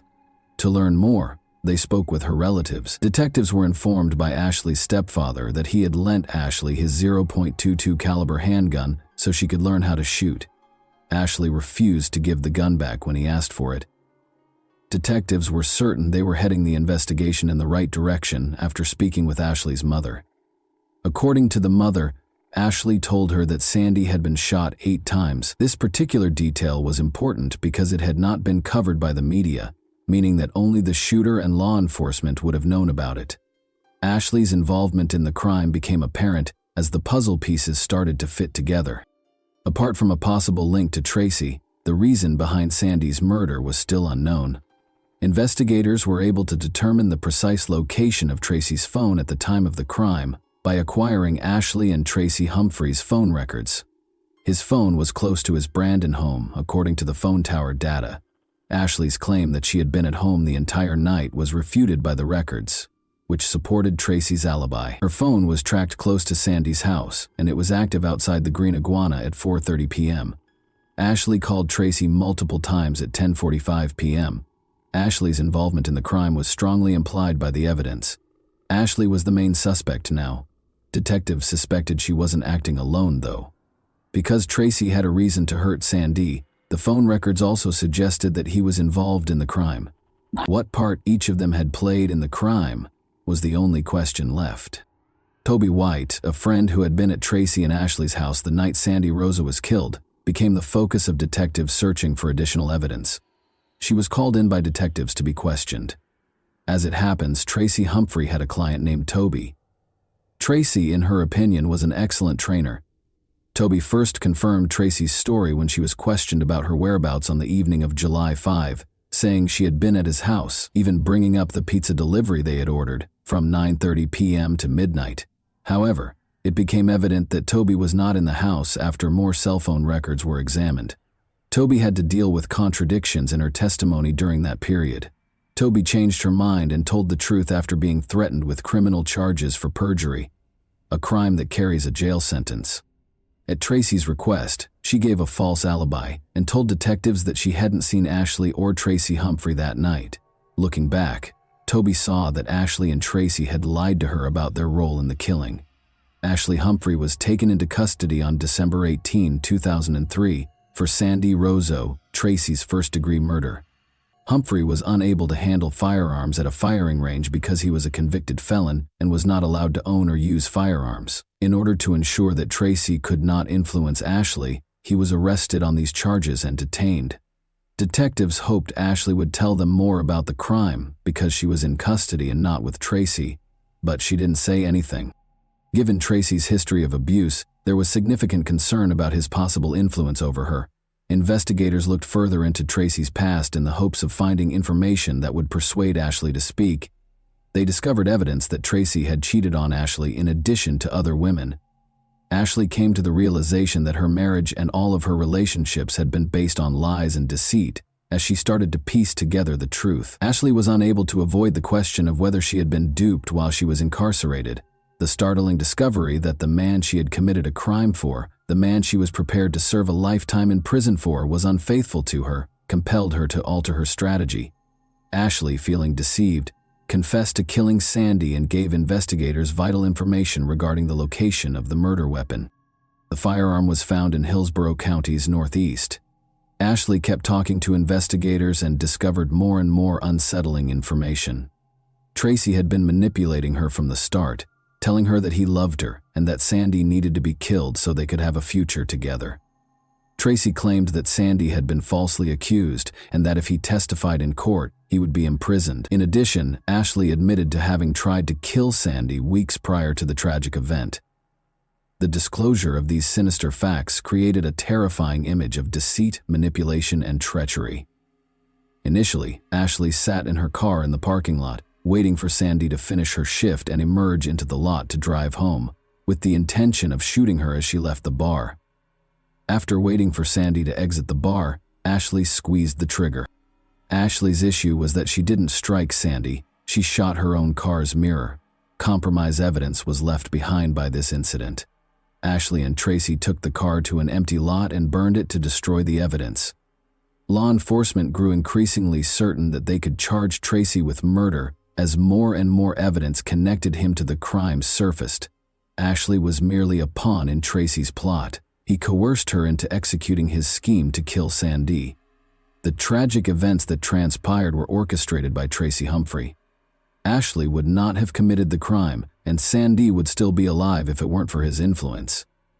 Investigators were able to piece together Sandy Rozo's final hours of life thanks to Ashley's confession. Sandy began working at the Green Iguana at 2:30 p.m. on the day of the murder, July 5, while Ashley waited in the parking lot with a .22 caliber handgun that she had borrowed from her stepfather. Tracy coordinated Ashley's actions while staying in close contact with her. Ashley patiently awaited Sandy's shift to be over. At 10:45 p.m., Sandy pulled out of the parking lot and Ashley trailed behind. Sandy parked her car in the garage after arriving home at 11:10 p.m. Ashley came in directly behind her. She fired. She kept shooting until her ammunition ran out. She fired 8 shots in all. Ashley called Tracy and informed him that Sandy had passed away as soon as possible. To help the delivery man remember him, Tracy placed an order for a pizza and left him a generous tip. Ashley accepted a plea deal of 25 years in prison in exchange for testifying, and Tracy was given an alibi in return for her cooperation. Many questioned the fairness of Ashley's sentence against Tracy Humphrey, arguing that on March 10, 2006, a life sentence would have been more appropriate. Ashley Humphrey received a 25-year prison term. She revealed a shocking revelation 14 years later. On ITV's Killer Women, Ashley Humphrey told Piers Morgan that she was the one who thought of the plan to kill Sandy Rozo, not her husband Timothy Tracy Humphrey, as she had stated in court. "What if she didn't appear in court?" I proposed. That's where it began, according to Ashley. And it got worse. It was me who said it first. I'm not sure why I allowed him to enter my thoughts in that manner. Ashley might have received a much harsher punishment if she had admitted to the scheme at the outset and had not accepted a plea deal to convict her husband. She is presently a prisoner at Quincy, Florida's Gadsden Correctional Institution. On December 13, 2028, when she turns 46 in February, she is expected to be released from prison. Timothy Humphrey was found guilty of murder by a jury in 2006. He received a life sentence without the possibility of release. He was also given a 15-year sentence for trying to flee. Because of his aggressive and domineering personality, Humphrey thought he could get away with it, but he would live out the remainder of his days in prison, where he would ultimately die. Everyone in the Sandy Razzo family wanted this to happen. And that wraps up today's chilling story. If you enjoyed this video, don't forget to like and subscribe so you never miss a new upload. Also, let me know in the comments what part of this story shocked you the most. Thank you for watching, and I'll see you in the next video.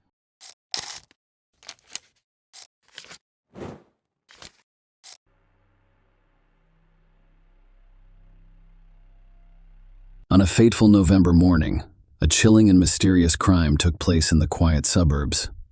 An apartment complex was on fire, and a 911 call would set off a terrifying chain of events. Today was a tragic day. Nobody suspected that this fire was anything more than an unfortunate accident. It concealed a sinister story of murder, betrayal, and meticulously planned cruelty.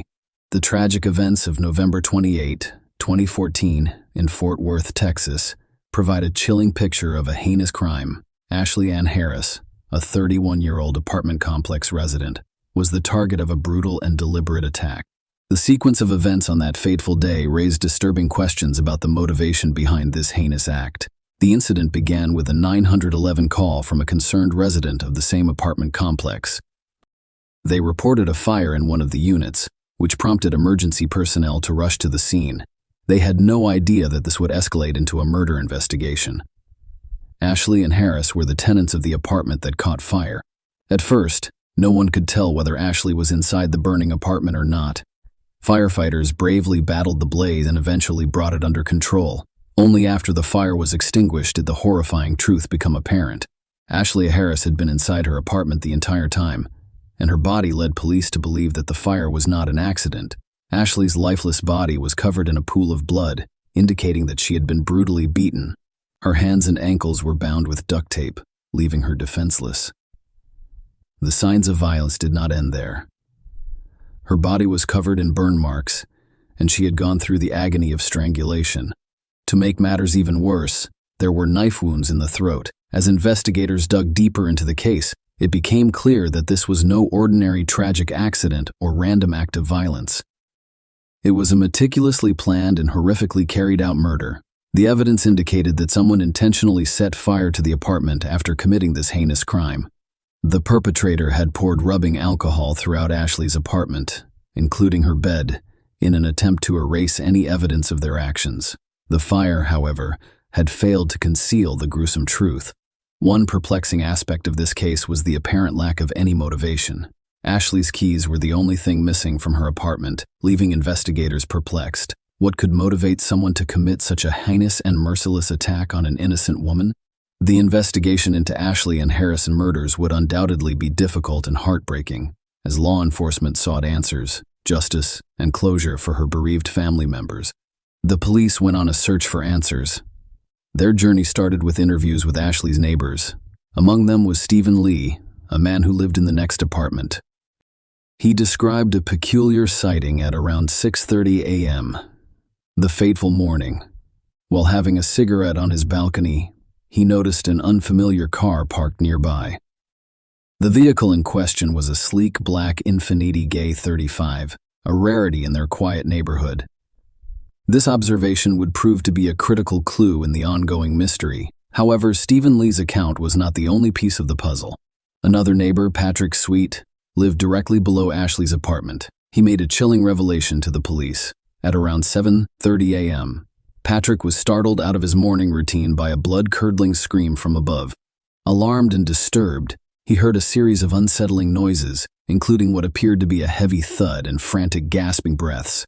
Fear gripped him, but the blaring alarm of his carbon monoxide detector jolted him into action.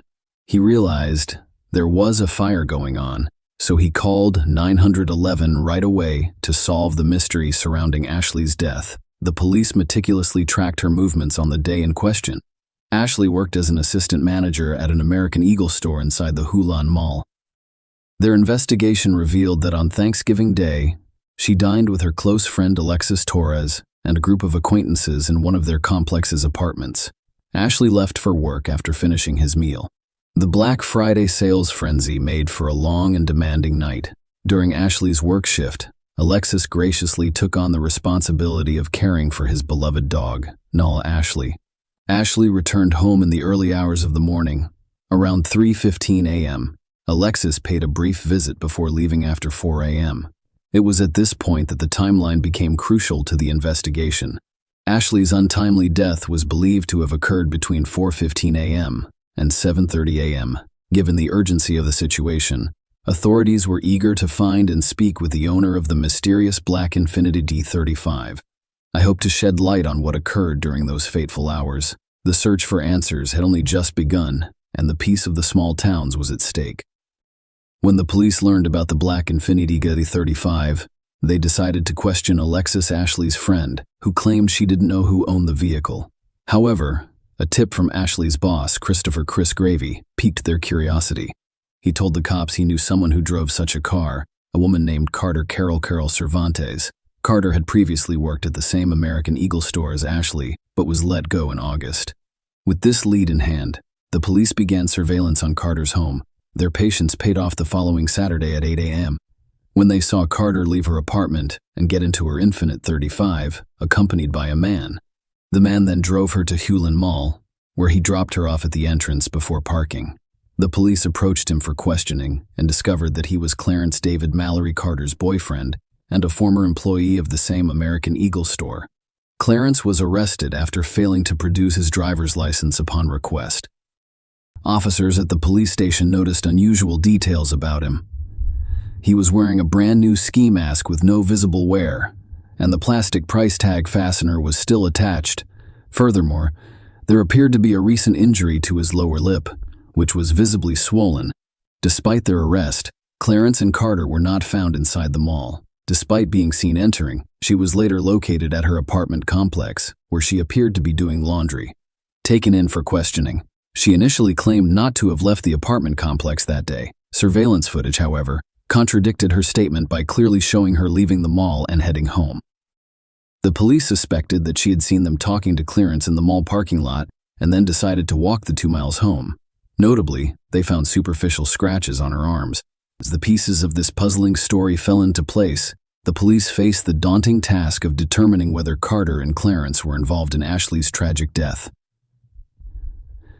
And if so, determining the motive for the tragic events that had occurred. The ongoing investigation into Ashley's tragic death took a chilling turn as new evidence surfaced, painting a disturbing picture of the events leading up to the crime. The discovery of Ashley's missing keys was a watershed moment in the investigation, as it was revealed that these keys also provided access to the American Eagle store where she worked. This revelation led the police to believe that Carter and Clarence had planned to kill Ashley because they knew her keys could open the store's safe. Their sinister plan appeared to involve stealing tens or thousands of dollars, most likely from Black Friday sales. On a fateful Saturday morning, they carried out their plan with Ashley's keys. However, when they arrived at the store, they discovered an unexpected obstacle. The locks had already been changed. The wording of the robbery attempt, as well as the search of Carter and Clarence's apartment, turned up additional incriminating evidence. They discovered a plastic tub filled with bungee cords and a rope. A kitchen drawer contained a lock, a TASR box, and discarded duct tape strands.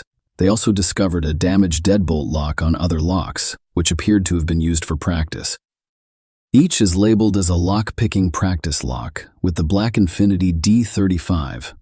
A vehicle central to the investigation also harbored sinister secrets.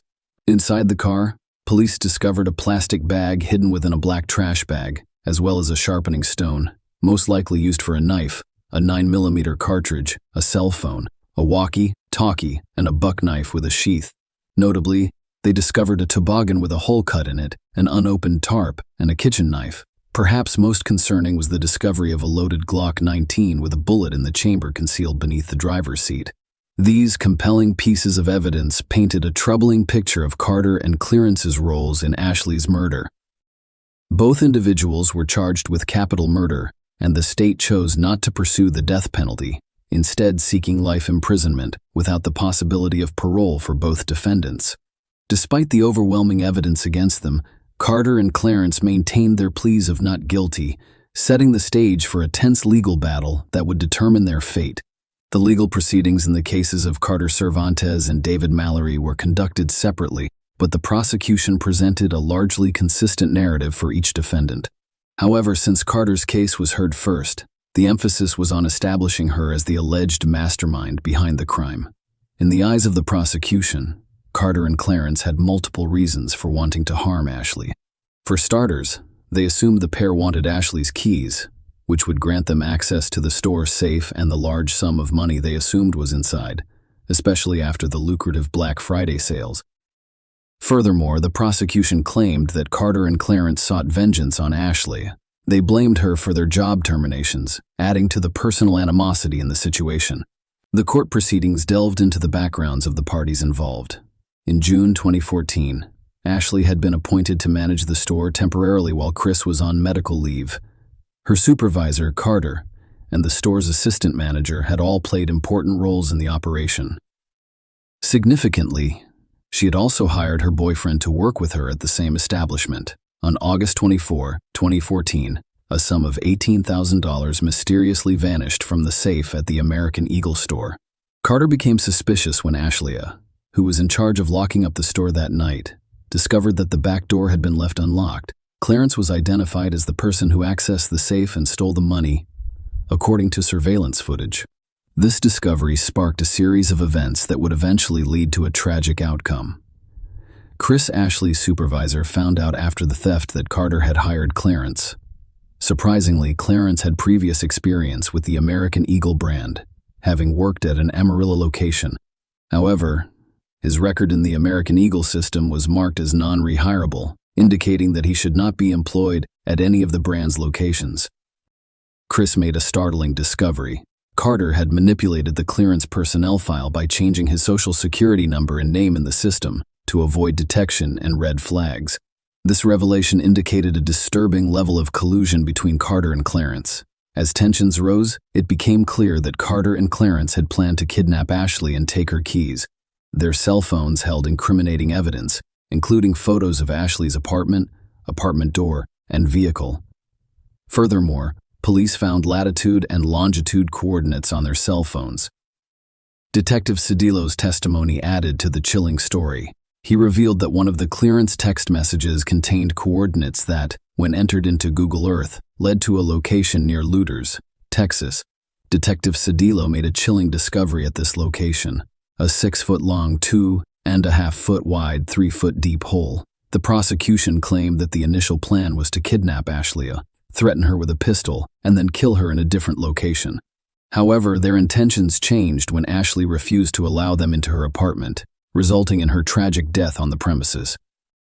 More unsettling evidence emerged. When police searched Clarence's and Cadillac, they discovered 2 shovels, a box of plastic sheeting, and a box of Craftsman sockets, indicating a sinister and premeditated intent.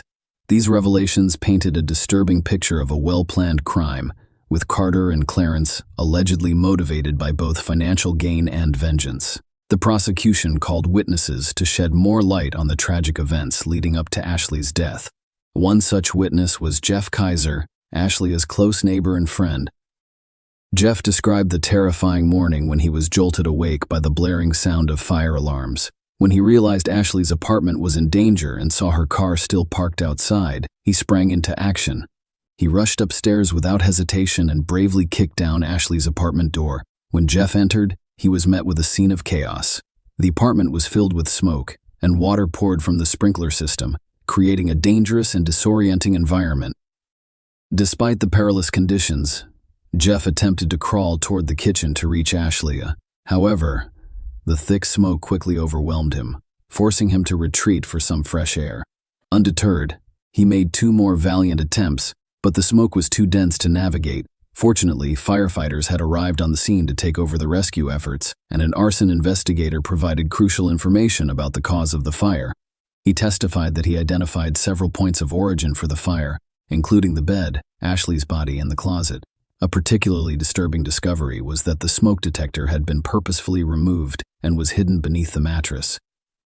These findings suggested a sinister and deliberate act aimed at concealing the fire and complicating Ashley's chances of survival. The courtroom drama continues with a string of compelling events and testimonies. The prosecution presented surveillance footage from the front of the American Eagle store, which showed a mysterious figure attempting to manipulate the gate lock around 2 a.m. On November 29, the person's face was concealed, but the prosecution claimed it was Carter. It was clear they were attempting to unlock and raise the gate, but their efforts were futile because the locks had been changed. This suggested that Carter's intentions were related to the store or the crime. The court heard that Carter and Clarence returned to the mall at 8 a.m. On the same day, they were unknowingly under police surveillance. This raised questions about their actions and intentions, especially given their previous unsuccessful attempt to enter the store. Clarence was arrested in the mall's parking lot and during his interaction with police. He claimed Carter had entered the mall to get some documents. However, when the police searched the mall, Carter was nowhere to be found. She was eventually found at her apartment complex, raising questions about her whereabouts and movements. Dr. Richard Fries, a deputy medical examiner with the Tarrant County Medical Examiner's Office, provided crucial information about Ashley's injuries. The autopsy revealed a harrowing picture of her physical injuries. Ashley suffered numerous injuries, including lacerations to her scalp, cheeks, and the left side of her face. Her right side was marked by a patterned bruise, and there were other bruises between her eyes and around her left eye. She had scrapes and laceration marks on her lip, as well as a chin scrape. Perhaps most disturbingly, there was a star-shaped laceration with a bruise behind her left ear, which the medical examiner determined was caused by a pistol blow. The testimony painted a bleak picture of Ashley's ordeal, implying that she had been brutally beaten. Ashley sustained several injuries, including a knife wound to her neck, as well as bruises and abrasions on her neck, chest, and right arm. Dr. Fries, a witness in the case, testified that Ashley's facial injuries were caused by multiple blows. He also mentioned the presence of Paddock A in Ashley as eyes, implying asphyxia or strangulation. He concluded that Ashley died from asphyxiation and blunt force trauma to the head and neck, ruling her death a homicide. The courtroom drama surrounding Carter's trial was both captivating and heartbreaking. Her defense strategy was based on the claim that she had no role in Ashley's tragic death. In a courageous move, she took the stand to testify in her own defense, revealing the layers of fear and manipulation that had shrouded her life. Carter's testimony painted a disturbing picture of her relationship with Clarence, describing him as controlling and menacing. She revealed that he had chilling control over her daily life, even dictating when she could eat and drink. The courtroom hung on her every word, as she admitted to attempting to rob the American Eagle store, but she insisted that the crime was coerced by clearances and menacing threats. She described a terrifying moment in which he brandished a gun and ordered her to commit the theft. To add to her anguish, he claimed that there was a lurking danger outside her parents' house, threatening their lives if she refused to steal the money. Carter's story became darker when she described a horrific incident in which she claimed to have been raped by two unknown men. Clarence, she claimed, allowed these assailants into her apartment, and she was subjected to unspeakable brutality. Carter maintained her innocence on the night Ashley was murdered. She testified that she was in her bed, sound asleep, and had no knowledge of Clarence's whereabouts at the time. She vehemently denied any involvement in Ashley's death and insisted that she had no role in the tragic event. Despite Carter's compelling testimony, the jury remained skeptical in a remarkably swift decision. They arrived at a guilty verdict after only 2 hours. Carter was sentenced to life without parole. The case did not end there. Clarence will appear in court, maintaining his innocence in Ashley's murder. His claims, however, were met with similar silence. The jury, clearly unconvinced by his claims, found him guilty as charged. Like Carter, he was sentenced to life in prison with no possibility of parole. Share your opinion with us in the comments and subscribe to the channel for more.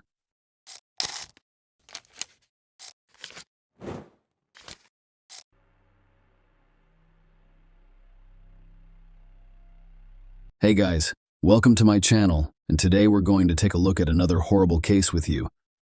In this video, we look at a story from 2003 in the American state of North Dakota. On November 22, 2003, Drew Shodin, 22, was walking to her car after finishing her shift and talking on the phone with her boyfriend. The conversation was abruptly interrupted. Drew's boyfriend paid little attention to this, which he later regretted deeply. The young woman was soon featured on national television, and her experiences influenced a change in US law. Drew Katrina Sjoden was born September 26, 1981 in Minneapolis, Minnesota. She was the younger of Alan and Linda's 2 children. Drew's parents divorced when she was 3 years old, but they remained friends until she was 10. Linda and her second husband, Sid Walker, raised her and her brother Sven in a comfortable home on Whitefish Lake, which is known for being one of Minnesota's most scenic vacation spots. Drew excelled in high school, becoming an honor student, joining the golf team, and being voted homecoming queen in 1999. But her true passion was for art. Her homeroom was filled with sketches of rock star models and friends. After graduating from high school, she attended the University of North Dakota in Grand Forks, a city of approximately 50,000 people. Friends described Drew as someone who loved life and was always willing to help others. Drew often traveled around the country, but her dream was to visit Australia, which she planned to do in the spring of 2004. To save money for the event, Drew worked 2 jobs in her spare time: a sales associate at Victoria's Secret and a waitress at a nightclub in Grand Forks.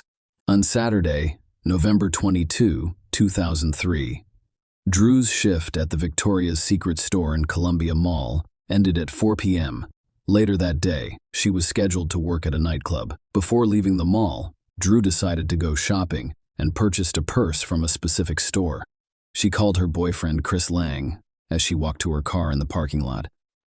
Suddenly, after Drew said, "Okay," the call was disconnected, but Chris did not give it much thought. He did not call back because they were not discussing anything important. About 3 hours later, Chris's phone rang again, this time from Drew. When he answered it, he only heard noises, such as the wind and phone buttons being pressed. 3 weeks later, in an interview with a television station, Chris described the thoughts that raced through his mind when his conversation with Drew was cut short. "I was unaware of the urgency of this phone call at the time," he said. "I never thought this would happen. There was no sense of urgency. It was simply a cell phone call that was cut off for a variety of reasons. I had no idea this terrible thing was happening." Drew was living in a college dorm, sharing a room with her friend Meg Murphy. Around the same time, Chris got a strange phone call. Meg received a call from the nightclub, where they were trying to figure out why Drew hadn't arrived for work and wasn't answering the phone. She was a responsible employee who always arrived at work early, so her absence immediately raised concerns. However, Meg had no idea where Drew was and was surprised that she hadn't shown up for work, so she went looking for her friend Meg. She first called mutual acquaintances, then the local hospital, where she was informed that Drew had not been admitted. "I called the police around 9 p.m. because I couldn't find anything out." Knowing Drew worked at Columbia Mall, a police officer was dispatched to the location. At this point, the mall had already closed. Driving around the parking lot, the officer noticed Drew's car. After inspecting it, he discovered that the car was unlocked. There was no evidence of a struggle or other crime. A black nylon sheath for a folding knife was discovered on the ground near the car. It was unclear whether it was related to Drew's disappearance. However, such a discovery was not encouraging. Papers, a wallet, and a new purse purchased that day were found on the car seat, implying that even if Drew had committed a dirty deed, it was not a robbery. Neither the friend's boyfriend nor his parents knew where Drew could be, so investigators began to suspect a kidnapping. First and foremost, have detectives checked out Chris Lang. He was almost immediately ruled out as a suspect because he lived in Minnesota, 300 miles from Chris in Grand Forks. The police discovered that one of Drew's phone calls was abruptly cut off, and the second was made a few hours later, when noises and the sound of a button being pressed could be heard. The detectives arrived the next day when the mall where Drew worked was open to review the security camera footage. As it turned out, there were no security cameras in the parking lot where the missing girl's vehicle was parked, but, thankfully, there were several security cameras inside the mall. Detectives went through the footage and discovered a scene in which Drew went into one of the local stores after work and bought herself a purse. She was calm and not in a hurry to go anywhere. At 4:55 p.m., she was wearing a pink sweater and carrying a jacket. Drew paid for her purchase at the register before putting on her jacket and leaving the store. On her way out, she called Chris. The call was made at precisely 5 p.m., and as we now know, at 5:04 p.m., Drew and Chris's conversation was abruptly cut off after she sat down. Okay, knowing that the call was cut off after 4 minutes, one of the detectives decided to try an experiment. He set a 4-minute timer and began walking slowly from the store where Drew had purchased her purse to the parking lot where her car was parked. When the alarm went off, indicating that 4 minutes had passed, the detective was in the parking lot near where the car was discovered. This indicated that something occurred while Drew was in her car. However, as previously stated, there were no cameras overlooking the parking lot, making it difficult to investigate. Drew's disappearance drew media attention, and as a result, a large number of people learned what had happened to her, many of whom resolved not to be indifferent to someone else's misfortune. In addition to police officers, more than 1,000 volunteers helped in the search for Drew. Officers from the FBI also joined the investigation.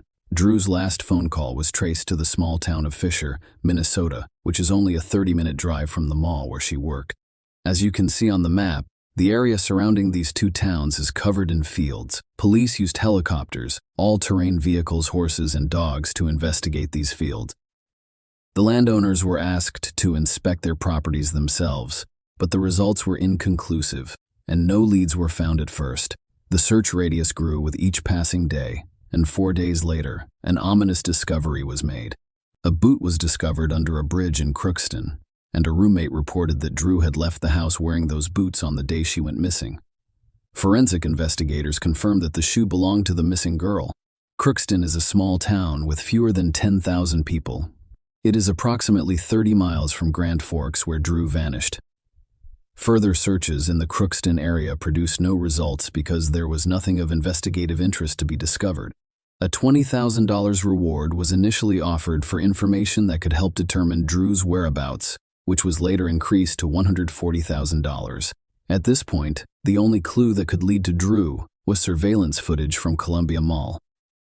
The detectives sat down again to review hundreds of hours of footage from various cameras, but this time they decided to focus on Drew. They speculated that whoever abducted her may have been following her and appearing in the videos. The investigators spent hours watching the monitors before spotting the person who had piqued their interest. They noticed a man walking aimlessly through the mall.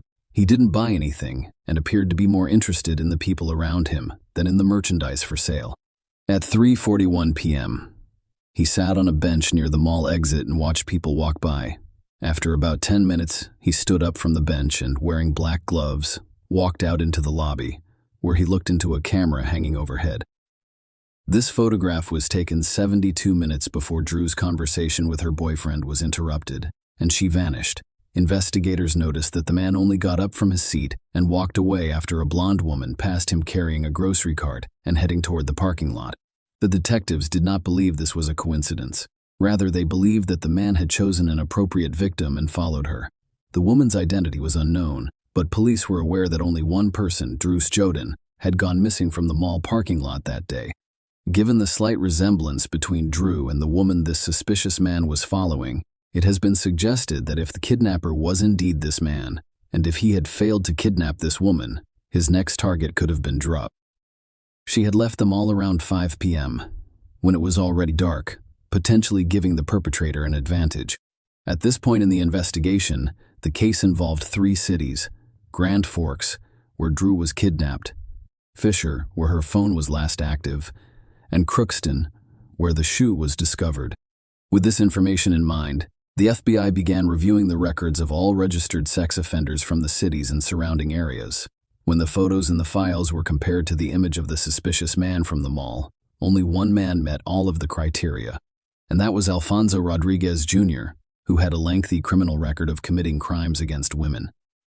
The 50-year-old man had spent the previous 23 years in prison. Rodriguez was the second oldest of 5 children, born in Laredo, Texas, in February 1953. 2 migrant workers, Dolores and Alfonso Rodriguez Jr., claimed to have had an unhappy childhood, describing his home life as unpleasant because his parents were harsh on him and unreasonable in their demands. His family moved from state to state for 15 years before settling in Crookston in 1963. Rodriguez became increasingly isolated as he grew up, exacerbated by language barriers. His preferred language was Spanish, and he struggled with English, which made school particularly difficult. He eventually dropped out of school in 9th grade and started working as a laborer at the American Crystal Sugar Company plant in Crookston. Rodriguez claimed that he was molested by older women in his youth, which he blamed for his hostility toward women. In October 1974, at the age of 21, he asked a woman for a ride home, but instead directed her to Crookston's driveway, where he grabbed her by the throat and attempted to force her to please him. The following month, he approached another woman sitting in a truck outside a Crookston movie theater. He threatened her with a knife and took her to a remote location in the countryside, where he forced her to have sex with him. Then in 1979, he attempted to kidnap a 69-year-old high school English teacher. While out walking in Crookston one night, the woman fought back as Rodriguez attempted to force her into his car. In a fit of rage, he stabbed her with a knife in her elbow and abdomen, but she managed to escape and flee to safety. The woman, who was artistically talented, was able to create a composite sketch of Rodriguez that closely resembled him, resulting in his capture. He was convicted of attempted kidnapping and aggravated assault and served a 23-year prison sentence before being released in May 2003. He had been released from prison 6 months before Drew disappeared and was classified as a third-degree sex offender, which meant he was at the highest risk of reoffending. Before being released from prison, Rodriguez and his family expressed their concerns to Minnesota Department of Corrections officials. Even his family feared that he was reverting to his old ways. Despite their fears, Alfonso was released after serving his full sentence. After his release, Rodriguez lived with his mother in Crookston, only a few miles from the bridge that should be recalled. Another disadvantage for Drew was the discovery of his shoe. The detectives decided to speak with Alfonso Rodriguez, who of course denied any involvement in Drew's disappearance. The man confirmed that he was at the Columbia Mall on the day she went missing, claiming that he had gone to the movie theater and seen the film once in Mexico. What he didn't realize was that no movie theaters in Grand Forks were showing the film that day. Police searched Rodriguez's car and realized with regret that Drew was most likely dead. At this point, it appears unlikely that we will find Drew alive. Grand Forks County Sheriff Dan Hill told reporters that he believes the mission is more of a recovery than a rescue at this time. Dark red dried stains were discovered in several locations inside Rodriguez's car, which forensics later determined to be Drew's blood drops. According to the affidavit, blood was found on the passenger side rear window, the back seat, and other areas of the passenger compartment. The blood did come back. It was a DNA match to Drew. The sheriff discovered a folding knife in the trunk that matched the sheath found in the parking lot next to Drew's car using DNA from his toothbrush. A receipt was also discovered, indicating that Rodriguez purchased this knife, complete with sheath, from a hardware store located several hundred yards from the parking lot where Drew vanished. Although Drew was not discovered alive or dead, investigators gathered sufficient evidence to charge Rodriguez. The man was arrested 8 days after she went missing on December 1, 2003. Rodriguez, who was imprisoned in Grand Forks, claimed he had no involvement in Drew's disappearance and refused to speak with law enforcement or provide information about her whereabouts, despite the evidence against him. During a brief bond hearing several days ago, bail for Rodriguez's release was set at a staggering $5 million. While he remained silent in custody, the search for Drew continued unabated, focusing on these 3 towns. The abundance of snow in the area made the searchers' work more difficult. This is an unprecedented move. During a press conference on December 9, the governors of North Dakota and Minnesota promised to help with the search for Drew by hiring several hundred National Guard members and other state employees. North Dakota Governor John Howe even stated that Drew's disappearance has affected everyone in North Dakota, and Minnesota Governor Tim Pawlenty expressed his pride in the community's cooperation and collaboration with police officials. Despite all efforts, there were no results, and due to worsening weather conditions, the authorities decided to call off the search. In the spring, the intensive search continued. Those looking for Drew hoped to find her as the winter snow began to melt. After 5 months of searching, they were eager to get Drew home. Finally, on April 17, 2004, Drew's body was discovered. It lay in a field in Crookston, just a few miles from the bridge where the boot had been discovered. Drew's family was overcome with grief after learning of the heartbreaking discovery. Her father told reporters, "We were waiting for that call. And when that call came, we all stopped living for a moment. It was her parents' worst nightmare, and it would follow them for the rest of their lives." The field where the body was discovered had already been searched, but due to the large drifts, they were unable to locate it immediately. Drew was naked below the waist, making the motive for the crime clear. Her hands were tied behind her back, with a rope around her neck and a cut. Under the rope, there were remnants of a plastic bag, indicating that the bag had been placed over Drew's head and then tied around her neck with a rope. Hair matching Rodriguez's DNA was discovered on Drew's jacket. Before her death, the young woman had been brutally beaten and repeatedly stabbed. The medical examiner identified 3 possible causes of her death. It was either suffocation due to the cut on her neck or hypothermia, the third possible cause. After months of silence, Drew's family was finally able to say goodbye to her on April 24, 2004. The mourning ceremony was attended by approximately 1,500 people. North Dakota, where Drew was kidnapped, abolished the death penalty in 1975, and Minnesota, where the body was discovered, did not use it as a punishment either. However, because Drew had been transported across state lines, the crime was considered a federal crime, and thus the prosecutor's office had the authority to seek the death penalty against Rodriguez. On August 30, 2006, Alfonso Rodriguez Jr. was convicted in the Drew case, and the jury recommended that he be sentenced to death on February 8, 2007. During the hearing, Judge Ralph Erickson told the unconfessed Rodriguez that his senseless and violent actions made the jury's decision difficult. Alfonso Rodriguez Jr. became North Dakota's first person sentenced to death in nearly a century. On June 28, 2013, after 6 years on death row, Rodriguez confessed to kidnapping and murdering Drew. However, the story does not end here.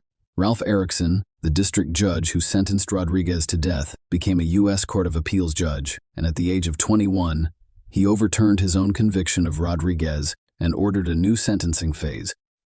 Rodriguez's guilt is beyond doubt, as evidenced by a variety of DNA tests. In this case, the death penalty is at issue. Erickson overturned the death sentence, citing, among other things, defense attorney's failure to properly examine Rodriguez's mental health and forensic expert Michael McGee's testimony, which the judge admitted misled him. This is the expert's testimony, which stated that Rodriguez violated Drew's sexual integrity within 24 to 36 hours of her abduction. There was no direct evidence to back up this claim, such as Rodriguez's seminal fluid on Drew's body. According to the judge, the expert expressed an opinion that was not supported by the facts, which misled the judge and influenced his decision. Nonetheless, in overturning the death sentence, Erickson noted that even in the absence of Rodriguez and his seminal fluid, the circumstances in which Drew's body was discovered, naked below the waist with her hands tied behind her back, indicated a sexually motivated crime. Judge Erickson stated that the failure to examine Rodriguez's mental health, both generally and at the time of his crime, violated his constitutional rights. After Rodriguez died, his sentence was overturned. The federal prosecutor's office issued a statement indicating that they would seek the death penalty for him again. However, 2 years later, in 2023, the prosecutors abandoned their plans and accepted Alfonso Rodriguez's death sentence, which was commuted to life imprisonment without the possibility of parole. The United States of America issued a statement to that effect through Max Schneider, United States Attorney for the District of North Dakota, withdrawing the notice of intent to seek a death sentence against defendant Alfonso Rodriguez Jr., which was filed on October 28, 2004. Schneider stated in a March 14 court filing that the United States will no longer seek the death penalty in this case. My thoughts today are with Drew Sjoden's family, especially her parents, Linda Walker and Alan Sjoden, sighed Schneider. They're genuinely good people and loving parents who, in the aftermath of an unimaginable loss, have worked closely with our office for nearly 2 decades. We continue to wish them the greatest level of peace possible. I'd also like to commend the trial team, which included former U.S. Attorney Drew Wrigley, as well as our office's appellate attorneys and support staff. They have consistently upheld the Department of Justice's high standards throughout the last 2 decades with their work on this tragic case.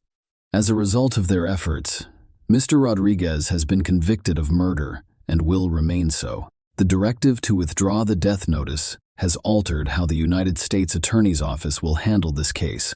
What will not change is that Mr. Rodriguez will die in a federal prison. This case prompted changes in sex offender registration laws. On July 27, 2006, President George W. Bush signed the Adam Walsh Child Protection and Safety Act, which included Drew's legislation. Drew's law changed the name of the National Sex Offender Public Registry to the Dru's-Joden National Sex Offender Public Website, which informs the public about the whereabouts of registered sex offenders across state, territory, and tribal boundaries. On June 22, 2013, it was announced that Alfonso Rodriguez had been transferred from a death row prison in Terre Haute, Indiana, to Coleman's high-security facility in Centerville, Florida. This appears to be his final resting place. Share your opinion with us in the comments and subscribe to the channel for more.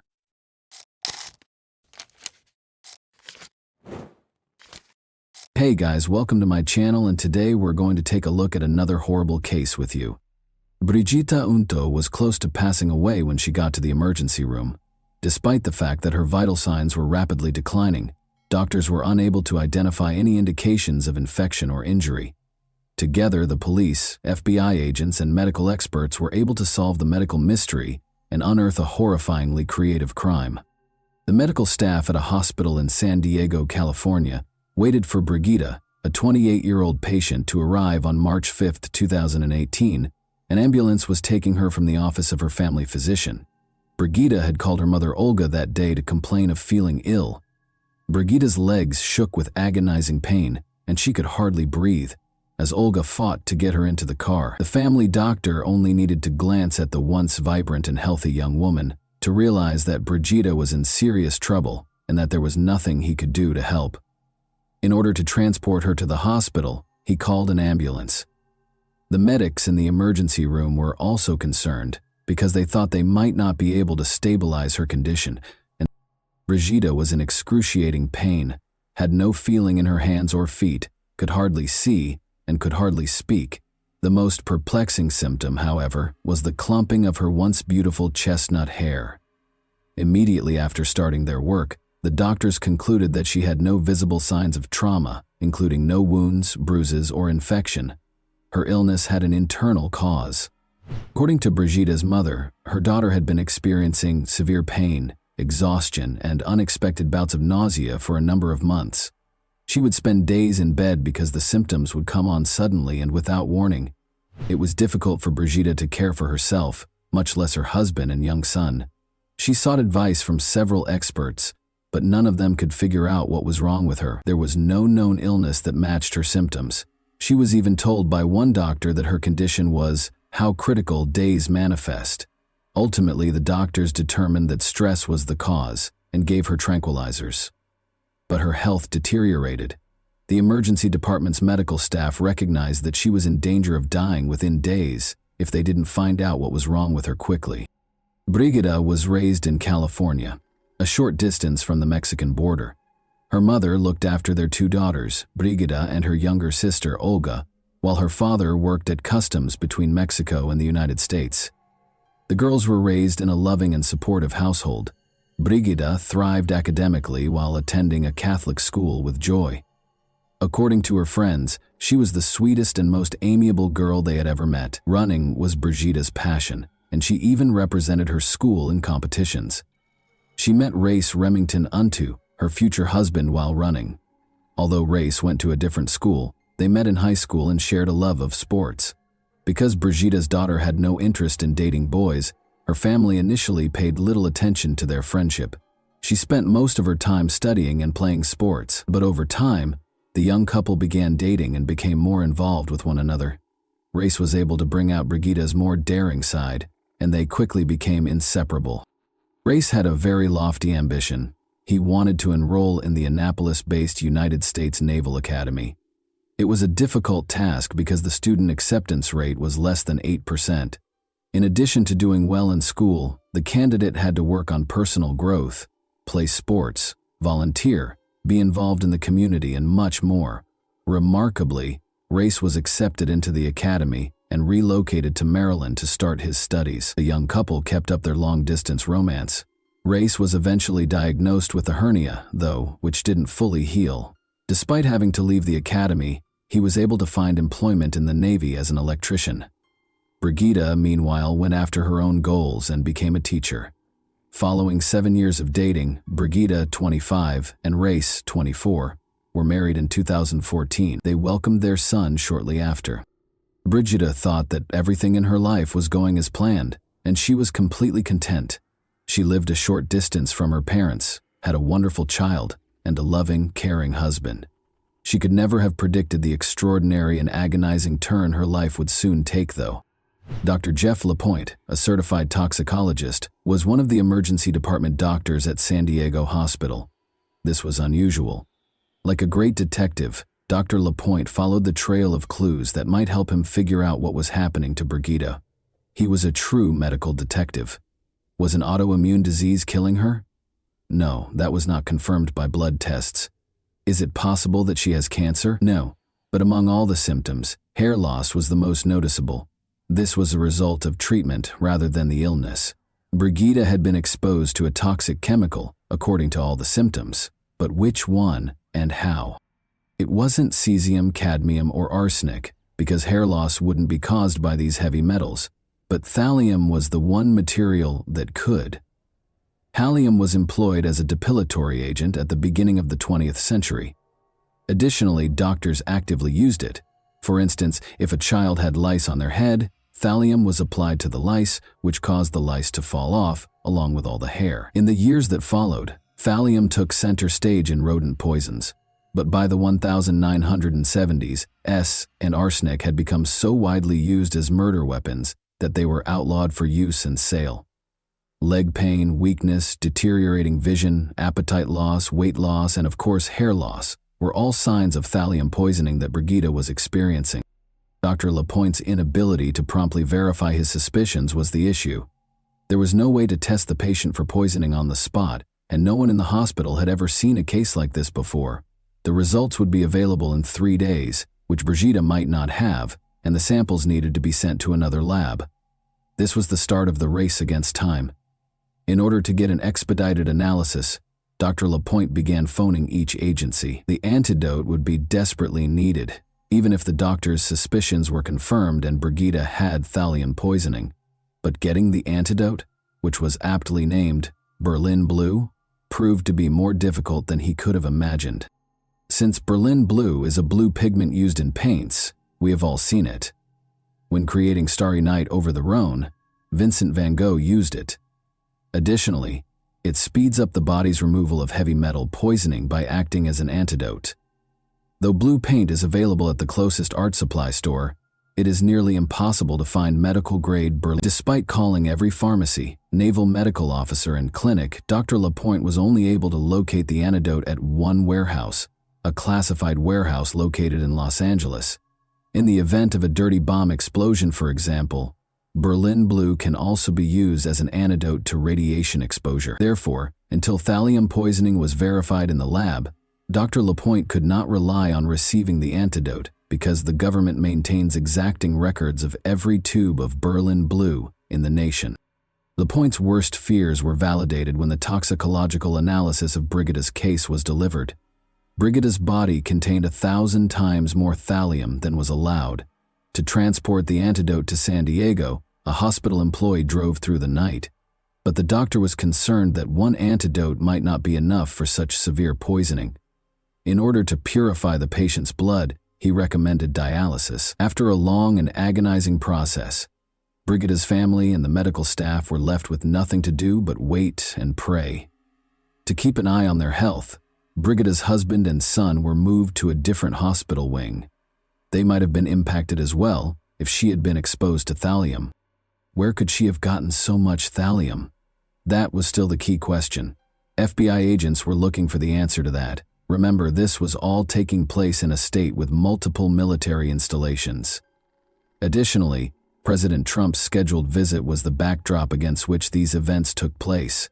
As a result, FBI agents became very interested in what was going on in the city when Dr. Lapointe began searching for Berlin Blue.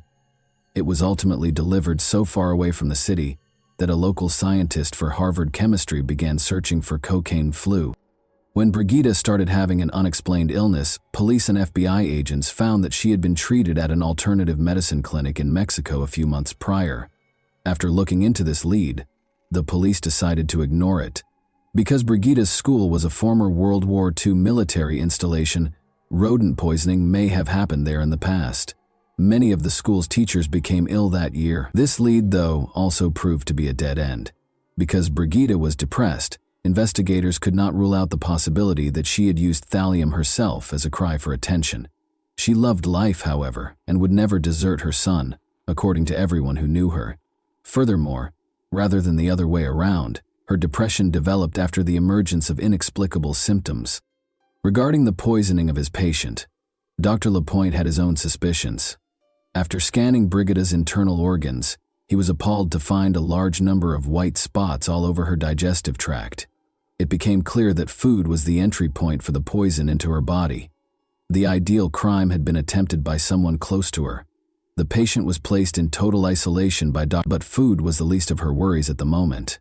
The antidote helped Brigida regain consciousness a few days later. She was unable to sit or move, and all of her hair had fallen out.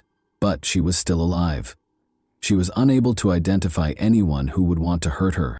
Nonetheless, the police were aware that poisoning is always a private crime carried out by a close friend or relative. The fact that Brigida's husband and child were unharmed was also intriguing. Her husband, parents, and sister were all willing to assist with the investigation when the police spoke with them. Her husband, Race, complained that he was unable to put himself in his wife's shoes to ease her pain. Investigators sensed that he was lying, even though he said what they wanted to hear. Additionally, the medical staff observed that he asked odd and occasionally inappropriate questions and didn't seem as concerned. When her husband was suspected of being involved, Brigida became enraged and strongly denied it. She maintained that Race had taken care of their son and taken her to the hospital while she was ill, and when she didn't have the strength to get out of bed, he would cook. But what the investigators discovered during their chat with Brigida gave them the chills. Race had a rather peculiar pastime. He liked to gather rare poisonous plant seeds. After Brigida was hospitalized for 16 days, the police became interested in this and gathered enough information to search their house. Race, looking a little agitated, opened the door. He voluntarily turned over all of the family's devices, including laptops and phones, when the detectives asked him to. They were unable to ignore the fact that the device's entire search histories had just been erased. The police discovered 2 books, Criminal Poisoning and The Poisonous Handbook, despite the purportedly erased data on his phone. The Poisonous Handbook claims that thallium allows the poisoner to manipulate the rate at which their victim perishes. As the patient gradually deteriorates for unclear reasons, the poisoning manifests as a medical mystery. Race's vehicle yielded even more fascinating findings.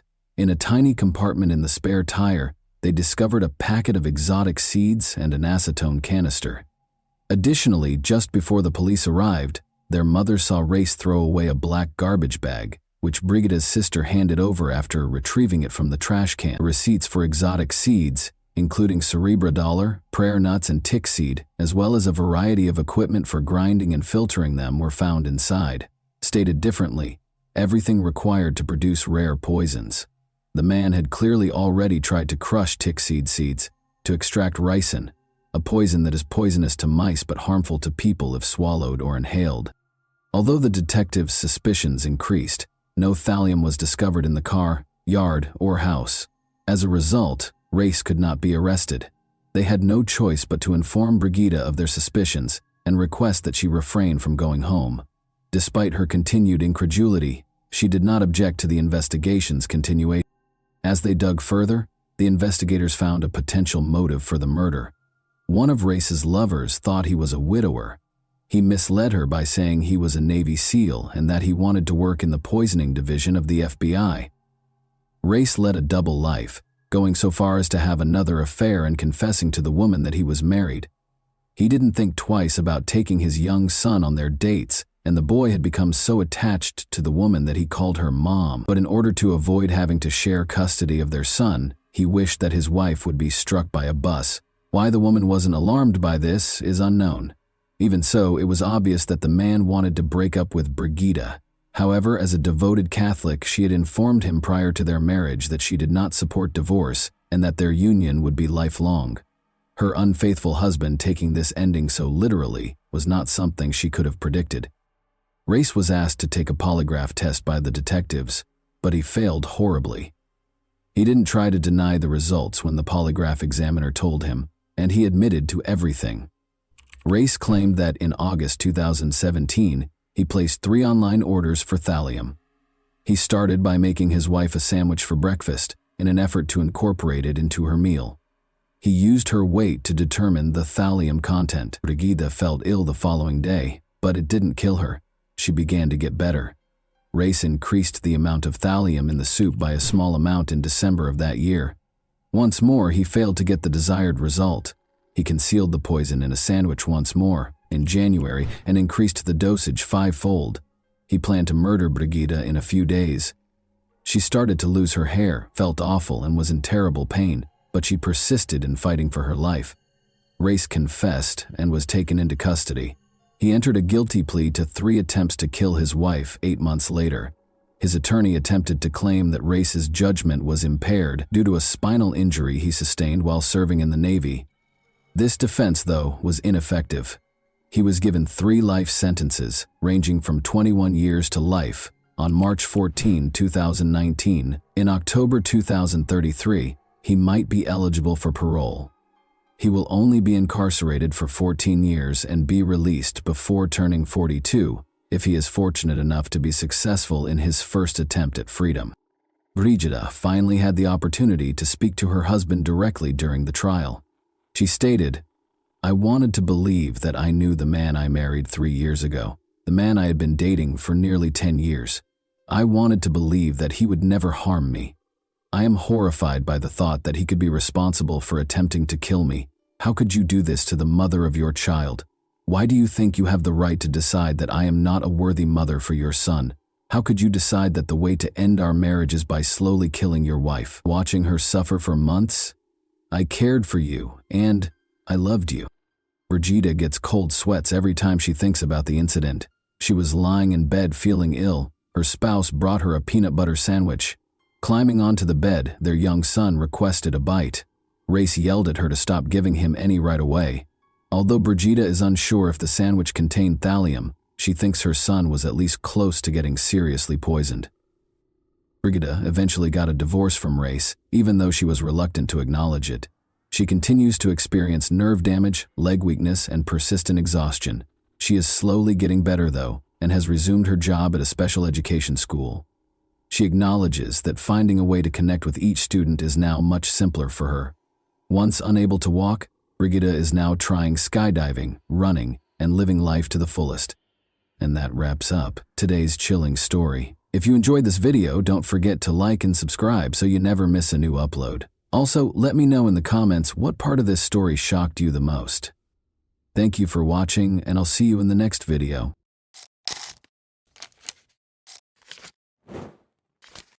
Hey guys, welcome to my channel, and today we're going to take a look at another horrible case with you. The nation was rocked by the disappearance of Adam Walsh from Hollywood, Florida, on July 27, 2981. He vanished from a nearby Sears store, and the ensuing investigation was beset by misunderstandings and errors, leaving detectives frustrated and with dead ends. Adam's family was left in despair when police were unable to piece together a clear timeline or motive despite a plethora of leads. What serious errors occurred during this investigation, and how did the pursuit of justice come to a standstill? Let's examine the specifics. Reeve and John Walsh welcomed Adam Walsh into the world in Hollywood, Florida. He was a normal child who made his parents happy, loved baseball, and was quiet. But after going missing on July 27, 1981, when he was 6 years old, he became well known. Adam and his mother, Reeve, went shopping at the Hollywood Mall that summer afternoon. They went directly to the Sears store after entering the mall via the north entrance. Reeve was there with a specific goal in mind: to ask questions regarding a lamp that was for sale. She left Adam at a kiosk with Atari 2600 video games, where a number of other boys were gathered and playing the games, to keep him occupied while she took care of her business. Around 12:15 p.m., Rev finished her questions in the lamp department and went back to the kiosk where she had left Adam. Adam and the other boys were gone, and she was shocked to find this out. Rev was overcome with fear, as any parent would be when they lose sight of their child. She was told by a store manager that the boys had gotten into a fight over who would get to play the video games first. A security guard responded to the commotion by telling the boys to leave the store. The older boys responded that their parents were not present in the store when the guard asked them if they were. This implied that Adam, who was quieter and younger, probably lacked an adult companion to provide him with support at that time. Adam was a shy kid, and Rev later surmised that he might have been too scared to speak up when the security guard was questioning him. She thought the guard likely didn't realize Adam was alone, because he thought he was one of the boys.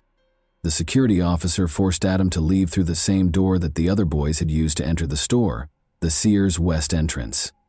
Adam's parents were increasingly worried about his safety after he went outside because they thought he had lost contact with the group and was now alone in a strange place. As the minutes went by, Rev frantically looked around the toy section for Adam, but was unable to locate him. Her panic increased in intensity with every second that went by. She asked the store staff to shout his name over the loudspeakers in a last-ditch effort to find him, hoping that if Adam heard it, he would come back to her. She kept searching the store, calling out his name and searching every hallway in the hopes of finding him while she awaited a response. She happened to run into Jean, her mother-in-law, who volunteered to assist in finding Adam right away. They searched the store together, asking staff and other customers if they had seen him. But after searching for more than 90 minutes, and calling on Adam several times without finding him, Rev realized that time was of the essence. She had a growing fear in her heart that something horrible had occurred. She made the difficult choice to call the Hollywood police at 1:55 p.m. with a heavy heart and a sense of urgency. She had no idea that her worst nightmare was going to come true. A massive search for her son was launched in response to this call, with ground crews searching the area for any hints and helicopters hovering overhead. A horrifying find was made in a drainage canal next to the Florida Turnpike, close to Vero Beach, on August 10. On closer examination, two fishermen saw what appeared to be the head of a baby doll floating in the water, but it turned out to be a child's detached head. They called the police right away, horrified. The Indian River County Sheriff's Office sent Detective Ralphie Latimer Jr. and a deputy to the scene to conduct an investigation. Regretfully, no additional remains were discovered during the canal search conducted by divers from Indian River County and St. Lucie County. Adam's parents, meanwhile, continued to hope that their son was still alive. They were left to look for him by themselves, heartbroken and feeling totally powerless. The FBI's National Crime Database at the time allowed reports of stolen vehicles including horses, but there was no mechanism in place for missing children. Because of this, law enforcement was unable to communicate important details about missing children, giving the impression that Adam might be anywhere. Adam's parents made a public plea for their son's safe return on the Good Morning America television show on the morning of August 11th. In the hopes that their message would strike a chord with viewers and inspire anyone with information to come forward, they shared their anguish and desperation. Additionally, they promised a $100,000 reward for any leads that could lead to Adam's location. This outreach emphasized the gravity and urgency of the situation and was a component of their attempt to engage the community in the search. The medical examination was essential in identifying the recovered remains as the investigation progressed. Adam's dental chart and the severed head discovered in the canal were thoroughly examined by the coroner's office. One notable similarity that emerged from this comparison was a filling on the cheek side of a lower left molar.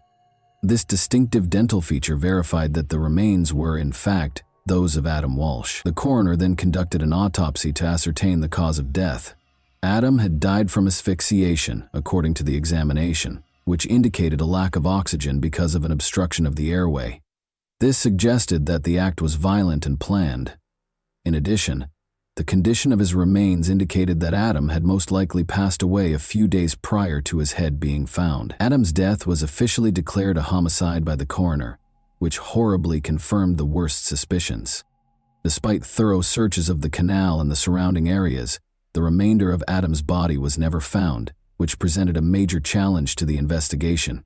The nation was shocked when Adam's head was found 130 miles from his Hollywood home. People were saddened and deeply disturbed by the heinous crime. The way the Hollywood Police Department conducted the investigation into their son's disappearance infuriated John and Reeve Walsh. They believed the case was not handled with the necessary urgency from the beginning, which resulted in a disjointed response that made them feel powerless. John took action to bring attention to Adam in those early days. He held press conferences, distributed flyers featuring Adam's photo, and contacted the local media to request information. In addition to finding Adam, they wanted to force a more exhaustive police investigation. They argued for a thorough investigation of every lead during their meetings with law enforcement. They persisted in trying, but the police's lack of cooperation demoralized them more and more. John became a vocal critic of the investigation as a result of his frustration, which eventually influenced his subsequent public policy work. Their message was further amplified by John Walsh's hosting of the 1988 premiere of the television program America's Most Wanted. The program developed into a potent vehicle for bringing attention to wanted criminals and missing children, in order to encourage viewers to pay attention and report any information they may have. Each episode included segments on current missing child cases. In addition to educating the public about the realities of child abduction, the series gave law enforcement a way to ask for community assistance. The life of convicted serial killer Otis Elwood Toole was filled with violence, abuse, and chaos. Toole was born in Jacksonville, Florida, on March 5, 1947. His early years were characterized by an abusive mother who dressed him in girl clothes and called him Susan, an alcoholic father who abandoned him, and a maternal grandmother who exposed him to satanic rituals and practices. His older sister and a neighbor next door were among the many family members and acquaintances who sexually assaulted him. With an IQ of 75, Toole was categorized as having mildly disabled intellectual capacity. Due to his epilepsy, he frequently had grand mal seizures. Toole visited gay bars and became a prostitute as a teenager. At the age of 14, he allegedly committed his first murder in 1961 after being coerced into having sex by a traveling salesman. In the 9th grade, Toole left school and started living on the streets of the southwestern United States, earning a living through panhandling and prostitution. Toole, then 17 years old, was arrested for loitering in August 1965. Although there is little evidence of his activities after this arrest, authorities believe he drifted around the southwestern United States between 1966 and 1973, making a living through panhandling and prostitution. Toole was implicated in the 1974 murder of Patricia Webb, a 24-year-old woman in Nebraska. He left Nebraska shortly after and briefly made Boulder, Colorado, his home. His stay was brief, though, as he quickly emerged as a leading suspect in the October 14, 1974 murder of 31-year-old Ellen Holman. Toole's private life was a mystery in the years that followed.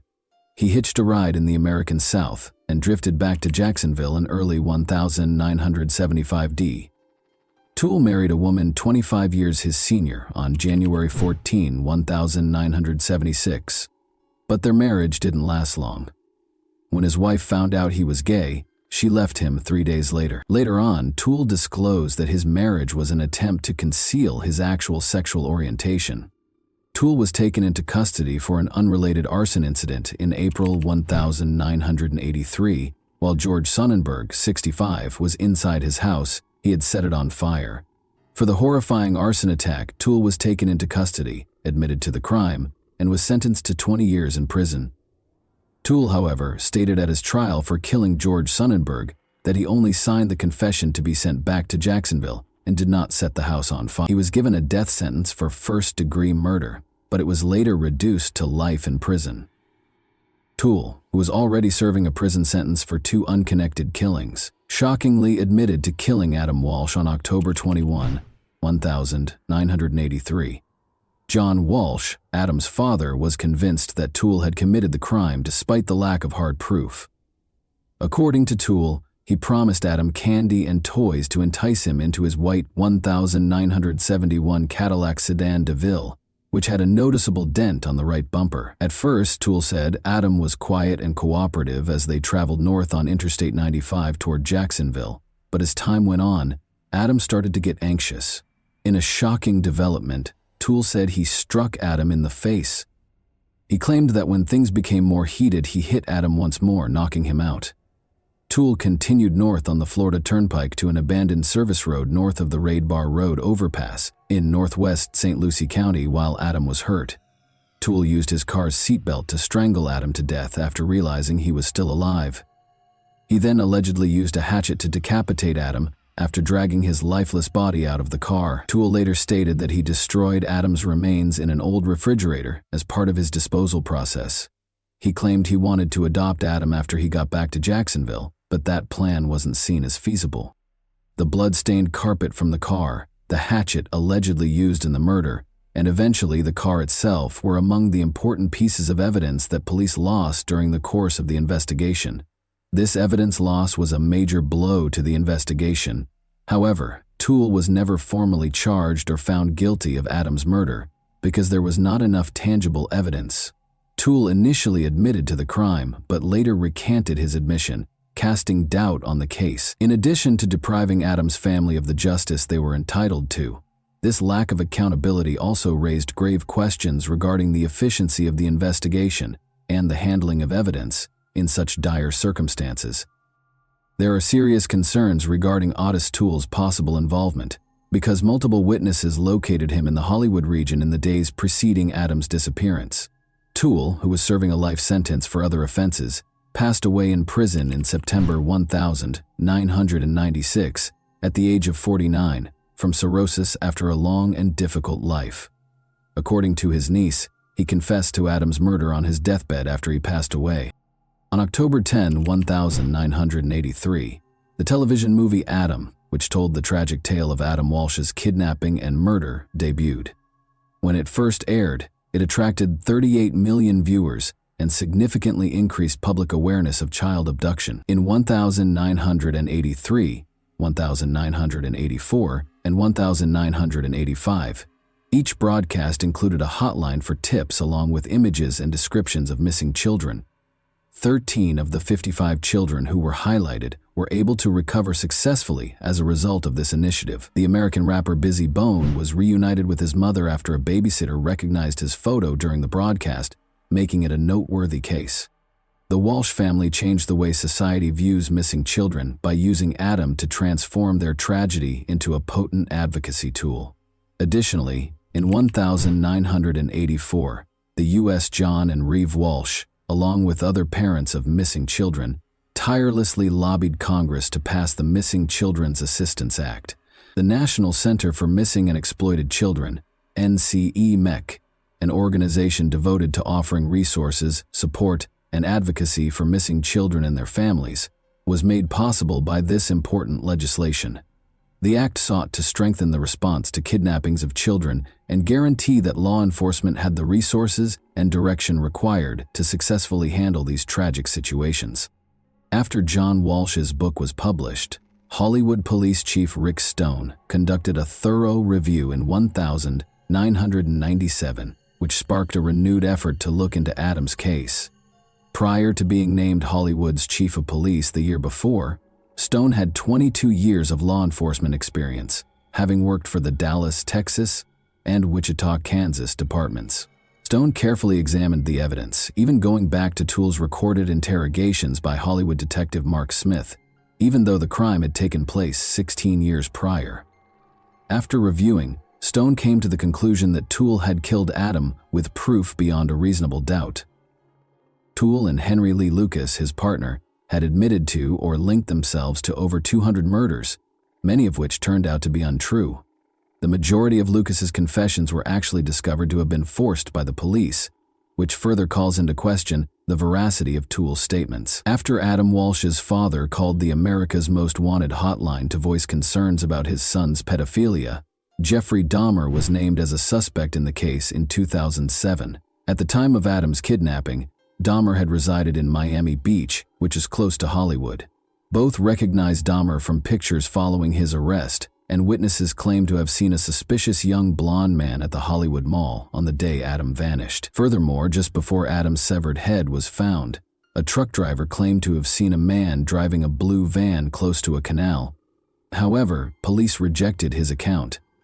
John Walsh voiced doubts about any link between Dahmer and the murder of his son, pointing to a dearth of evidence, even though Dahmer denied any involvement in Adams' case.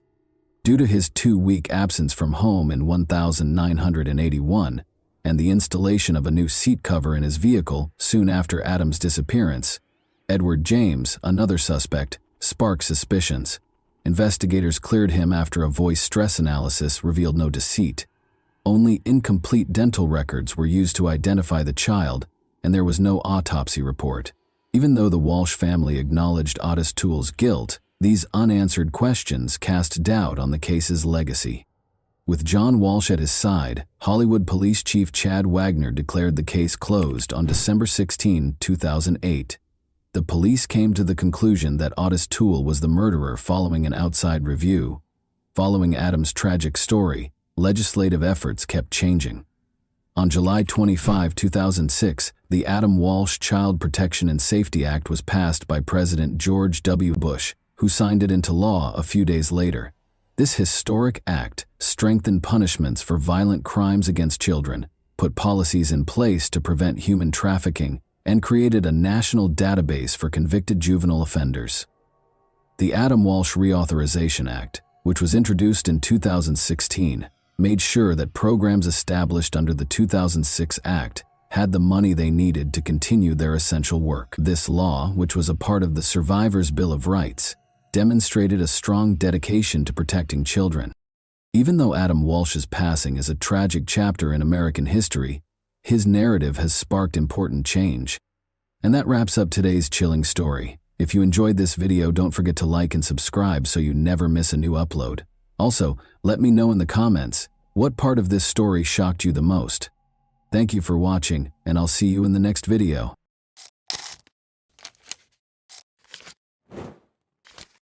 Hey guys, welcome to my channel, and today we're going to take a look at another horrible case with you.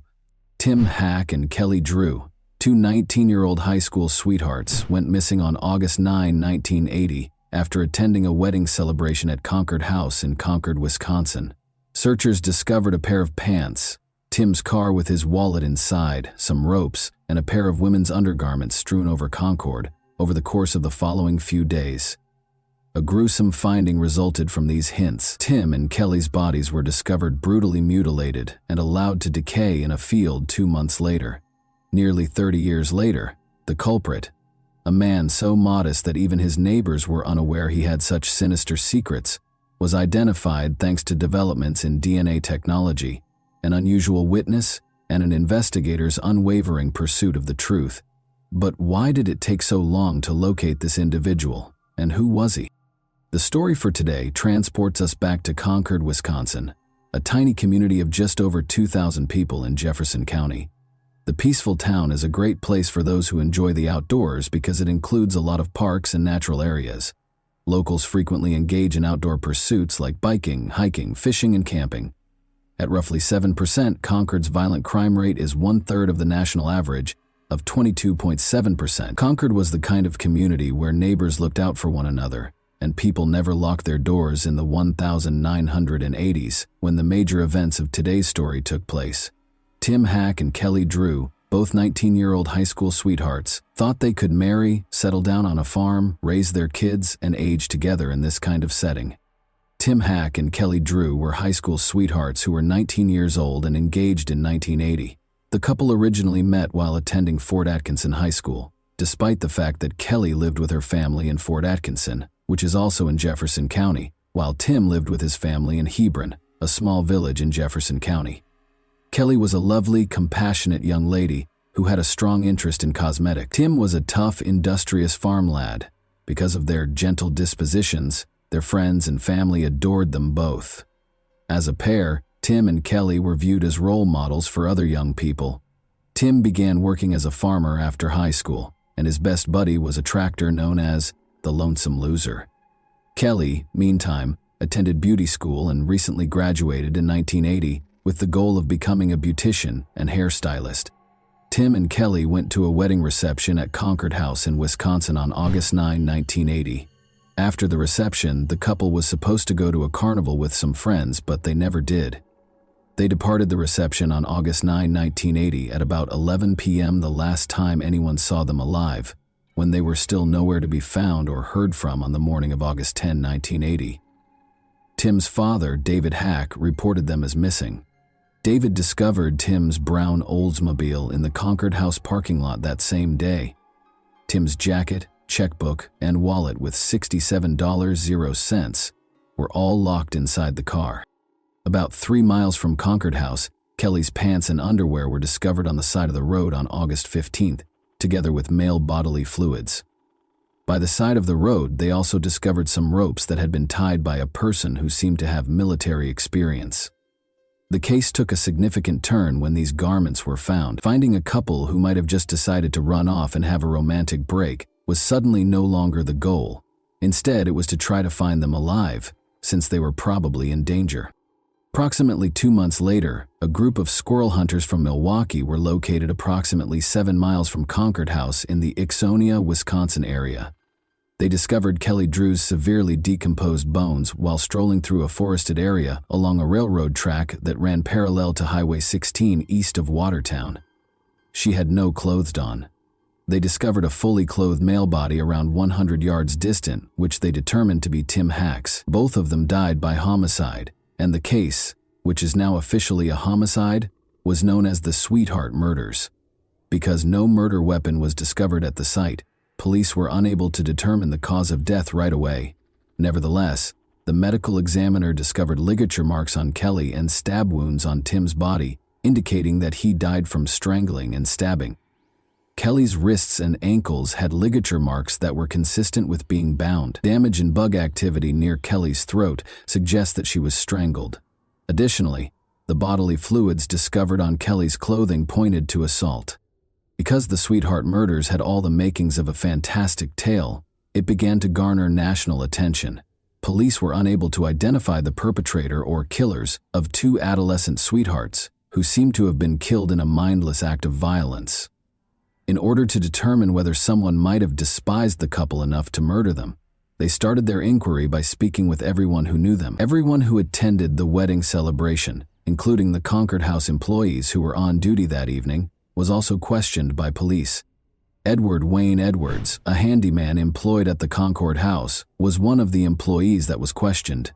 According to Edward, who lived in a campsite next to the Concord House close to Interstate 94, he had not seen the pair and was not even at the Concord House when they vanished. He said he was shooting deer in the woods around here, but when the police questioned him about it, they discovered that he had a broken nose. He said he had acquired it while hunting deer. Given that it was August and Wisconsin's deer shooting season began in November, the detectives found it strange. In September 1980, Edward left Wisconsin with his wife and 5 children after being questioned by the police. Eyewitness reports of a filthy-looking van that had been parked close to Tim's car in the Concord House parking lot meantime provided investigators with the most promising lead. Around the time Tim and Kelly were last seen, witnesses said they saw the van abruptly and suspiciously drive away. That was the case with Edward's vehicle, where he frequently kept a .357 revolver. However, authorities had limited options for investigating that lead in the absence of a license plate number or compelling evidence linking him to the crime site.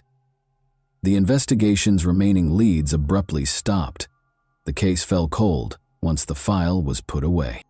One of the investigators in charge of the initial investigation, Richard Lewell of the Wisconsin Department of Justice, requested that the case be revisited in 2008, 20 years after Tim Hack and Kelly Drew were murdered. Lewell had been obsessed with the case for nearly 3 decades. He wanted to settle the case as soon as possible because he was getting near to retirement. In an interview, he stated, "As I was reaching my retirement age, DNA was making drastic leaps and bounds. The scientific and technological developments over the past few decades gave him the confidence to pursue the case at this time."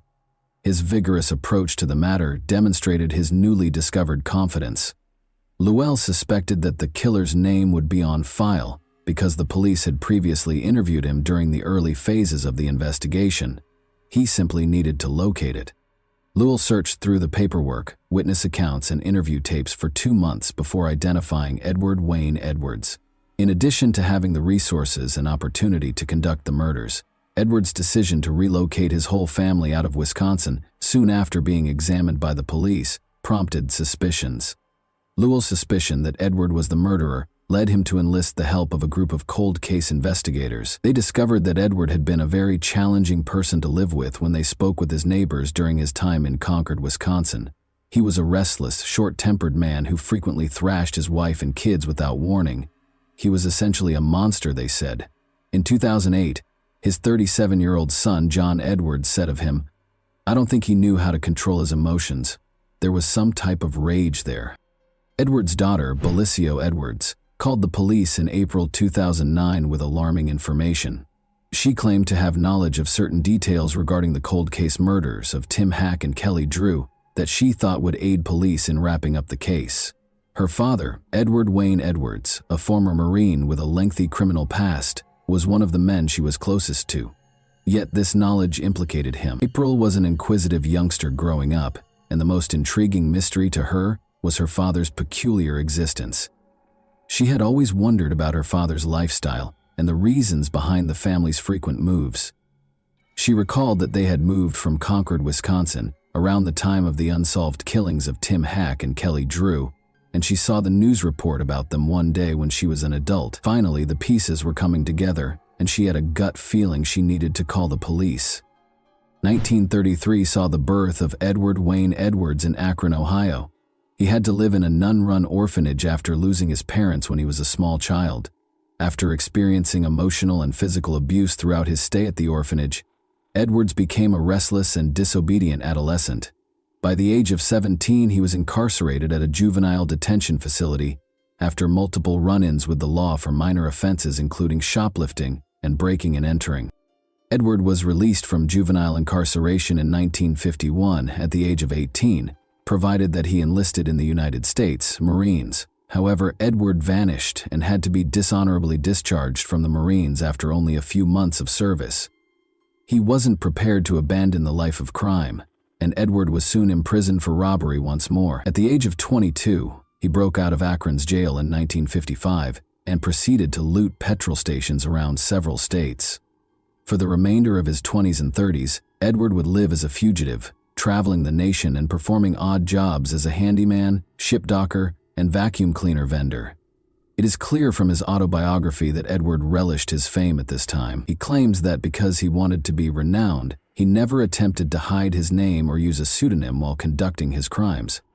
Edward was incarcerated again in 1960 at the age of 27, this time for trying to pose as a federal officer. But after he broke out of the jail where he was being held in Portland, Oregon, the FBI listed him on its 10 most wanted list in 1961. Edward was apprehended by the authorities in 1962 and sent in the United States Penitentiary Leavenworth. Nevertheless, he was released on parole in 1967 due to his good behavior. In his autobiography, he credited a kind guard at Leavenworth with helping him grow. Following his release from prison, Edward married and started giving motivational speeches. At the age of 39, Edward made appearances on 2 television programs, To Tell the Truth and What's My Line. In 1972, he also released his autobiography, The Metamorphosis of a Criminal, the true life story of Ed Edwards, and discussed his life as a master criminal on a number of talk shows and game shows. Edwards was listed on the FBI's 10 most wanted list in the late 1000s, 960s. He was one of the suspects in 2 murders that occurred in Portland, Oregon. Although they were unable to provide proof, it was evident from looking up Edward Lane Edwards' criminal history that he had served time in jail and had been found guilty of a number of offenses, including fraud, arson, robbery, and car theft. He had accomplished a great deal. For Edward, everything appeared to be coming together at last. The system had been beaten by him. He was headed toward success. Sadly, Edward's good fortune was short-lived. He killed his first victim in 1977. Billy Loveco, age 21, and his girlfriend Judith Straub, age 18, who lived in Sterling, Ohio, were his victims. On August 7, 1977, Billy and Judith went on a date, but they never came back. Judith's shoes and pocketbook were still in her car when it was discovered later that day in Silver Creek Metro Park's parking lot. On August 8, Norton police searched for Billy and Judith with the help of family members and a National Guard helicopter. Their bodies were discovered by the search team in the dense weeds close to Metro Park. A 20-gauge shotgun had been fired at them directly. Edward got away with the killings because police at the time were unable to link him to the case of Billy and Judith. Additionally, these killings set a pattern that would be followed by Tim and Kelly's murders. At the age of 49, Edward was incarcerated again for arson in Pennsylvania in 1982. In 1993, however, he sent a letter to the FBI asking for his criminal history records for cities in 19 states, demonstrating his continued pride in his criminal achievements. The data were purportedly for a new book he was writing about criminals like Jimmy Hoffa, Charles Manson, and Tony Provenzano that he had met while incarcerated. Edward killed his third person in 1996 when he was 63 years old. His victim was Danny Boy Edwards, a 25-year-old foster son who spent 7 years living with him in Burton, Ohio, before he was brutally murdered. Danny Boy served in the U.S. military, Army. In some way, Edwards persuaded him to leave the service and go home. Edward killed him with 2 gunshots to the face after tricking him into going into the neighboring woods when he arrived home. Danny Boy's body was left in a shallow grave by Edward. Eventually, a hunter discovered it there and informed the police. However, Edward also got away with killing Danny, just like he did with his first round of killings. In addition to the well-known Zodiac deaths, Edward may have been responsible for 15 more murders. John Cameron, a retired homicide investigator, also thought Edward was behind the Zodiac murders and other well-known unresolved cases. These statements, however, are regarded as conspiracy theories because they have not yet been validated. At the age of 77, Edward Edwards died on April 7, 2011, at the Corrections Medical Center in Columbus, Ohio. He died naturally, which was a rather kind conclusion to a heinous crime spree that left 5 people dead and many grieving. On August 31, 2011, Edward was scheduled to be executed by lethal injection, but he fled. Even though Edward was apprehended and subsequently convicted guilty of killing Tim and Kelly, their relatives have not exactly been comforted by this development. Norma Walker, Kelly's mother, stated, "Instead of getting closure, Edward's arrest ripped open old wounds. You hope this day would come, but now that it's here, it's really hard. Everything starts all over again. All the memories come back. He robbed me of my daughter. Robbed me of my Christmases, birthdays, weddings, everything families do together." Tim's family was satisfied knowing that their son and his girlfriend's killer had been apprehended. David, Tim's father, expressed gratitude for the DNA evidence that proved Edward was the murderer and stated he was simply relieved it was ended. Through her podcast, The Clearing, Edward's daughter April Belicio, whose tip led to the cold case's conclusion, now dedicates her time to assisting the families of victims with unresolved cases in finding closure. She looks into unsolved homicide cases and works to have them reopened by the police. Edward Edwards, the murderer of Tim Hack and Kelly Drew, brutally ripped away their promising future.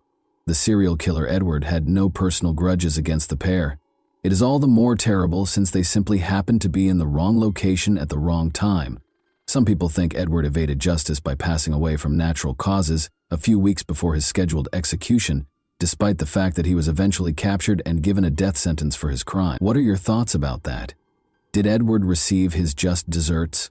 Were his victims given justice? And that wraps up today's chilling story. If you enjoyed this video, don't forget to like and subscribe so you never miss a new upload. Also, let me know in the comments, what part of this story shocked you the most? Thank you for watching, and I'll see you in the next video.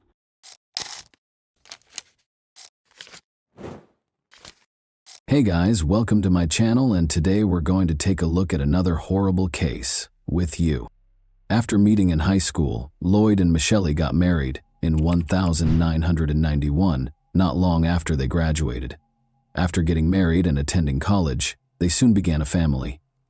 Prior to landing a job as an engineer in a factory, Lloyd Neurotter served as a professor of exact sciences at a college after earning his engineering degree in the mid-1990s. Michelle was a professor of English and also held a college degree.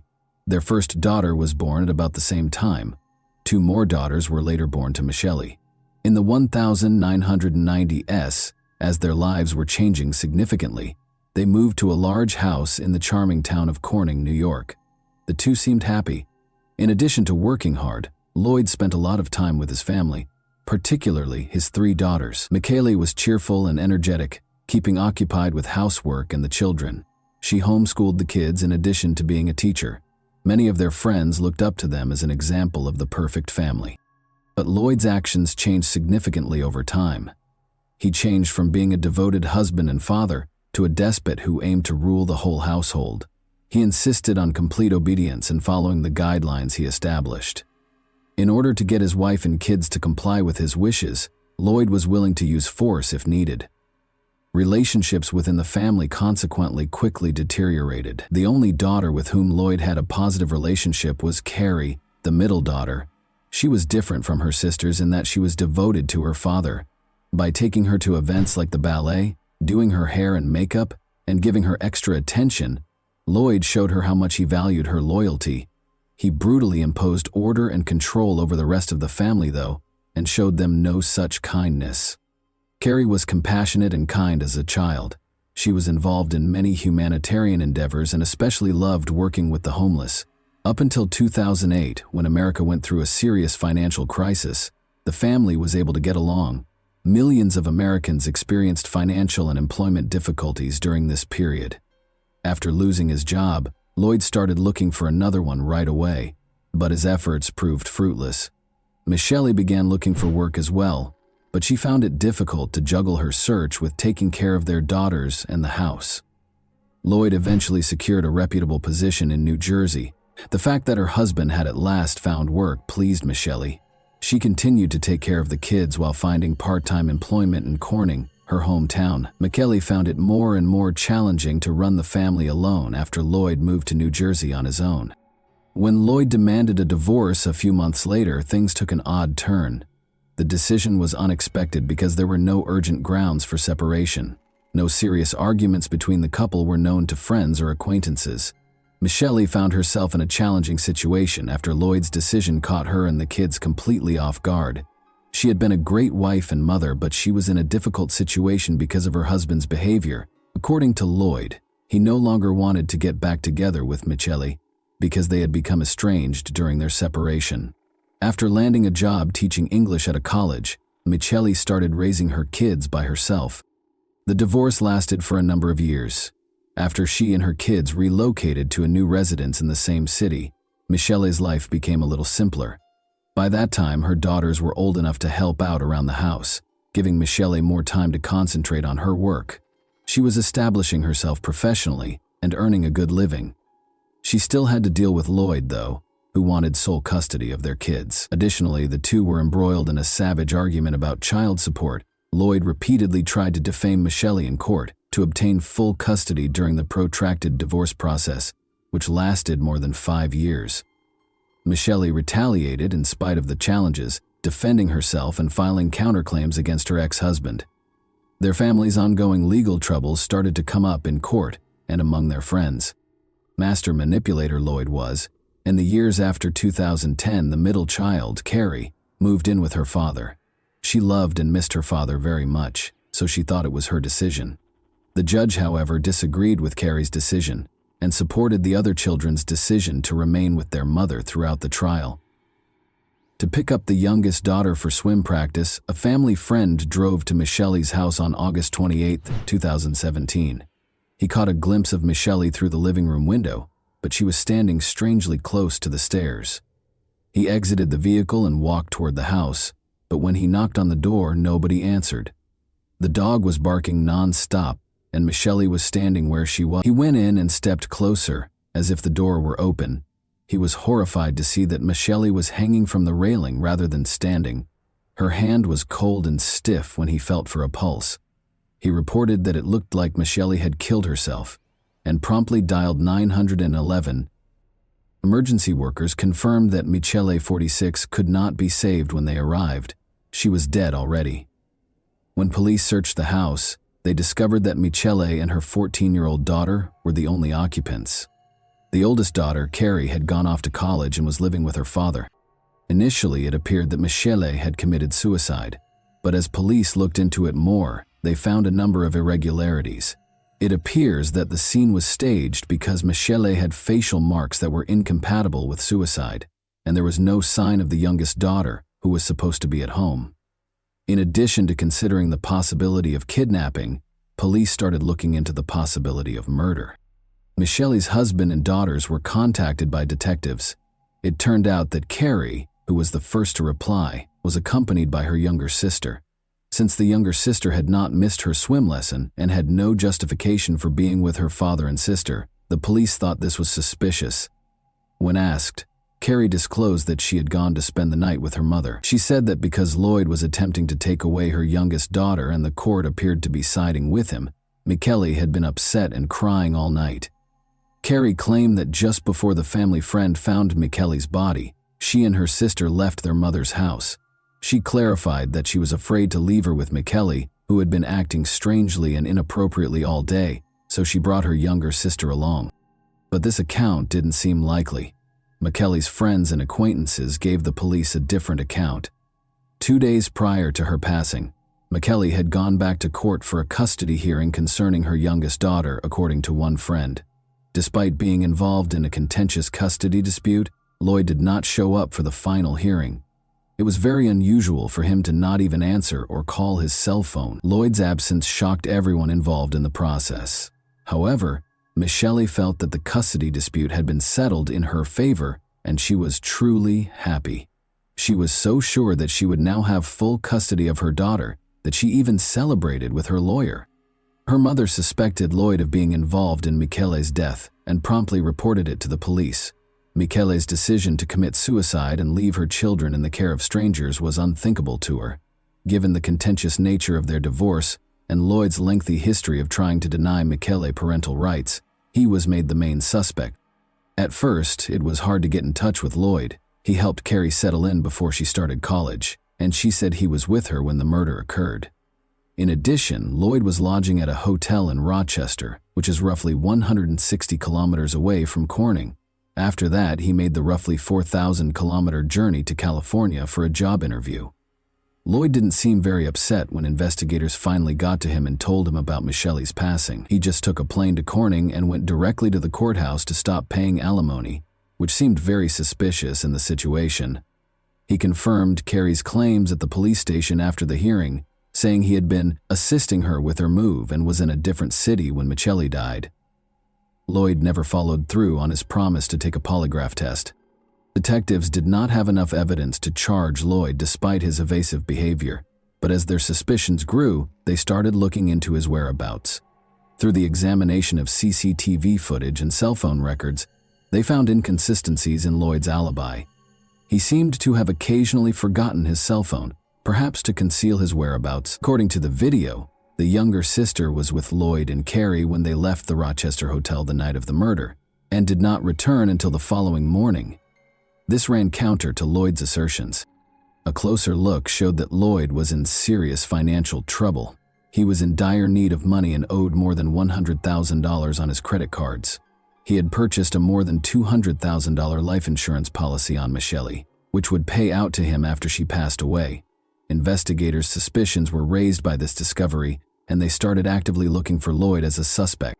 Investigating further, investigators discovered that Carrie continued to show up at crucial points in the case. They made the decision to listen in on Lloyd and Carrie's phone conversations, which showed that they were concealing something. Carrie was frequently rudely interrupted by Lloyd, who seemed to sense that they were being watched. He stressed during these calls that they should not discuss certain topics over the phone, and suggested that they speak face-to-face instead. The police believed they were headed in the right direction. The medical examiner's report added credence to the murder theory. Michele had been attacked from behind and strangled, as evidenced by the marks on her chin and the bruises around her eyes. It was almost impossible for her to resist the killer's use of a rope to squeeze her throat. To make the scene appear to be a suicide, it had been sloppily staged. Armed with this evidence, investigators once again focused on Carrie. Detectives confronted her after her college classes, despite her repeated refusals to come to the police station for interrogation. Carrie initially denied any involvement, but after being coerced, she acknowledged that she and Lloyd had spent the morning of the murder at her mother's house. She said that after an argument between her parents, Lloyd and Michele went upstairs, after which Michele fell silent. But when the investigators dug deeper, Carrie told a far more sinister tale. While making sure her younger sister didn't see the crime, Carrie admitted that Lloyd had killed Michelle. She had actually been involved in the murder. She clarified that Lloyd had been outlining how to set up the scene to appear as though it was a suicide, a week prior to the incident. Although she was unable to provide a clear explanation, Carrie's startling admission made it clear that she had publicly detested her mother. She acknowledged that her feelings had been impacted by her father's continual disparaging remarks about Michelle. Because of Lloyd's manipulation, Carrie had turned against her mother and was prepared to help him commit the crime. Police moved to arrest Lloyd, and Carrie was taken into custody as an accomplice, but there was no sign of him. When police finally caught up with him in Princeton, he threatened to jump from a fifth-story parking garage railing. Officers were able to subdue and arrest Lloyd Neureuther, who was 45 at the time, after 2 hours of negotiating. Carrie and Lloyd were both charged with Michelle's murder. Lloyd was charged with tampering with evidence, conspiracy to commit murder, and first-degree murder. He strongly refuted the accusations, saying he was at a hotel when the murder took place.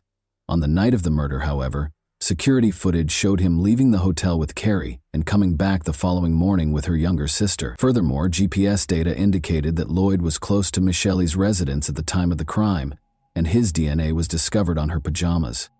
Carrie was accused of conspiracy to commit murder, concealing evidence, and second-degree murder. She entered a guilty plea and consented to cooperate with the prosecution in exchange for a reduced sentence, as she faced the prospect of a life sentence with the possibility of parole after 25 years. It was anticipated that she would testify against her father. The prosecution emphasized the case's unsettling aspects throughout the trial.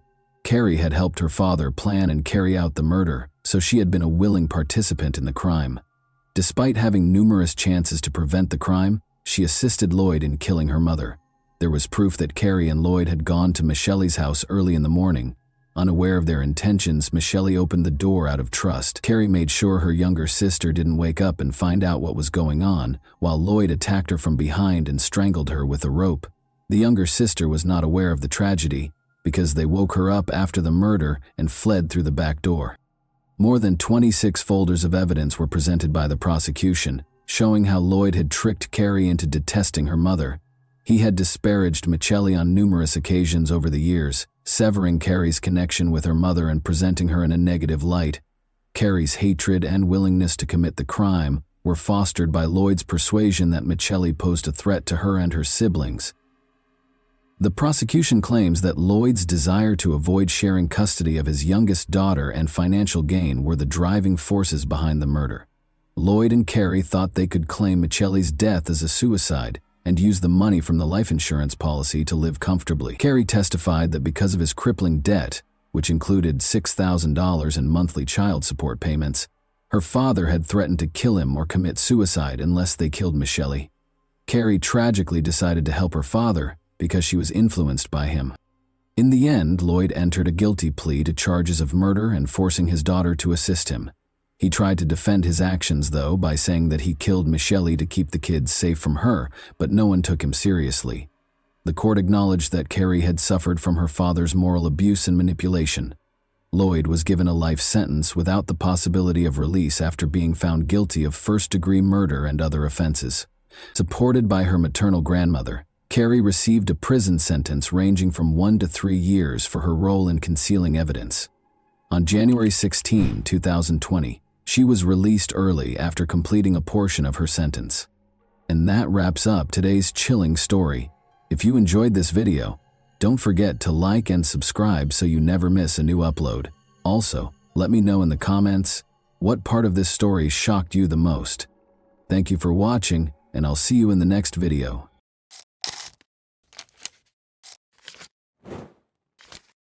Hey guys, today we're diving into another truly horrifying case. If you want to support my channel, make sure to subscribe and stay active. It really helps me out. I'd be super grateful for that. Let's get started. Sometimes it is hard to embrace the truth, so people make up a lie that they genuinely start to believe and persuade others of. Truth is something that exists in reality and corresponds to the actual state of circumstances. To celebrate the new year, 11 young men and 1 girl gathered in a hotel room. You'll think, strange collaboration. And you'll be correct. But hold on. One information will totally alter your perspective. Since all of the men at this party belong to a sexual minority, the 12 friends who got together to celebrate the year 2021 did so with great joy. In fact, they celebrated so well that on January 1st, the company had to take the only girl to the hospital, where doctors declared her dead. However, who was she? How did she pass away, and did anyone face charges related to her demise? However, everything is in order. You'll realize why we began this story with the idea of truth, as we dive into the previous party, practically minute by minute, and learn what transpired on that fatal night. Thus, John Paul de la Serna arrived at the 4-star City Garden Grand Hotel in Manila, the Philippine capital, around 11 a.m. on December 31, 2020. 9 additional men booked into rooms 2207 and 2209, which were on the same level, during the day, and Christine DeSera checked in later. Shortly after midnight, John Paul Kalili, the hotel manager, joined the merry company. The focus of New Year's Eve night was dancing, having a good time, and drinking a lot of alcohol. When Rommel Galida awoke at approximately 10 in the morning, she saw Christine dozing off in the bathtub. He wrapped a blanket around her and returned to his slumber. She was unconscious and starting to turn blue when he woke up a few hours later. 3 friends and hotel employees drove Christine to the hospital, but when they arrived at the emergency department, the physicians just declared her dead. The only girl was dead in the morning after spending the whole night in the hotel room with the 11 guys. News. The public was outraged by the crime's headlines. Since it was clear what a bunch of young men and 1 female could do all night, everyone had the same idea of what the story would be about. The investigation's task was to determine what actually transpired on that New Year's Eve night, and the cause of Christine DeSera's death. Born on April 13, 1997, Christine Angelica DeSera was raised in Barangay San Isidro, General Santos City, into the prosperous household of John Nestor de la Serna and Sharon Rose Faba de la Serna.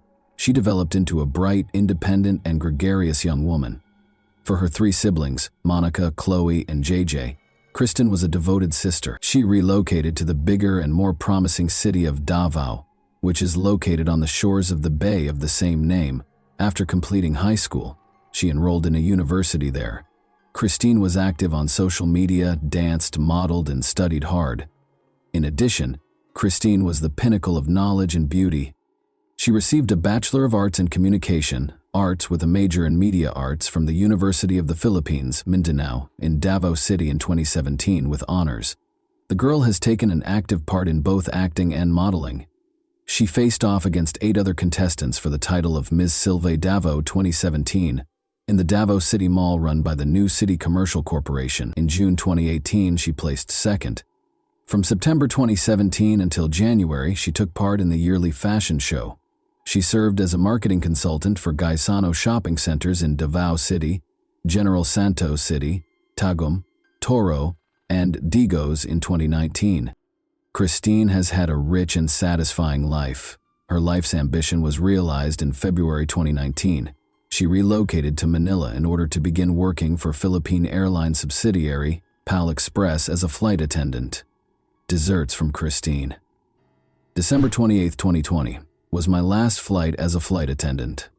Since Christine's passing was widely reported, a lot of debates and theories were developed among the community. At first, authorities believed that Kristen was probably murdered and abused by a group of men she was hanging out with on New Year's Eve. Makati City Police charged 11 men with assault and murder in the early stages, despite the lack of autopsy results and a toxicology report. The case was deemed closed by the Philippine National Police. Suspects were identified and charges were brought against those arrested. Although 3 of the partygoers were arrested, after turning themselves in to the police, the forensic medical report provided the primary explanation for Christine's death. On January 3, 2021, Forensic Medical Officer Police Major Michael Nick S. Sarmiento oversaw the autopsy of Christine's remains at the Rizal Funeral Home in Pasay City. After the body of Christine DeSera was examined, a forensic report was released, concluding that the ruptured aortic aneurysm was the cause of death. But it also noted a linear abrasion on the girl's right thigh, along with bruises on her right arm, right thigh, knees, ankles, and right foot. During the genital examination, deep-healed cuts and abrasions were also noted. A special investigation team was established to investigate the crime according to the National Capital Region Police Department. However, Christine's family refused to believe that a lively young girl could pass away too soon from natural causes. The family of Christine DeSera revealed at a news conference on January 5, 2021, that they had read the autopsy report indicating that she died from an aneurysm. They did, however, claim that the autopsy was not complete and asked for another one. The deceased's parents have been attempting to figure out how Christine's aorta was torn. After all, the aneurysm was caused by violence or abuse, according to the police and the DeSera Family Council, so it was not a natural death, and the offenders ought to face consequences. All 11 of the guys who spent the night with Christine were recognized by the prosecutor's office. She worked with some of them. Christine was meeting other young men for the first time. They were friends of her friends. As it happened, this party was started by Christine. She organized this party with her friends and had reserved the hotel room herself a few days beforehand.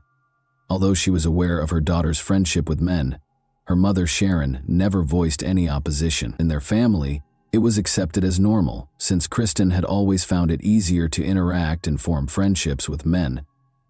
It also became customary for her and her pals to meet up because they rarely took holidays at home. Kristen was able to call her family shortly after midnight each year to wish them a happy new year and to let them know about the event that was going on at the Makati Hotel. The family was able to observe Kristen's pals in the festive setting during the video conference. New rumors regarding the abuse claim have surfaced, though. The authorities were able to piece together the events of the case virtually minute by analyzing the hotel lobby footage, which served as the primary evidence of the occurrence. Note that Christine DeSera reserved room 2209, which was the designated location for the party. In the late afternoon, the major action starts to take place. Christine moves from room 2209 to room 2207 at 11:21 p.m. The company goes back to their accommodation around 11:38 p.m. At 2:50 a.m., Christine goes last and is seen holding her shoes in a glass. Christine enters room 2207 while holding Valentine's hand, a new acquaintance. A hotel worker brings an extra mattress to room 2209 at 2:52 a.m. and while they are at a neighbor's house, and Valentine goes with Christine to her room. Valentine is clearly intoxicated based on her demeanor. She is carrying a bottle in her hand and has an overly easy walk. The couple enters around 3:15 a.m. after the companions pause at the door and Christine gives Valentine a short kiss before the man swiftly pulls away. 6 minutes after Christine had rushed out of her room and into her neighbor's room, one of the guys departs. He goes to 2209, presumably to give his pals a call at 3:22 a.m. In the next room on the right side of the corridor, Christine DeSera is seen talking to another man, while 2 more males pass by. She appeared distressed. After giving one of her friends a sudden embrace, Christine and her friend vanish completely from the camera's field of view. John Della Serna is seen escorting Christine back to the first room at 4:13 a.m. The camera catches Christine at the room's entrance once more, at 4:22 a.m. At 27:07, what brought her back there is unknown. After she nearly collapses, a man who resembles John Della Serna grabs her by the waist and brings her to room 2209. At 5:05 a.m., Christine appears to be somewhat inebriated. As Christine flees from a man who resembles Louis de Lima, the camera records her giggling. Later, they are outside of room 2207. At 6:23 a.m., Christine walks inside room 2209 with him and appears normal. For the final time, Christine appears on video alive. She is cognizant as Valentine carries her from room 2207 in his arms. Although the night was undoubtedly filled with events, the most significant reality is still hidden behind the scenes. The party went on until dawn, at around noon when Christine was discovered comatose in the bathtub. Her buddies continually tried cardiopulmonary resuscitation while carrying her to the ground. They tried unsuccessfully before calling the front desk for assistance. The head of security and the hotel management entered the room a few minutes later. Christine was lowered to the hotel's first floor using a wheelchair. Christine was escorted to the hospital by Romel Galita. Regretfully, the doctors simply mentioned the girl's passing. Rommel delivered the dreadful news to Christine's mother over the phone. Despite the fact that it appears to be a fun party and that it is difficult to fit so many people in one room, the investigators suspected that the young people were using illegal substances to increase the effects of the alcohol as they frantically moved from room to room throughout the night. Some of the inmates stated, when questioned, that just whiskey and tequila were used during the party and that no other illegal substances were present. It is important to note that the investigation's initial focus was illegal drugs because, according to one of the detainees' testimony, Christine had concerns about the drink's composition and hypothesized that someone might have added an unidentified chemical to spike them.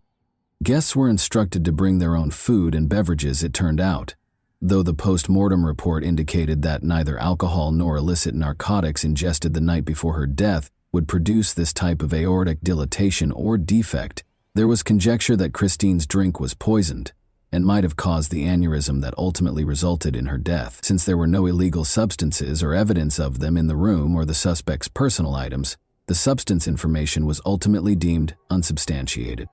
The 2009 search for possible evidence in the two rooms and the adjacent room did not produce the expected results, which at least partially demonstrated Christine de Serna's brutal death.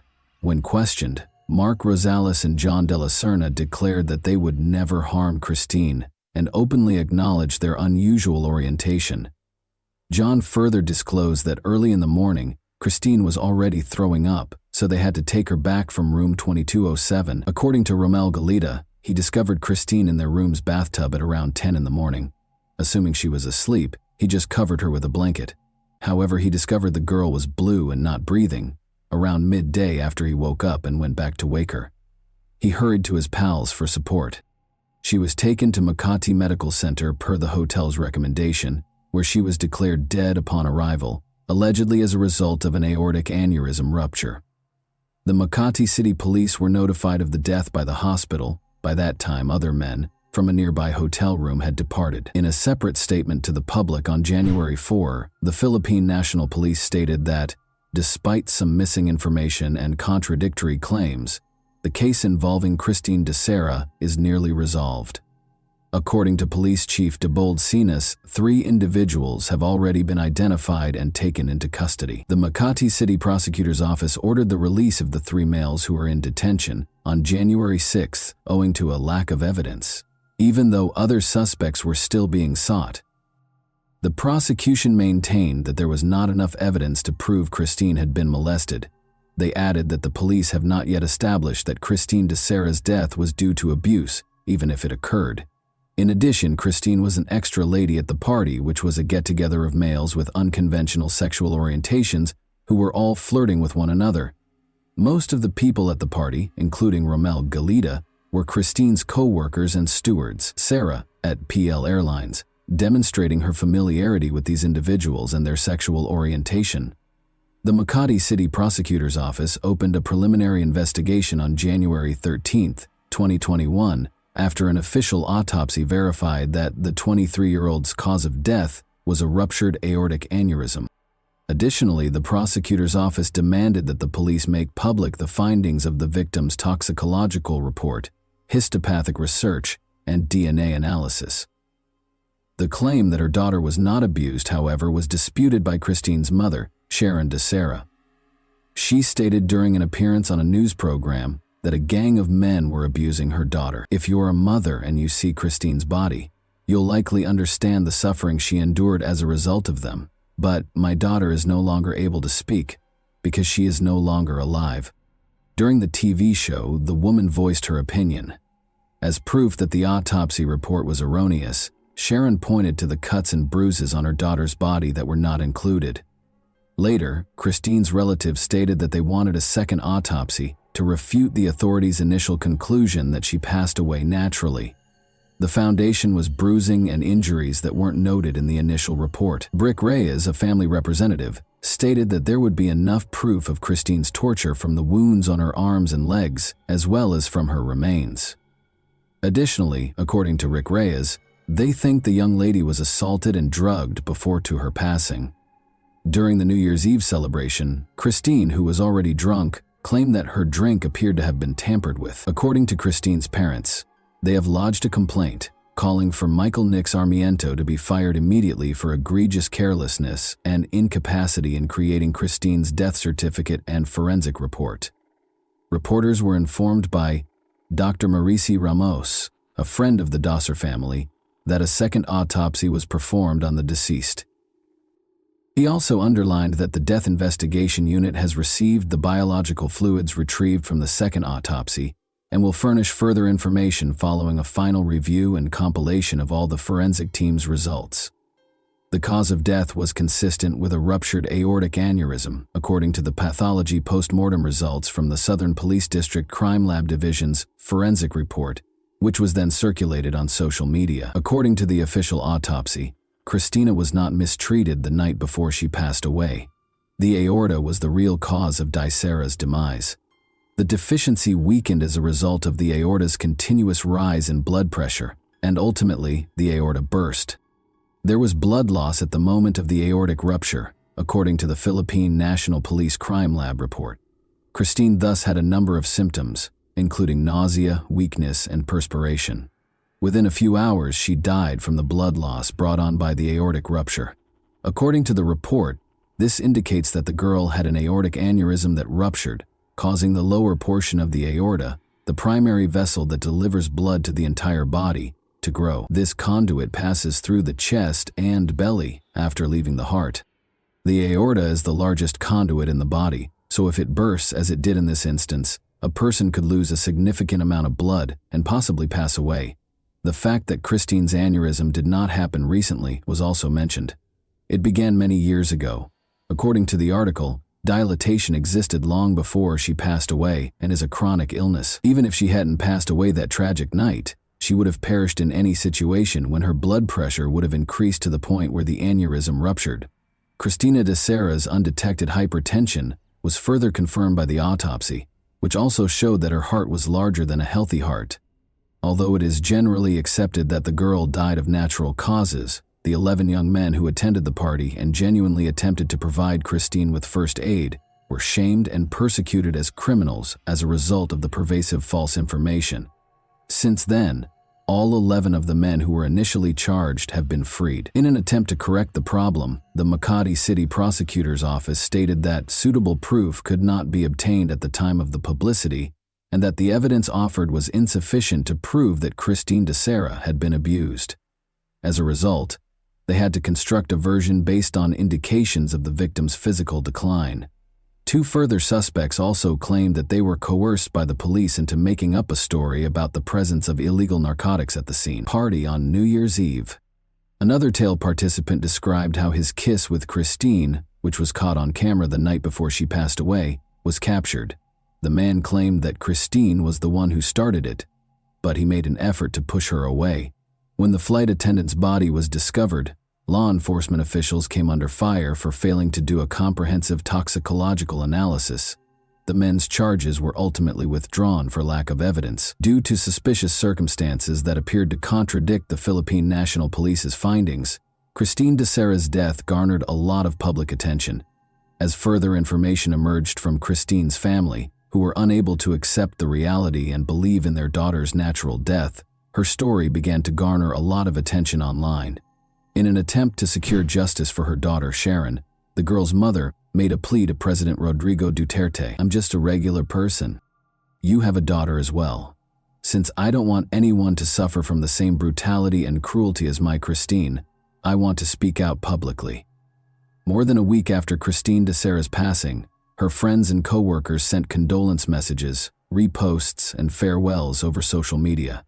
She was interred at Forest Lake Memorial Park, in her birthplace of General Santos. In the end, Christine Dicera's unusual situation is a perfect illustration of how the media may disseminate false information and how it can influence both the public and the individuals involved. The story's goal as it nears its conclusion is to return to the truth, which will eventually, in one form or another, assume its rightful place. Even though there is just one truth, Christine's family continues to believe that these individuals killed the girl and that there is a mystery behind this tale. For my part, I don't understand, and couldn't find any information regarding Christine's body wounds and bruises. Why was it kept quiet? Despite having cuts and bruises, it appears that Christine's death was caused by an aortic rupture brought on by heart disease rather than by those injuries. As a result, they ignored her body's wounds. You guys are the judge. However, I think there are a lot of strange and inconsistent things in this case. I hope Christine's family comes to terms with the irreversible loss, because young men, guilty or not, will spend the rest of their life remembering the same depressing tale and coming up with justifications. Thanks for watching, everyone. Your support means a lot to me, and you can help my channel grow by hitting that like button, dropping a comment, and sharing this video. Your engagement really makes a difference. See you soon.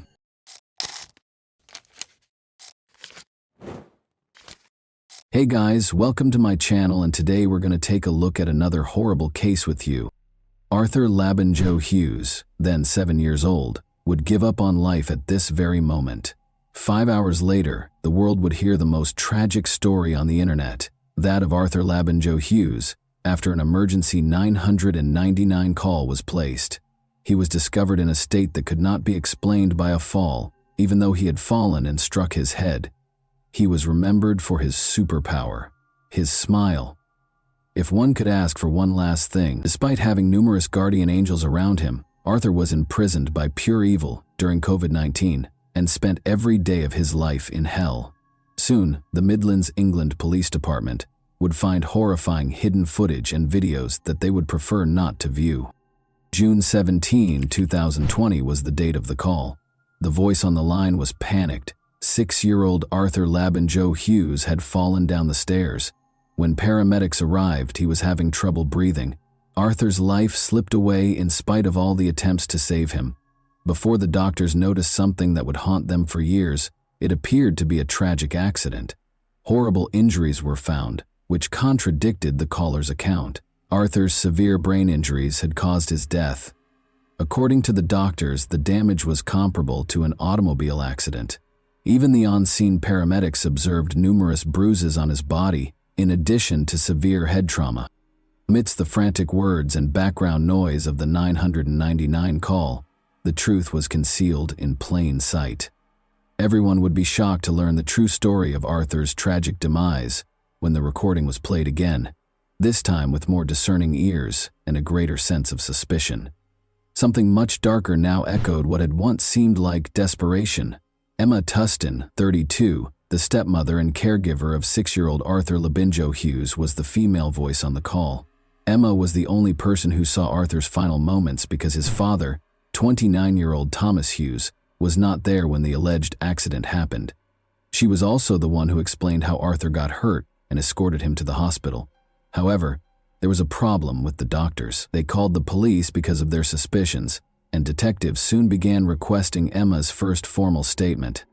The thinking step was the punishment area that Arthur's stepmother Emma and father Thomas had created for him. He could stand there and think about what he had done. Because of his actions, Arthur often found himself there, Emma said. However, Arthur was particularly impolite and violent on the night of June 17, 2020, the day he passed away. Emma started crying as she described the mischievous child who had mistreated her. She asserted, like many other stepmothers, that her love was not returned. However, the narrative did not match Emma's story, which remained mostly unchanged from the details in the 999 call. Although more research was necessary, the results would reveal a disturbing truth that would haunt the investigators for the rest of their careers. By 1 a.m., Arthur was placed on life support. After determining that there was nothing more that could be done, life support was turned off the next day.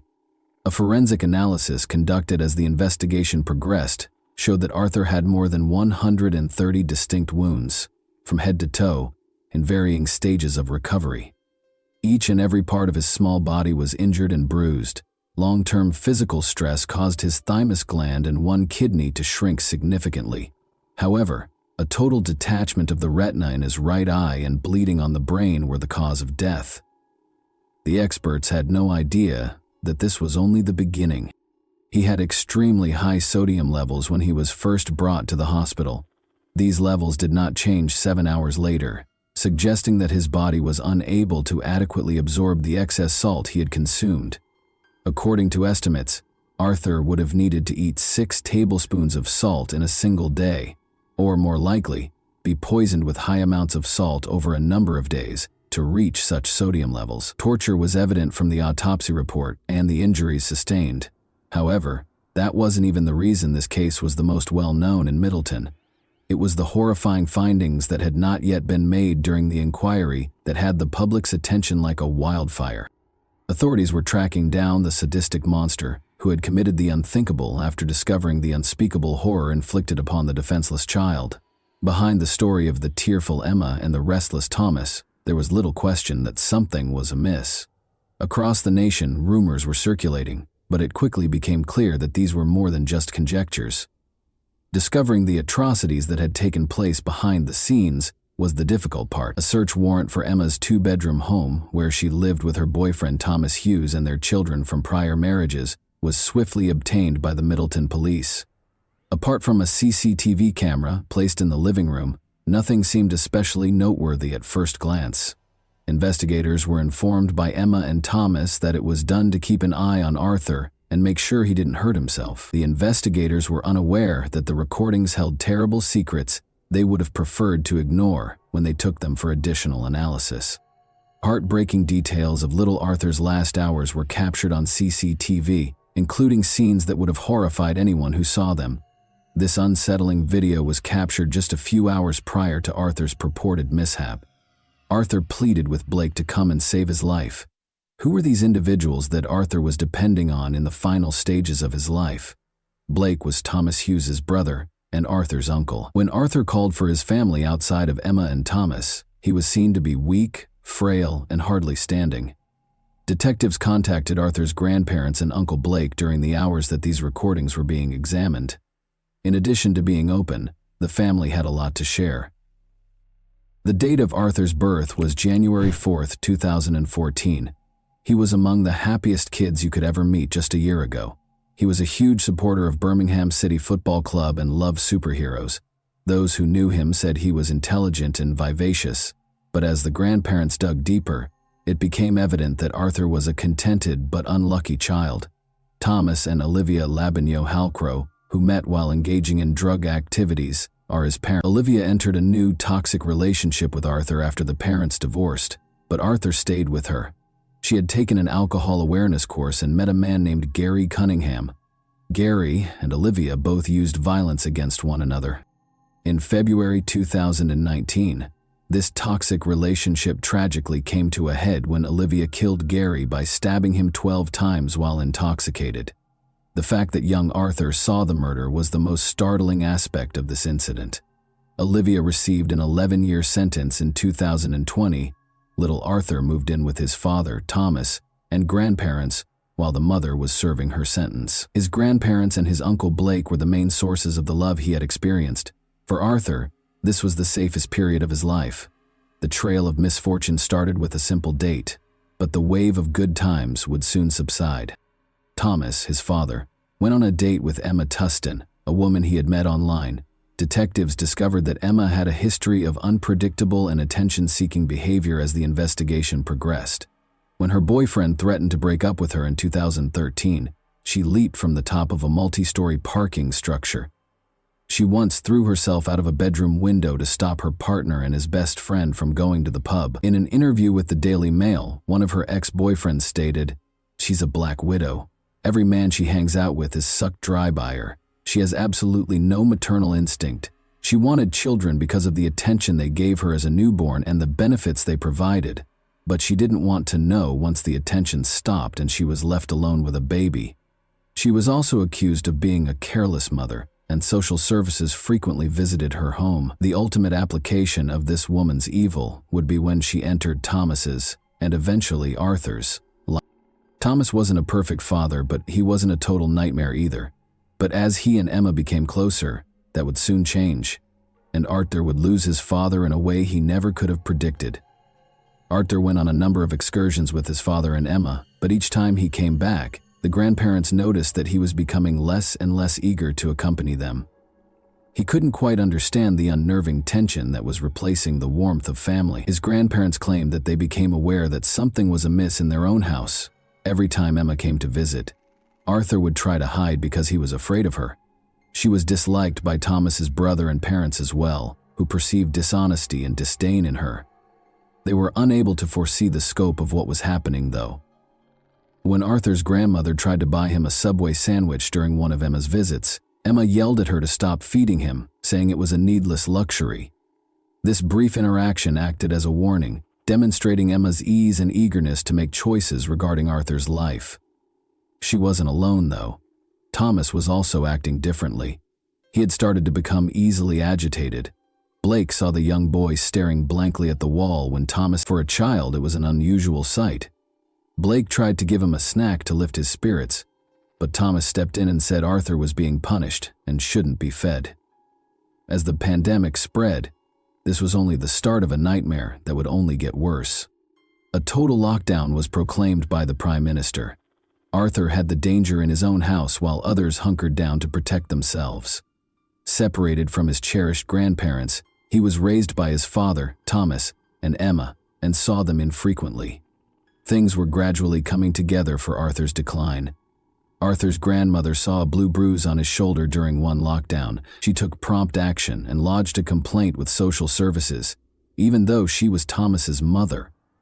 When Arthur got back to Emma and Thomas's house the next day, a social services agent called Emma and paid her a visit. But nothing was done about it. They insisted that Arthur and Emma's other two children looked content and healthy, and they denied that there was any bruise. But the call prior to the visit was sufficient justification for Emma to be on guard and take the required precautions to hide it, according to the grandmother.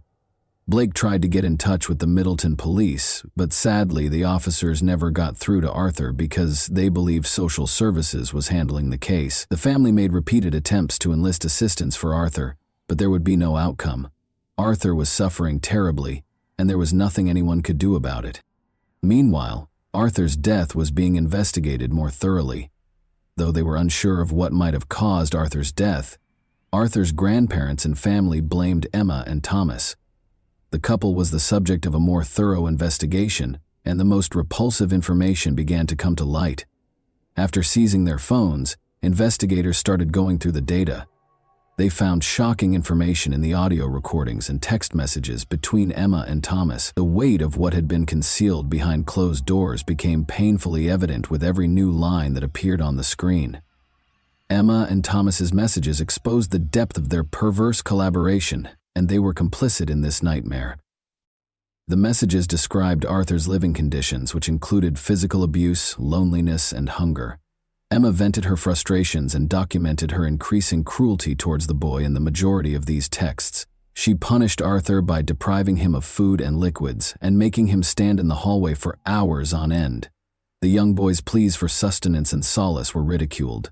He referred to his desperation as misbehavior. For Emma and Thomas, the conversations were a perverse kind of reinforcement in these messages. When Thomas wasn't home, she would frequently record Arthur's anguished cries and send Thomas audio snippets, seemingly to get his approval for her severe treatment. Thomas would reply by expressing his own annoyance with Arthur and urging her to be even harsher, telling her to just end him or recommending violent means to stop his screams. The boy was left to suffer alone in his room or cry himself hoarse in the hallway while the couple, at times, were only a few feet away from Arthur and texted, their phones buzzing with nasty conversations. Emma complained that Arthur was acting out or spoiling him because of his need for affection. Emma and Thomas talked about how Arthur should be disciplined for small transgressions or denied certain foods. Neglect was not the only form of abuse. There were numerous instances of name-calling and verbal abuse in these messages. Both sides' hatred was clearly visible in these messages. The messages made it abundantly evident that there was physical torture and intimidation in the home. Arthur had been attacked several times. According to one of the messages, Emma and Thomas had a falling out, and Emma said she could accept Thomas but not Arthur. In a stern reply, Thomas insisted that she would have to take Arthur and him together or not at all. Since Emma's rejection of Arthur only made Thomas more irate, this exchange exposed the problematic dynamics of their relationship. This tension suggested that Thomas's rage could quickly grow and result in more abuse of Arthur. One thing was certain, despite the numerous questions, Arthur was leading a miserable life and frequently going without food. For the investigators, one CCTV clip that had previously seemed unimportant took on new significance. On one of the hottest days of the year, the video showed Thomas and Emma lounging and eating ice cream. Arthur, meanwhile, was made to stand on the stairs, hot and hungry, without water, and in a bulky onesie that made him feel even more uncomfortable. Emma stooped to eat McDonald's in front of a starving Arthur, who was left defenseless in the hallway, while Thomas sat cross-legged. The question came up: did Emma's children all experience the same level of suffering? The investigators learned from Arthur's grandparents that Emma's children were frequently abandoned and left hungry for extended periods of time, while Emma remained in her room. But Arthur's ordeal was particularly horrifying. Emma's children didn't seem to experience the same degree of abuse as Arthur in any of the video. Subsequently, Emma's kids would inform investigators that if they attempted to assist Arthur, they would also be punished. As another heartbreaking clip awaited their review, the unsettling details of this case seemed to go on forever. Arthur was seen standing and shuffle-footing in these clips. It appeared innocuous at first, until they discovered he had been upright for as long as 14 hours. Police clamped down on Thomas and Emma as the horrific details surfaced, interrogating them about Arthur and the devastating information in the recordings. The details of Thomas and Emma's accident story started to shift piece by piece, but Thomas would be the first to reveal the truth, which was even more terrifying than they already knew. Thomas admitted to them that his punishment of Arthur might have been excessive. He explained to the investigators that Emma and the family suffered as a result of Arthur's behavioral problems. Thomas was going to disclose that he had studied torture techniques used during interrogation, techniques that caused the most pain without leaving scars or bruises, even though it was difficult to comprehend what offense a 6-year-old could have committed to warrant such a punishment. What actually took place on June 17, 2020 then? But did Arthur's body simply give up after all this suffering? No. The case's reality was straightforward and cruel. In fact, the reality was even more horrible. Arthur was left behind as usual, weak and starved, while Thomas had gone to the grocery store with Emma's kids. Emma texted Thomas that Arthur was causing trouble and instructed her to discipline him, even though Arthur couldn't have done anything that she couldn't manage on her own. In a matter of hours, Emma made the decision to act independently and guided Arthur to his demise. Emma repeatedly slammed Arthur's head against the wall, knocking him out by the time Thomas got back. After several unsuccessful attempts to get Arthur to get up, Emma called 999 and told them that Arthur had beaten himself before falling. Thomas blatantly admitted to the investigators that he was to blame and that Emma ought to be released. He explained to them that Arthur died because he was unable to control him and was subsequently carried away. Emma wasn't at fault. From Middleton to Parliament, the unsettling case rocked the nation. The authorities eventually realized that Emma and Thomas had lied after Arthur died, and the injuries were obviously not self-inflicted.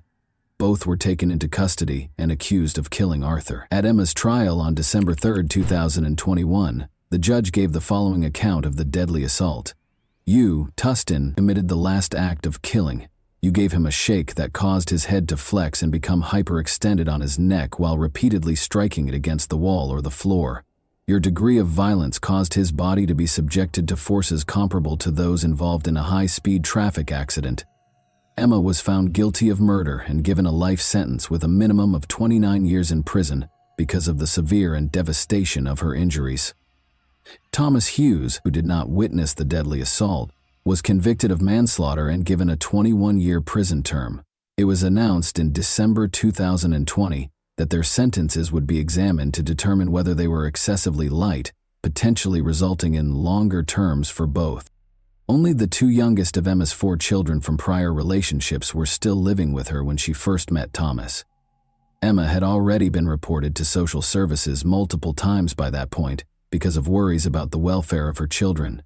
But she had mastered the art of controlling these circumstances. She would use emotional strategies, crying and playing the victim whenever social services came to visit. The authorities would always depart without doing anything more. Although social services had always been mentioned in the story, their non-participation was an unexpected plot twist. How come Arthur's ongoing suffering went unnoticed despite social services getting involved in this case so early?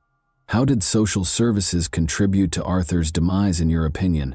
What, in your opinion, ought to have been done to save young Arthur from his cruel destiny? And that wraps up today's chilling story. If you enjoyed this video, don't forget to like and subscribe so you never miss a new upload. Also, let me know in the comments what part of this story shocked you the most. Thank you for watching, and I'll see you in the next video.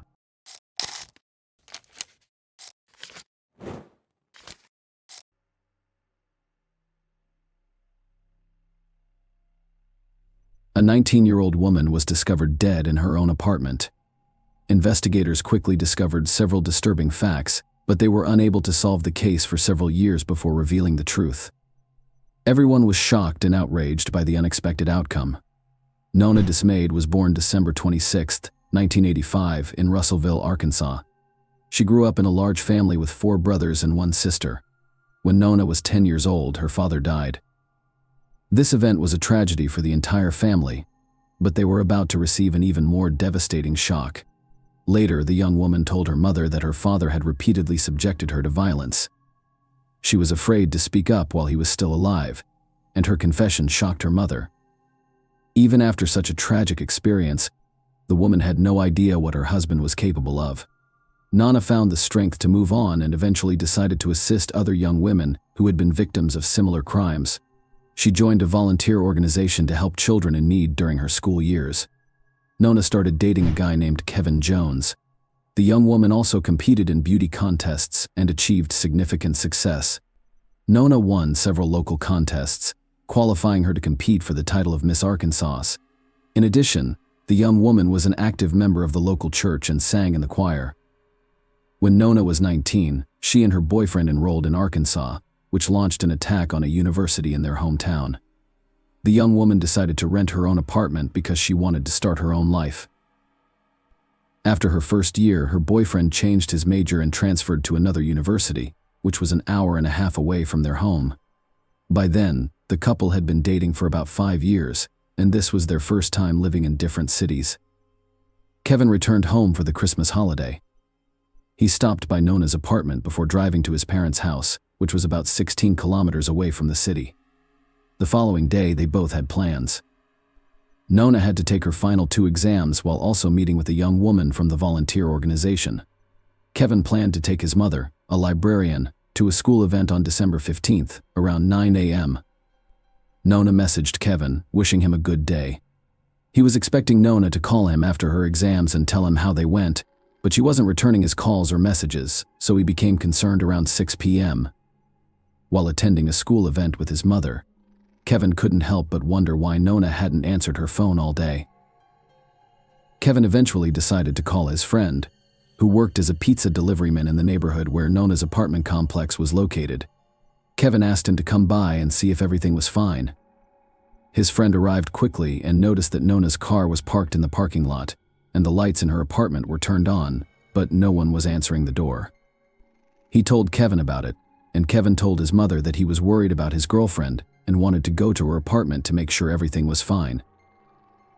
The woman agreed, and they headed to the apartment complex together. Kevin's friend was waiting for them there, and the 3 of them began knocking on the door, but there was no response. Kevin had a key, but he left it at home that day because he had no intention of stopping by. A few minutes later, Kevin and his friend attempted to open the front door because they suspected something bad had happened to Nona, but they were unable to do so. Kevin then remembered that there were sliding glass doors in the back of the apartment. When he approached them, he immediately noticed something strange. Nona was concerned about her own safety, so she installed a special removable grill on the back glass door whenever she was alone at home. They are primarily used against burglars. They are simple to install and remove from within the home, but extremely difficult to do from the outside. But this time, there was no grill, and the doors were unlocked.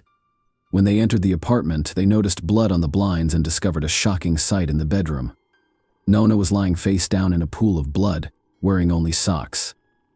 Kevin rushed over to her and attempted to lift her, only to realize she was dead. Meanwhile, his mother contacted police investigators, who arrived at the apartment and began investigating the crime scene. They immediately suspected that the victim had been struck on the head several times with a table lamp found on the floor. Investigators discovered a bloody fingerprint on the table lamp, possibly left by the killer next to the victim's body. They also found an empty condom wrapper on the bedside table and no signs of forced entry, Medical examiners confirmed that the table lamp was used as a weapon, with the metal base matching. Experts suggest that the perpetrator may have used a condom found in the apartment, making it difficult to determine the presence of sexual violence. However, the crime scene was not thoroughly examined, with investigators failing to collect blood samples from the blinds on the back door or search for shoe prints in the apartment, which could have been used. When he entered the apartment and ran to her, he tried to lift her up, and upon realizing that she was dead, he hugged and held her. The police found this behavior strange and suspected that Kevin had done it deliberately by hugging the victim and getting covered in her blood he may have destroyed. Potential evidence and compromised the crime scene. Why it would be difficult for investigators to prove his guilt. For example, if Kevin's clothes or nails were found with the victim's blood, it could easily be explained that he hugged the victim after discovering her body. Another suspicious moment was that Kevin went to check on his girlfriend not alone but with his mother, and he also invited his friend to the apartment. Investigators believed that this way he secured 2 witnesses who found the body with him and saw him covered in blood. The police talked to Kevin for a long time right outside Nona's apartment, and from their questions the young man realized that they considered him a suspect. Then he said something that strengthened the investigators' conviction that he was the murderer, recognizing that he was suspected. Kevin began arguing with the investigators, stating that he constantly watches Law and Order and is aware that they are attempting to convict him. These words also appear strange to the police. In addition, they discovered that the key to Nona's apartment was only with 3 people: the girlfriend, her mother, and Kevin. Given the lack of evidence of a break-in, they assumed the man used his copy of the key to enter the apartment. Kevin was interrogated at the police station for several hours. During the interrogation, he told investigators his version of events and insisted he had nothing to do with the murder. However, investigators directly accused him of the murder and urged him to confess. Around 4 p.m., after numerous attempts to call his girlfriend, Kevin sent a message asking if she was still alive, despite the fact that Nona had already died. When the police left the interrogation room and left Kevin alone, he stood up and began punching the back of the chair for the investigators. This became another indication that the young man was violent and capable of murder.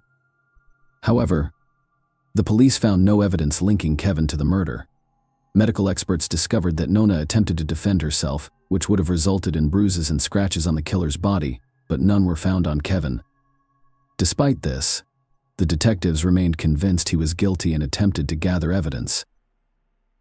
After interviewing over 50 people, the police were unable to find any witnesses. However, after speaking with known friends, they discovered that shortly before her death, she had begun seeing another man secretly from Kevin. Investigators immediately checked this person, but he had a solid alibi for the time of the murder, which raised suspicions about Kevin. She was killed with extreme cruelty, which in most similar cases indicates the killer's strong personal animosity toward the victim. A few days later, Kevin agreed to take a polygraph test. The operator concluded that the young man provided numerous false answers, and one of the investigators claimed that this was the worst polygraph result he had ever seen in his 28 years of experience.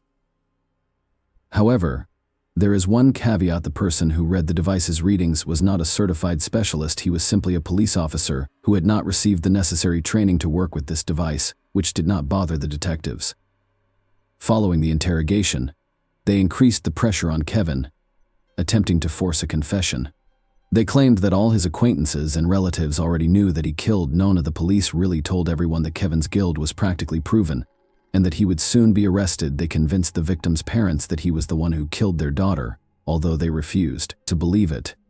Until the end, the day before the funeral, a farewell ceremony was supposed to take place in the church, and Kevin had been helping to organize it since early in the morning. Later on, detectives called him in for questioning again, promising to release him before the start of the ceremony. In the end, Kevin spent 7 hours at the police station and missed the ceremony. Nobody present knew he was being questioned, so many assumed that Kevin didn't show up due to guilt over what had happened. Nona's parents didn't even want him to come to the funeral, as investigators had already convinced them of his involvement in the murder. But Kevin still came and sat far away from her relatives.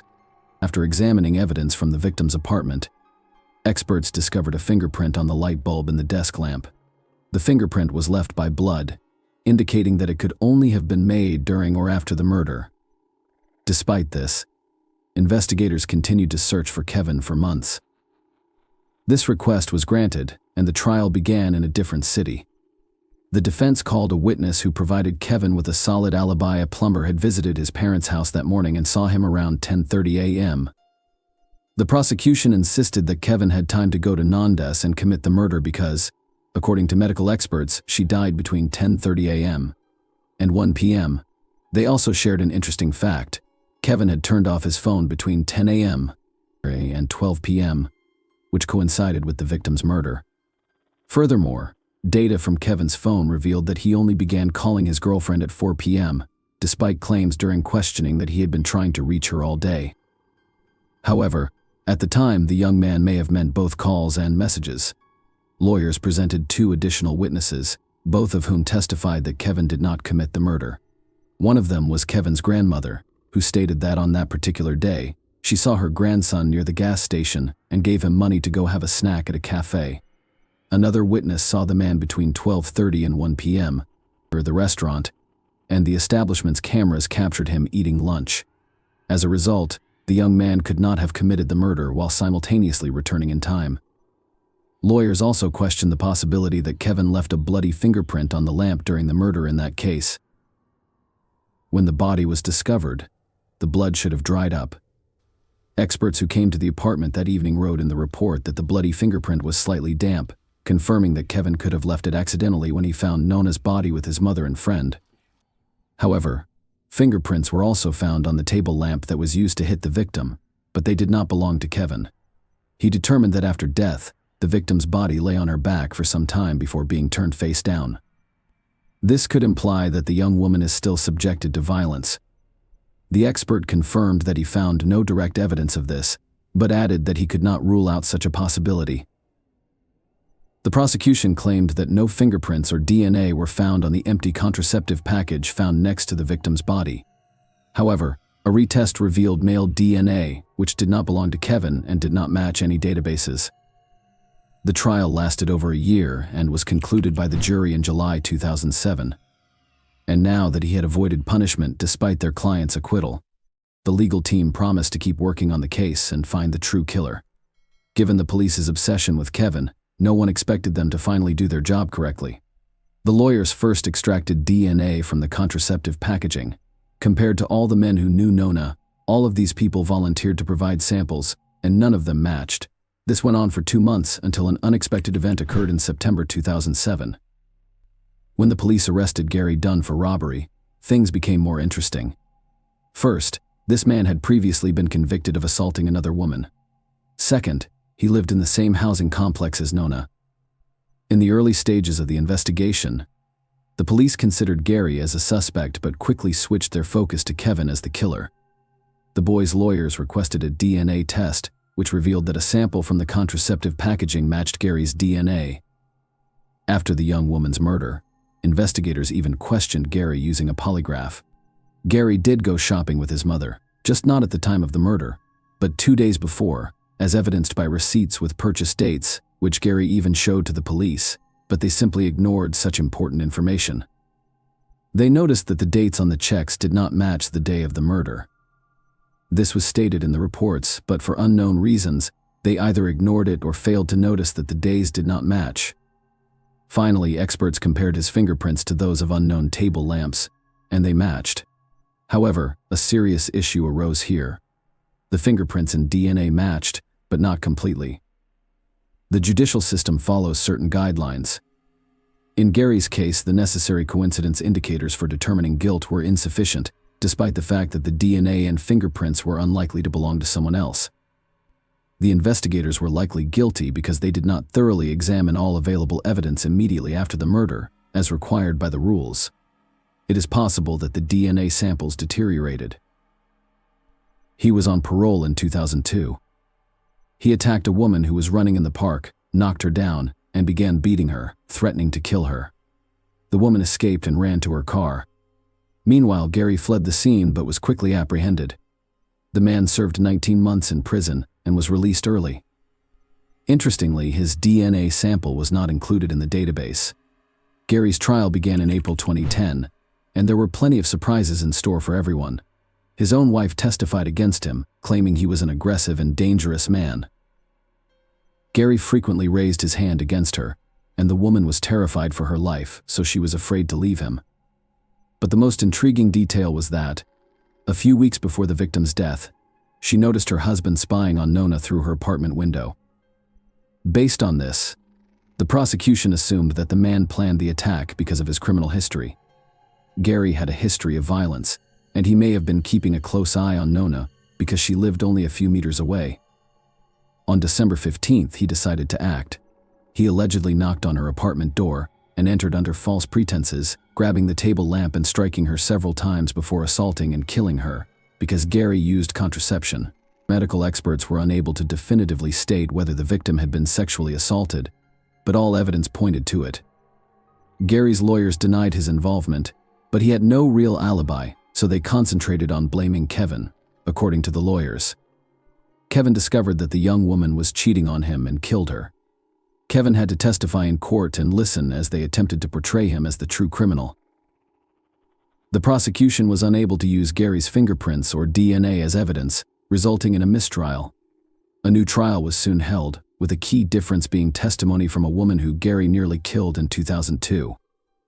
The woman described how the man attacked her and how she barely escaped. Despite this, the second trial was declared a mistrial. First, he tried to kidnap a woman from a church parking lot, but she fought him back. A few hours later, Gary stripped in front of another woman in a mall parking lot and was quickly arrested. Given his criminal record, and the fact that he is practically known as killer, the court decided to sentence him to the maximum term. Gary was sentenced to 15 years in prison for 2 incidents and is still serving his sentence. Despite his right to petition for early release, authorities are unlikely to grant him such an opportunity. They also have the right to charge him with murder for the 3rd time, but they are not rushing to do so. The likelihood of the new trial ending in the same way as the previous 2 is high, so investigators are gathering more information. During the trial preparation, Kevin discovered that Gary's polygraph test results revealed lies, but investigators did not consider him a suspect. Unfortunately, his lawsuit was dismissed due to the statute of limitations. As a result, negligent police officers did not face any consequences for allowing the real killer to roam free for years and may not be punished in the future. Please leave your thoughts on this story in the comments, and thank you for watching.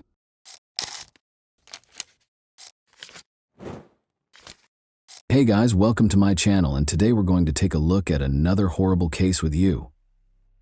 Even if the opposite of goodness might occasionally have irreversible effects, people nonetheless carry out nice deeds without waiting for gratitude in return. In our tale, a selfless deed committed years before led to death as well as a radical transformation in the lives of all the heroes. On March 2, 2018, at 4:45 a.m. EM, a woman called Travis County, Texas police officers to ask for assistance. She claimed that the likely shooter was still inside the house when she heard multiple gunshots while hiding in a closet. The dispatcher instructed the woman to wait for police officers who were en route to the house and not to come out of hiding during the phone call. Police had already roped off the residence a few minutes later, and the woman in the closet was identified as Corey Shaughnessy, a local. The woman was in a really depressing state. In the kitchen, Corey was terrified and unable to comprehend what had occurred. Her husband, Theodore Shaughnessy, was lying close to the table in a pool of his own blood. Take a seat back because we are working together to investigate another unfortunate case today. Born on February 7, 1963, Theodore Shaughnessy was the youngest member of a large family. Shaughnessy, who grew up in Arizona, close to Phoenix, has a deep passion for fast vehicles and all things related to them. He literally fantasized of sports cars as a teenager. Growing up, Theodore was a fearless man who believed that the greatest way to be happy and enjoy life was to get some adrenaline. Still, he was a good son, a good friend, and a nice upbeat man. Ted met Corey Garman in a nearby arcade when he was 20 years old. The young men clicked right away because they had many interests, such as a passion for books and jewelry. They were married in 1989 when their sympathies swiftly evolved into deep love. Following their marriage, the Shaughnesseys relocated to Austin, Texas, where they established Gallery Jewelers, the family business, and soon settled in. Together, the Shaughnessy family created a high-level business. Corey, who worked as an appraiser for Ted, the family business, was passionate about diamonds and fine art. However, He was the store's public face. People were drawn to him and energized by his energy because he had a gift for connecting with them. He was highly gregarious and active since he became the company's lifeblood wherever he went. This trait was very beneficial to his business since it allowed him to communicate with clients and partners in a common language and work out the best terms for everyone. The family fortune was eventually believed to exceed $8 million, 0 cents, due to the business's considerable success. Yet Theodore never wavered in his generosity or consideration for others. He frequently donated to charitable foundations and purchased food for the less fortunate. The couple bought a lovely new house close to their store as the family business grew. The pair seemed to be the ideal match and complemented one another. In fact, everything appeared to be nearly ideal, except for the fact that the couple was childless. Ted and Corey made the decision to grow their family in tandem with the jewelry business. They took a 16-month-old boy from a Ukrainian orphanage in 2000, making a decision that would change their lives. It was simply love, unconditional and immediate. Nicholas was the name of the young boy with the gray eyes. The Shaughnessy family's lives was finally completed by this long-awaited event, as they now had all they needed for complete happiness. Nicholas was an energetic and well-behaved child growing up. Like his father Ted, who frequently took the youngster to the racetrack, he had a deep affinity for both vehicles and animals. Around addition to riding sports cars and going karting together, the father and son frequently just walked around the park together. Nicholas developed an interest in car disassembly throughout his high school years and even started a small business. The young man recruited pals and used his parents' money to purchase the required equipment. Nicholas met Jackie Edison at the same time. They were attracted to each other right away when they first met the young people, but they disliked the young woman after meeting Nicholas's parents. She didn't seem like the right fit for Corey. However, nobody stopped youngsters from dating in order to stay in touch with Nicholas. Jackie eventually gained their approval and began spending so much time at the Shaughnessy home that they allowed her to move in. Jackie left his parents in August 2017 to begin a new life in College Station. His parents provided financial assistance for him as a day trader while she was in school. Every weekend, the young guy traveled the 2 hours to Austin to see his parents, whom he was quite connected to and tried not to distance himself from. Nothing in his life appeared to be a sign of trouble, and everything seemed to be going smoothly. Ted and Corey were awakened by their dog's persistent barking at 4:30 a.m. on March 2, 2018. Since the animals frequently responded aggressively to tiny creatures that would inadvertently come onto the family home's yard, this was typically a common occurrence. Ted made the decision to investigate, but Corey believed there was nothing to be concerned about and that the dogs will stop barking in a short while. He proceeded to inspect the house after arming himself with his .40 caliber handgun. Corey quickly fell back asleep after resting her head on the pillow. However, she heard a gunshot in the kitchen a few seconds later, followed by several more rounds. Fearful, Corey reached for her revolver, which was normally by the bed, and left the bedroom to assist her husband. However, as she was leaving, she noticed that her favorite dog Bart had been shot at the doorway. A dark, ominous figure suddenly materialized in it. Fearing that he would be discovered and killed, Corey shot randomly, directing all 6 bullets toward the door, unloading the revolver and hiding in a closet. Fortunately, Corey managed to reach for her cell phone and notify emergency authorities that someone had broken into the residence. She claimed to have heard groans coming from the room and to have shot one of the assailants. The terrified woman repeated to the operator that she heard someone groaning, but she wanted to make sure because she didn't know who was making the noises. She was calmed down by the dispatcher, who advised her to wait for the police and not leave the shelter. She was notified that the cops had reached the residence 15 minutes later. Eventually, the groans subsided and the house fell into a funeral silence. After exiting the closet, Corey made his way to the front door. She noticed her spouse in a pool of blood as she passed the kitchen. Shells littered the area around him, and he appeared to be lifeless. She was so terrified that she went to the door and opened it, but nobody was there. It just so happened that the officers were in the incorrect house. The officers on her neighbor's doorway were attempting to determine which side of the street the gunfire were coming from because of the peculiar precinct arrangement of this neighborhood. After settling down, they hurried to the Shaughnessy residence. A trembling Corey, her life utterly destroyed, was waiting for them on the doorstep. She had no idea what had transpired. After entering, the police officers made every effort to soothe the woman. Corey reported the attack to her son over the phone. She went for Austin right away with Jackie, and they got to her parents' house at about 8 in the morning. Theodore Shaughnessy, 55, was shot many times in the head, back, and thigh, and died as a result. Friends, family, and acquaintances were appalled by what had occurred. Nobody had any idea that they could have homicidal adversaries who could be shot at close range in such a heartless manner in the middle of the night in their own house. In order to assist Corey and help with the inquiry, Nick and Jackie remained in the house with her after the tragedy. The crime scene was inspected by law enforcement. The discovery of 2 distinct kinds of shell casings in the .40 and .38 caliber indicates that 2 distinct firearms were used in the shooting. Although there were no indications of forced entry, the offenders must have entered through the far bedroom's open window, which caught attention when the safety netting was taken down. The first fingerprint was discovered here by the forensic team as well, and it was submitted right away to the lab for analysis. A number of neighbors were questioned by police on the Shaughnessy family and whether they saw anything unusual. Police were informed by a neighbor that the Shaughnessy's residence had previously been the target of a burglary, because they are the owners of a jewelry chain. In addition to swabbing Corey's hands for gunshot residue, the police also removed her pajamas for inspection. From the start, Corey was forthright about the fact that she had discharged her weapon. After starting their investigation, the police swiftly ruled out burglary because there had been no forced entry or stolen property. They turned their focus to the murder inquiry and discovered that, with the exception of the door leading to Nicholas Shaughnessy's room, every door in the home was still in place. The door had been opened, and a search of the room showed that a .40 caliber pistol drawer on a dresser was missing a firearm. Detectives concluded it was the gun used to kill since it was the only missing item from the residence, and its caliber matched one of the guns used in the massacre. Corey, Jackie, and head Nick all agreed to lend their support to the investigation in any way they could. Nick claimed he hadn't been in Austin for around a month, but he and Jackie also consented to the police searching Corey's cell phone. Additionally, all 3 consented to respond to inquiries at the station. Simply put, the police wanted to learn as much as they could about the family and the day's events in order to pursue the criminals. It was still unclear to investigators whether the murder was a targeted crime, a random attack, or a poorly executed heist.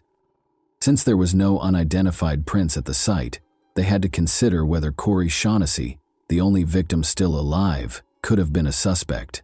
She was the only one in the house, after all. The fact that Corey was left alive by the gunman was the only thing the authorities could focus on. They also thought it strange that nothing was taken from the house, and that the gunman had been there for 17 minutes prior to the shooting. Amy Meredith, an assistant prosecutor who investigated the scene of the incident, was positive Ted Shaughnessy was acquainted with the assailant. Additionally, she was positive that the house was too large and too dim for a few lone robbers or jewelry thieves to rapidly navigate. Because detectives thought she had a motive, Corey Shaughnessy was being questioned more and more. Officers discovered that Ted's $1 million 0-cents policy had Corey as its beneficiary. There was no proof against Corey, but their house and business were also quite valuable. However, Corey wasn't the only member of the family that raised questions. Suspicions were also raised against Shaughnessy's son, Nicholas, who was almost 100 miles away from the tragic scene at the time of the crime. He was agitated on the morning of the disaster, and investigators saw one significant point. He questioned him, and then proceeded straight to a first-floor side window that was wide open. It was his room's window. In order to examine that window in detail, which was not visible from the front of the home alone, he proceeded to that side of the house. The crooks entered through that identical window. However, Nick had not heard anything from the investigators regarding the thieves using that window at that time. Ultimately, if he was not involved in its creation, how would he know the point of entry? When investigators looked more closely into Nicholas's financial background, they found that he had been having financial difficulties for a while before the crime. One significant discovery was that Nicholas had borrowed $30,000, 0 cents for the firm, from his mother, who had just sent him a note asking him to pay back the debt. He also owed $20,600, 0 cents to a neighbor. One possible reason to conduct the crime was these financial pressures, but when it was revealed that Nicholas was the only recipient of a $2 million 0 cents insurance claim in the event that his parents did not die, the probe took a more significant turn. Nick became a prime suspect in the eyes of the police as a result of this detail, which increased their level of inspection. The investigator also noticed an app on Nicholas's phone that allowed him to access his parents' home alarm system. Corey informed them that, although the system was turned off that evening and the family frequently opted not to arm it, police discovered something in the account's history. According to Corey, they only activated the alarm when they weren't at home. Nevertheless, the system identified that around 4:27 a.m., there was an activity to open a window. The system discovered shattered glass about 17 minutes later. The marriage certificate between Nicholas and Jackie was another unexpected discovery during the house search. The more closely the police investigated, the more embarrassing evidence they discovered that Nick and Jackie were, in fact, preparing to kill Shaughnessy's parents. It turned out that they were secretly married in August 2017 and didn't reveal their marriage until after the murder. Phone records revealed that Nick was lying when he claimed to have been out of Austin for a month, even though he recalled that he was more than 100 miles away at the time of the crime. Ted's cell phone use was captured in Austin on February 28, 2 days prior to his murder. Investigators questioned whether he had been in town for last-minute planning. The phones of Jackie and Nicholas were inspected. A number of text messages that had been synced with Nicholas's computer were erased. When Nick texted Jackie on February 24 to let her know he was working on it, Jackie replied, "Do they want $50K or not? Paying half that early is beyond our means." Nicholas and Jackie's flat was searched by the police.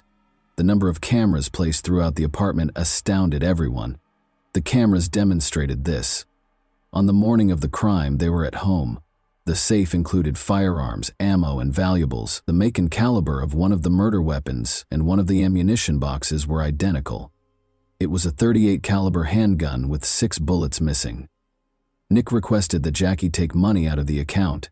In other letters, Jackie had taken out $1,000 from the bank a few days prior to the crime, so if this occurs, she will have cash on hand. Officials believed it was no accident. Investigators got in touch with Nick's high school friend Spencer Patterson, who officiated Nick and Jackie's wedding during the course of the inquiry.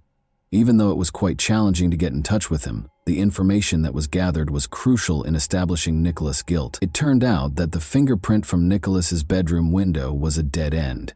The window belonged to the individual who installed it, but when Nicholas lived there, authorities discovered that he had used it to enter and exit the property covertly.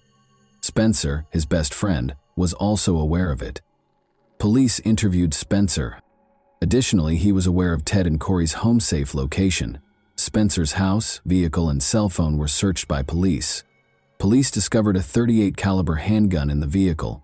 Although it wasn't one of the murder weapons, it was sent for forensic analysis. Additionally, Spencer was at home on the morning of the incident, according to his cell phone. Although Spencer was not considered a suspect, he did contribute to the suspicions against Nicholas that was disclosed by Spencer just prior to the crime. After Ted and Corey left, Nick mentioned obtaining $8 million, 0 cents. Spencer attempted to hire Nicholas Shaughnessy to murder the family and take all of their belongings. The disguise was unnecessary because they would all perish, according to their communication. Nicholas Shaughnessy and Jackie Edison were arrested by police on May 29, 2018, for criminal solicitation, Nick wrote. Corey was incredulous. By that time, her son was working in the jewelry store in his father's place, and the widow thought the authorities were attempting to frame him. Corey continued to think it was an error. She stated that she required concrete evidence of their involvement. Jackie was freed on bail 2 weeks after the arrest. After the catastrophe, Corey found her son the best lawyer she could find. "You could have told me that aliens landed in the front yard, and I would have believed that instead of believing that Nicholas and Jackie were planning to kill us," Corey Shaughnessy stated in an interview. Corey has been Nick's companion for months. She genuinely thought that either there was something odd with illegal substances, or perhaps the children were involved in something in College Station, where Nicholas owed someone money. Or perhaps he misrepresented his parents' jewelry-making profession. The mom was prepared to accept anything other than her son's murderous plot. However, the authorities were positive that the attack was carried out by Nick and Jackie. There was still the difficult chore of identifying Ted Shaughnessy's shooter. After all, The investigation has come to a standstill, and the traces and evidence have run their course. Detective James Moore made the decision to watch the security footage from Nick and Jackie's porch, which had been taken just 2 days prior to the attack, 4 months after the crime. This was the last straw for a mother who had been fighting for months to believe in her son. Too much had transpired to suggest that Jackie and Nicholas were involved, and Corey was horrified to learn that she had harbored the same individuals who had plotted Ted's and her murder that night for months. The case took a significant turn when surveillance footage from the house's front porch was discovered. Nick Shaughnessy can be seen greeting 2 men at the front entrance in the video, which was taken just 2 days before to the incident. Anderson is printed on a green t-shirt that one of them is sporting. To find the individual on the tape, detectives hurried to the Anderson Window Company. Although he wasn't home that day, his wife swiftly attracted their attention by answering the door. His name was Cameron Vosmek. She claimed that her husband had been approached to kill someone for money a few months prior by a man named Johnny Leon. But Cameron had refused. Vosmek was not considered a suspect by the police. During his subsequent interrogation, Johnny Leon acknowledged that Nick had attempted to hire him for $100,000, 0 cents, but that he had turned him down. After being taken into custody, he disclosed that he had driven to Austin with Nicholas just days prior to the incident. He claimed that they had stopped in front of Shaughnessy's residence. After walking to the residence, Nicholas returned and stated he was unable to enter. After that night, Johnny said he had nothing to do with the incident, but his cell phone indicated that he was in Austin the morning of the crime. Johnny provided the second shooter's cell phone number, but not his name. Arian Smith was a man he had communicated with. Smith asserted that his girlfriend could give him an alibi and that he was with her. According to his lover, Arian abandoned her in a motel room early on the morning of the crime. She called him multiple times after he departed in her car, but the boyfriend did not pick up. After the crime, Arian's girlfriend informed authorities that he had been carrying a .40 caliber handgun for a few days. The firearm was found in Smith's family. Arian Smith was taken into custody. Additionally, police found that both guys had prior arrests. Actually, they had previously been arrested together for illegal narcotic trafficking. Capital murder charges were brought against Nick Shaughnessy and the 2 suspected murderers. The new district attorney, Jose Garza, took over as assistant district attorney in the spring of 2021 after Amy Meredith resigned. His office offered the criminals a chance to avoid a potential death sentence by entering a guilty plea to a lesser charge of murder and serving 35 years with the possibility of parole. Smith and Leon concurred. Corey offered to accept the plea deal in a letter to Nicholas. A 35-year sentence with the possibility of parole in April 2021 would be imposed. In exchange, Nicholas agreed to be released on his 36th birthday. Nicholas Shaughnessy entered a guilty plea and received a sentence of 35 years in prison during a hearing in April 2021. After completing 20 years of his sentence, he will be eligible for parole. Johnny Leon and Arian Smith received sentences of 35 years in prison, with the chance of release. Arian Smith reported to the police that he heard gunshots coming from the bedroom and a woman sobbing after they had shot Ted. Smith claimed that he pleaded with Leon to leave the house and not kill Corey. They departed in order to avoid being shot from prison. Nicholas wrote his mother letters. After 2 years in prison, Corey was finally permitted to see her kid. The .40 caliber revolver belonged to Ted, so even though Corey knew a lot about the case of Nicholas and Jackie, she was still unsure of who had used it. Nicholas admitted to giving Arian Smith his father's gun in a private conversation. Corey was finally able to accept that Nicholas was actually connected to the case when this was revealed. Nicholas and Jackie's desire to have us killed was unthinkable to my husband, me, our family, or any of our friends. Jackie made an effort to minimize her role in the crime's planning. She said she had no knowledge of it. According to the deleted text messages, she acknowledged that she had visited Austin multiple times with Nicholas, but she claimed that she had never taken Nicholas's claims of massacring her parents seriously, which is how the police knew she was lying. In March, while Nicholas was incarcerated, Jackie filed for his divorce. Jackie was charged with conspiracy to commit a criminal in June of 2022. Jackie entered a guilty plea to attempted conspiracy to commit a criminal in 2023. She was given a suspended sentence, which allowed her to enter a guilty plea and be placed on probation. She was incarcerated for 120 days. She will spend 10 years on probation. She will have to spend 2 days in jail on the anniversary of Ted Shaughnessy's murder every year for 10 years. Nicholas was interviewed while incarcerated. He claimed he aspired to become wealthy and win Jackie over. With their adoptive son Nicholas, Ted Shaughnessy, a licensed jeweler, and his wife Corey Shaughnessy, a trained gemologist appraiser, could have led a successful life. Ted, who established Gallery Jewelers in Austin in 1995 and saw success, establishing the family as a respected name in the town, was killed by his son Nick, who sought to ruin his parents' happy existence by placing a $1.00 sign on their lives. The victim's kid is currently still being held at the Clemens unit in Brazoria, Texas. At the aforementioned state's LeBlanc facility in Beaumont, Arion Smith is completing his sentence. Johnny Leon is still detained in New Boston, Texas, at the Barry B. Telford unit. This is a tale of remarkable change that society discovered too late. Kindness can sometimes come at too great a cost, turning the seemingly close person into an executioner. Ironically, the eager Shaughnesses went to great lengths to welcome a felon home. It is terrible that they were unable to teach their kid the basic reality of life, that money is the resource that can be replenished the easiest, but time is not. They were too consumed by their love for the child. Nicholas expressed his heartfelt apologies to his mother in a prison interview. Is it feasible, though, to take an apology that never should have been given? Corey Shaughnessy has gone through an incredible emotional journey over the years of the investigation, coming to the realization that her own son hired hitmen to kill her and her husband for financial gain. She still loves her son, the same 8-year-old boy who hugs her affectionately in pictures and races cars with his father, but the life that Corey and Ted attempted to build around him is gone forever. Presently residing in a different location under a false identity, Corey Shaughnessy makes an effort to regain faith in those around her every day. Indeed, a terrifying concept haunts us throughout our story. Many people are far from what they seem at first glance. You lived in your own house with the 2 individuals who attempted to murder you? And that wraps up today's chilling story. If you enjoyed this video, don't forget to like and subscribe so you never miss a new upload. Also, let me know in the comments, what part of this story shocked you the most? Thank you for watching, and I'll see you in the next video.